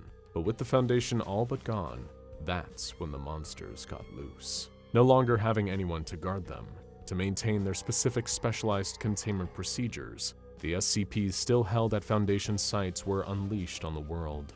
Untold horrors came spilling out of the ruined facilities, each one now acting as its own Pandora's box, bursting its lock and having its terrible contents lay waste to the planet already awash with chaos. A lot of the anomalies thrived in the world that SCP-035 had created, once they were finished fighting amongst themselves in the struggle of escaping their containment. Soon there were packs of SCP-745 running wild on the ruined highways, using their bioluminescent lights to hunt human survivors who were attempting to make the dangerous trek across open country. Meanwhile, a plague began spreading amongst other camps of these post-apocalyptic humans, a strange disease that seemed to cause people to rapidly grow extra teeth, overproducing them until SCP-4910, the Grinner, could catch up to them. Then there were the SCPs that fled the nightmare that the masked god had made of the world. Any that could travel between dimensions or remove themselves from this layer of reality quickly absconded to avoid the chaos. Some just went about their business, as if nothing had really changed. The Plague Doctor mostly kept to himself, traveling from place to place on foot, only stopping when he encountered people afflicted with the pestilence, before moving on in search of others. Some of the anomalies tried to help people. Rumors spread among some survivor camps of a half-man, half-cactus, leaving them food and supplies in the night, with a note that read, "From your friendly neighborhood cactus man."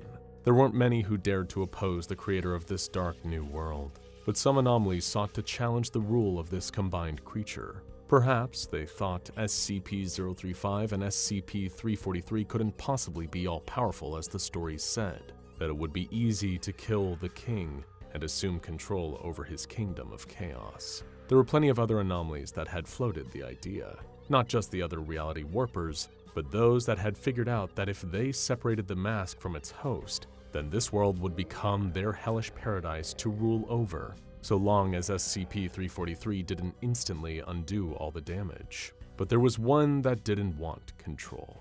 It didn't even necessarily mind the whole world had been turned into a walking nightmare. It just wanted to stand against the hybrid of malicious mask and all-powerful deity out of spite, based on nothing but pure hatred for any and all other forms of life other than itself. And it was that confrontation that would serve as a warning to the rest of the SCPs now freely roaming the world. SCP-682 slithered out into the open, claws coated with a fresh coating of blood from its latest slaughter, wetting the countless layers beneath that had already dried. The hard-to-destroy reptile had tracked the scent of the possessive mask's oozing black secretions, bringing the beast maw to porcelain face, with the combined being responsible for distorting the very fabric of the world. Already knowing the foul lizard was near thanks to its host's foresight, SCP-035's visage had already been locked in that unhappy grimace, dreading the approach of the day it would have to face the tenacious, irritating, regenerative reptile. It turned its host's body to face the huge beast. The trails of black streaked down its frowning face, looking like angry tears staining its carved off-white skin. The two exchanged no words. SCP-682 had no doubt this pairing of corruptive mask and passive god already knew why it had come looking for it. And it was right. The possessive mask had long been looking into the mind of SCP-343 to prepare. It knew it wasn't one of the old man's children. In fact, God had completely denied ever being responsible for the creation of the unkillable monster. There was almost no strategy, even with the infinite power of its host's reality warping abilities, that SCP-035 could definitively kill SCP-682. Building up to a charge, the reptile swiped at the masked god, its talons narrowly nicking the porcelain surface of the mask the very second it teleported out of the way. Reappearing behind the monster, SCP-035 compelled its host body to lift its elderly arm and decimate the beast the same way it had to the Foundation's forces. With a fearsome hiss, the reptile's body was pulled apart. It growled with anger, annoyed and enraged more than deterred. Its strong, scaly limbs quickly regenerated, bone and muscle regrowing to replace what the masked god had torn away. SCP-682 gave a swipe of its tail, knocking the masked god a few feet away, reeling him. The anomalous hybrid teleported yet again, this time to inside the monstrous reptile. Shrinking down to almost infinitely small, the mask and god wrenched apart SCP-682's atoms, ripping up strand after strand of its very DNA, physically trying to unmake it on a cellular level. On the outside, the creature's body disintegrated as it roared, feeling its very genetic material breaking down, only for it to rapidly reform just as SCP-343, wearing SCP-035, reappeared in front of it. There was no way for the masked god to kill the monster, despite how much it tried. Sending it hurtling into the fire of the sun, punching it into other dimensions, moving it down the recursive stack of reality to make its existence little more than fiction. Eventually, the possessive mask had to reconsider the problem at hand. Even with infinite power, the unkillable still remained unkillable. Rather than ask whether that meant its own power was truly unlimited, it instead resolved to the only option it had left. With a snap of its host's fingers, the combined creature sent the hard-to-kill reptile away, far away. Universes upon multiverses of distances were put between the masked god and SCP-682, turning back towards the destruction it had wrought on this world. SCP-035 knew that the regenerating reptile would be back. But for now, it had more chaos to unfurl. The clank of heavy metal bars echoing through the building usually kept Avi up at night, but he never thought that he would ever come to miss that sound one day. As he tossed and turned in his uncomfortable bunk, he couldn't help that the noise reminded him of how confined he was and how trapped he felt within. It had been a mistake, an honest and completely unpredictable mistake. On the nights that sleep evaded him, he'd always replay the events over and over again. His daughter Callie calling him out of the blue, her distorted, uncontrollable sobs playing into his ear over the phone. Avi remembered jumping into the car and flooring the accelerator, rain drumming against the windshield as he drove all the way across town to her apartment in the early hours of the morning.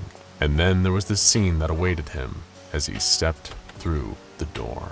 The mess that had been of her kitchen, covering the floor, smeared up the walls, even dripping off the ceiling.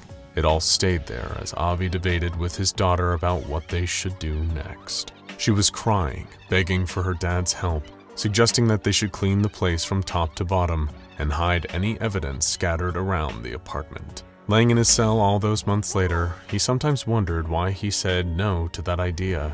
Instead, they came up with a story, a falsified version of events. Avi made Callie swear to stick to it, no matter what, and through heavy sobs, she agreed. Then, after they'd been over every detail and had it perfect, Avi got back in his car and drove to the nearest police precinct to turn himself in. All while taking the fall, pleading guilty in court, and being sentenced to prison. He reminded himself over and over that he was doing it for Callie. No matter what she had done, whatever accidents had happened, she was still his kid, and he would do anything to protect her. But that was part of what made it sting so bad. Not being locked up, but not getting to see her. Despite making request after request, Avi was denied visitation rights. When seeing his daughter and knowing she was alright were the only things that would have made this struggle easier. It was after his 20th request that a guard informed Avi that he was being moved. At first, he assumed move meant to another part of the prison, maybe with more lax security and the right to see Callie. But they didn't mean moved. They meant transferred into the care of an organization Avi came to know as the SCP Foundation. It was different here. The kind of people he was locked up with as a member of D-Class personnel were some of the most heinous criminals on the planet. But there was something else going on. Something weirder. Avi would overhear whispers and rumors from the other D-Classes. They'd talk of experiments conducted by the Foundation, with them as the lab rats. D14164, the researcher greeted him as he was pulled into a side room flanked on all sides by armed Foundation guards. Yours is quite the interesting case. No priors, no criminal affiliations of any kind, hardly any family to testify to your innocence, and yet what you did, now that takes some guts, if you pardon the pun. So it's all true then, Avi replied solemnly. You're here to say you want to experiment on me. I wouldn't call it an experiment, per se. The researcher smiled smugly. Let's use the word expedition. Has a nicer ring to it, don't you think? An expedition to where? He asked. I'm afraid I can't tell you that. Then I won't go, Avi shrugged. Listen closely, D14164. The SCP Foundation has, well, let's say a considerable influence across the globe. What we're asking you to agree to is involvement in possibly one of the most dangerous operations we have ever conducted. Now, as unappealing as that might sound, allow me to sweeten the deal. Should you say yes, agree to take part, and follow our instructions, then you might find that the Foundation's influence may be rather beneficial to you, should you survive. The researcher paused to push a document across the table, close enough for Avi to read. A clean record. That one nasty mistake wiped clean for good. On top of that, an immediate release and a new identity. You'd have a second chance, Mr. Garrett. Both you and your daughter would. And what if I say no? Avi asked bluntly. Well, that's your prerogative, the researcher replied. And we won't be able to detain you after releasing evidence of your innocence, so you'll be free no matter what. Oh, although your daughter will, of course, be remanded into custody given that she is actually guilty. Maybe once we get her moved to D-Class, she might be more willing to cooperate than her dear old dad. Under the table, Avi's hands were shaking with rage. He clenched his fists so furiously that the cuffs felt tighter around his wrists. The hate in his eyes was palpable as he glared at the researcher. It was bad enough that they had backed him into a corner, put him in a situation wherein saying yes or no would be equally catastrophic. But what felt worse was that they knew what Callie had done, and they were using that as a threat. Taking a deep breath, Avi steadied himself before finally speaking up again. Just tell me what you want me to do. Instantly, he'd felt like he'd been thrown headfirst into a commotion he could barely keep up with. No sooner had he said that, Avi had been led away by a team of Foundation guards while the researcher followed, rattling off vague information about the expedition. Guided by the armed escort into another room, Avi was flocked by more Foundation staff, strapping electronic equipment over the outside of his orange prisoner garb. One piece of it was to monitor his heart rate. Another was a portable camera to record his surroundings, although those were among the few details that he was actually able to catch during all the activity. Avi couldn't help but notice how nobody had even mentioned just where he was meant to be going on this expedition, just that the Foundation wanted to keep a close eye on him while he was there. "You still haven't told me exactly where it is I'm meant to be going," he finally spoke up. "Or how I'm getting there." "All in good time," the head researcher replied. "So far, the only detail you need to be aware of is this. It's dangerous, a particularly hostile environment." "So, like a war zone?" Avi asked. The researcher smiled, but to themselves, as if there was something funny about the question and lack of understanding it conveyed. Avi's attention was quickly turned to another D-Class wearing a similar D-Class uniform to him. The staff began preparing the second convict in the same room, although without nearly as much gear as they'd given Avi. "I thought I was the only one going on this trip," he stated. "Oh, don't worry, that's just the lure," the researcher explained, though it only raised more questions. "They won't be accompanying you." It was then Avi was led out of the prep room and walked through the Foundation facility. The place was a hive of activity as well as noise. There were alien shrieks and wails, monstrous sounds emanating from deep in the building, muffled only slightly underneath thick layers of concrete and heavy steel doors. On top of that, there were screams too, distinctly human sounds of pain and fear. Avi tried to ignore it as he was instructed to keep walking, feeling almost nostalgic for the clank of metal bars back at his old cell. He had been anticipating being taken out of the facility, towards maybe a helipad or a runway where an aircraft would be waiting to fly him out to his undisclosed destination.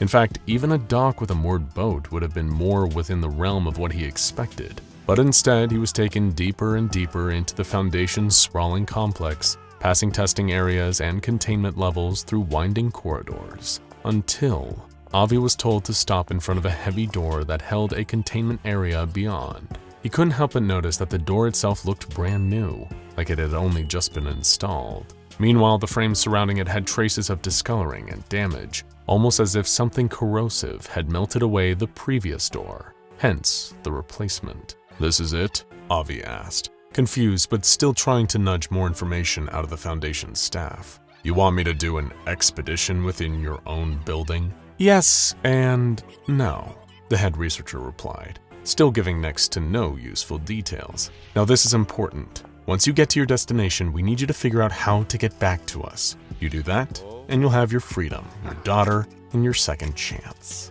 "Surely to get back I can just open up this door again," the prisoner said. That garnered a slight chuckle from the researcher, again seeming to find Avi's lack of understanding amusing. Oh, D14164, if only it was that simple. The door opened with a heaving metallic creak, and Avi was unceremoniously pushed inside by the guards. Staggering inside, catching himself before he lost his balance and fell over, he almost turned back to start slamming his fists against the now sealed entrance. He would have, were it not for the sight of something oozing out of the wall directly in front of him. Avi stepped closer to inspect it, but withdrew his hand as he noticed thick, black droplets leaking onto the floor. The substance hissed as it made contact with the ground, like it was burning through, corroding whatever it came into contact with. Keeping himself from touching it, Avi leaned in to get a closer look and found the grotesque face of SCP-106 looking back at him.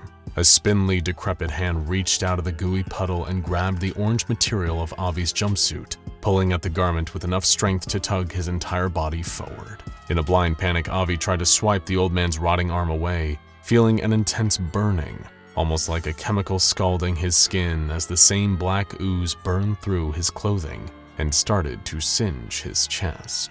Another hand shot forward out of the puddle on the wall, a clawed thumb puncturing Avi's side. He screamed in pain as he felt the blistering digit pierce into him, while the rest of the fingers pulled him closer still to the wall, using the hole in his side like a handle. The stench of his own burning flesh mixed with the air of rotting decay that SCP-106 brought with it everywhere. The decaying face of the old man peered through the black slime on the wall, its mouth locked in a sadistic, sinister grin as Avi found himself pulled inside. It almost felt like he had fallen asleep in the bathtub and woke up gasping and spluttering, just having narrowly avoided drowning. Except now he was waking up in an entirely different space, the transition there having done little to dull the pain of his injuries. Sitting up as he arrived in his new dark and desolate surroundings, Avi gripped his side and winced at the searing pain. Then, the sudden smell of burning plastic crawled up his nostrils and down the back of his throat. Most of the equipment the Foundation had strapped onto him was melting, the heart rate monitor and camera corroding, covered in more of that black sludge. Standing up, gritting his teeth through the pain of his wounds, Avi quickly removed the devices as carefully as he could. It was far beyond caring about the Foundation's expedition right now. He just wanted to get back out of wherever the hell this place was. Checking over his shoulder, the slick, corrosive puddle he'd been pulled through was already gone. At any rate, Avi didn't particularly like the idea of going back that way, so was relieved, although he'd soon find out that relief was perhaps misplaced. He had barely a few moments to examine his surroundings. Not that there was much he could see besides endless dark corridors and the withered figure of the old man. It had reappeared, looking like it was far off in the distance before, in a split second, the gap between SCP-106 and Avi had closed. The creature tilted its bald skeletal head as it looked at him, and he got a full, unobscured glimpse at its sunken eyes and face locked in a perpetual lipless grin. The rotting, wrinkly flesh of the old man's body was oozing more and more of that dark, disgusting mucus, droplets of it landing on Avi's clothing and burning holes right through. One hand still applying pressure to his side, Avi turned and tried to run as far and fast as his body was able. If getting away was his sole objective, he wanted out as quick as possible. Anything to get away from the nightmarish creature he had now found himself trapped with. Running didn't seem to work though. He was sure he had made it at least a few feet. The old man was still standing behind him, but looked to be at more of a distance. That was, until Avi noticed his legs. They were running backwards. Each step he had taken away from SCP-106 was being reversed, rewound like on an old VHS tape, bringing him back closer and closer to the creature's clutches. Its claws pushed painfully through Avi's back as it reversed time right back to the point where he had turned to run away. As the old man reached through him, more of that burning, acidic pain started eating away at its captive D-class prey, with Avi letting out a pained scream. It wasn't until several minutes in that he realized something that hurt almost just as bad. SCP-106 could have killed him in an instant. That much was clear, but it hadn't. It had chosen not to. Instead, it was torturing him, prolonging the pain Avi was experiencing, because it wanted him to suffer. With all its strength, SCP-106 hurled him several feet until Avi's burning, corroded body collided with a hard surface, a wall, with a loud crack. The old man then manipulated time within his pocket dimension, causing Avi to fly backward through the air, back into the creature's corrosive grip. It allowed time to keep winding back, undoing all the damage it had done so far. As much as Avi was relieved to be rid of the searing pain he was in, a sick worry deep in the pit of his stomach told him that this wasn't an act of mercy. The old man just wanted to make him suffer all over again.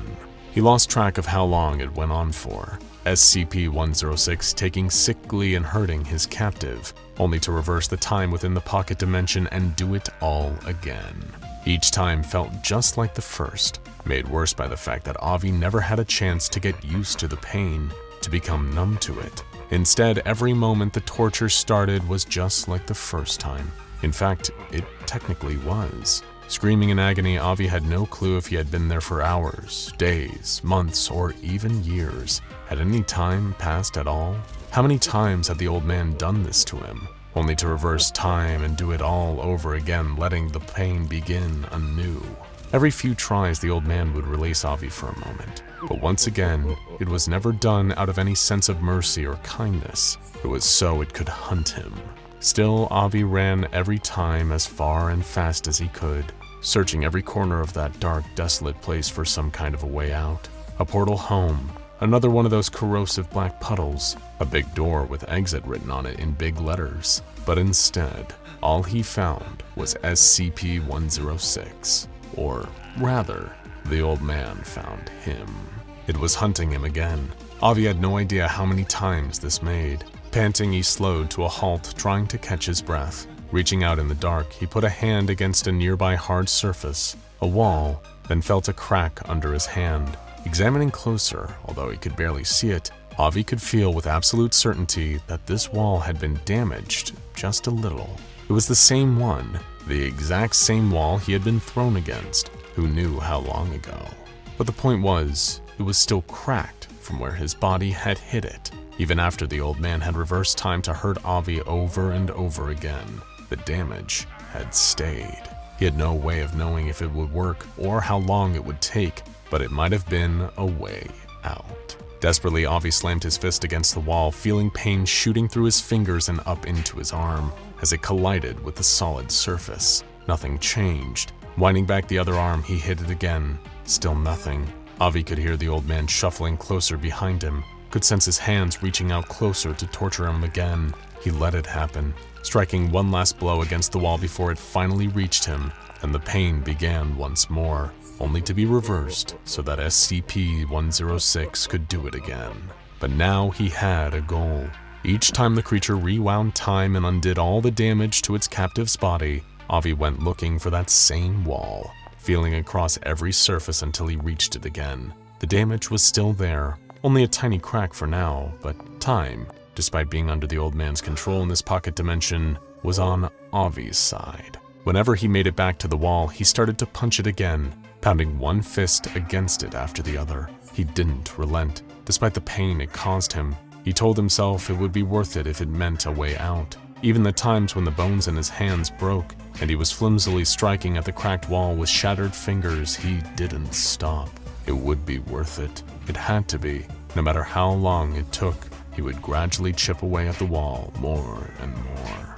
Every time SCP-106 would find Avi, and when it did, it would hurt him. The pain he'd put himself through trying to break down the wall helped numb some of the torture before the old man reset everything again. Then, the hunt began again, and Avi went back to making his gradual dent in the wall. The whole time he remembered he was doing it for Kali, for his freedom, and a fresh start. Until, eventually, it stopped. Avi had no idea how many times he'd struck the wall, but it had been enough to start tumbling through it slightly, both hands bloody and broken again. But this time, the old man didn't appear. It had stopped. Screaming in rage, Avi started throwing himself at the indented wall, trying desperately to chip away more, completely unaware that SCP-106 had left him alone in its pocket dimension. Back in their facility, the Foundation had lost contact with Avi's recording devices over 3 hours ago, at which point they had initiated their recall protocol, injuring the D-class they had chosen as a lure. Sure enough, the old man had reappeared from his pocket dimension, following the pain screams to come and finish the lure off. There was no sign of Avi, and with a sigh, the head researcher simply noted down, SCP-106 Pocket Dimension Escape Test. Result, test inconclusive. Now go check out SCP-106 Containment Breach and SCP-106 Caused a School Lockdown for stories of a few other situations where unsuspecting victims found themselves being hunted by the old man, and whether or not they too live to talk about it.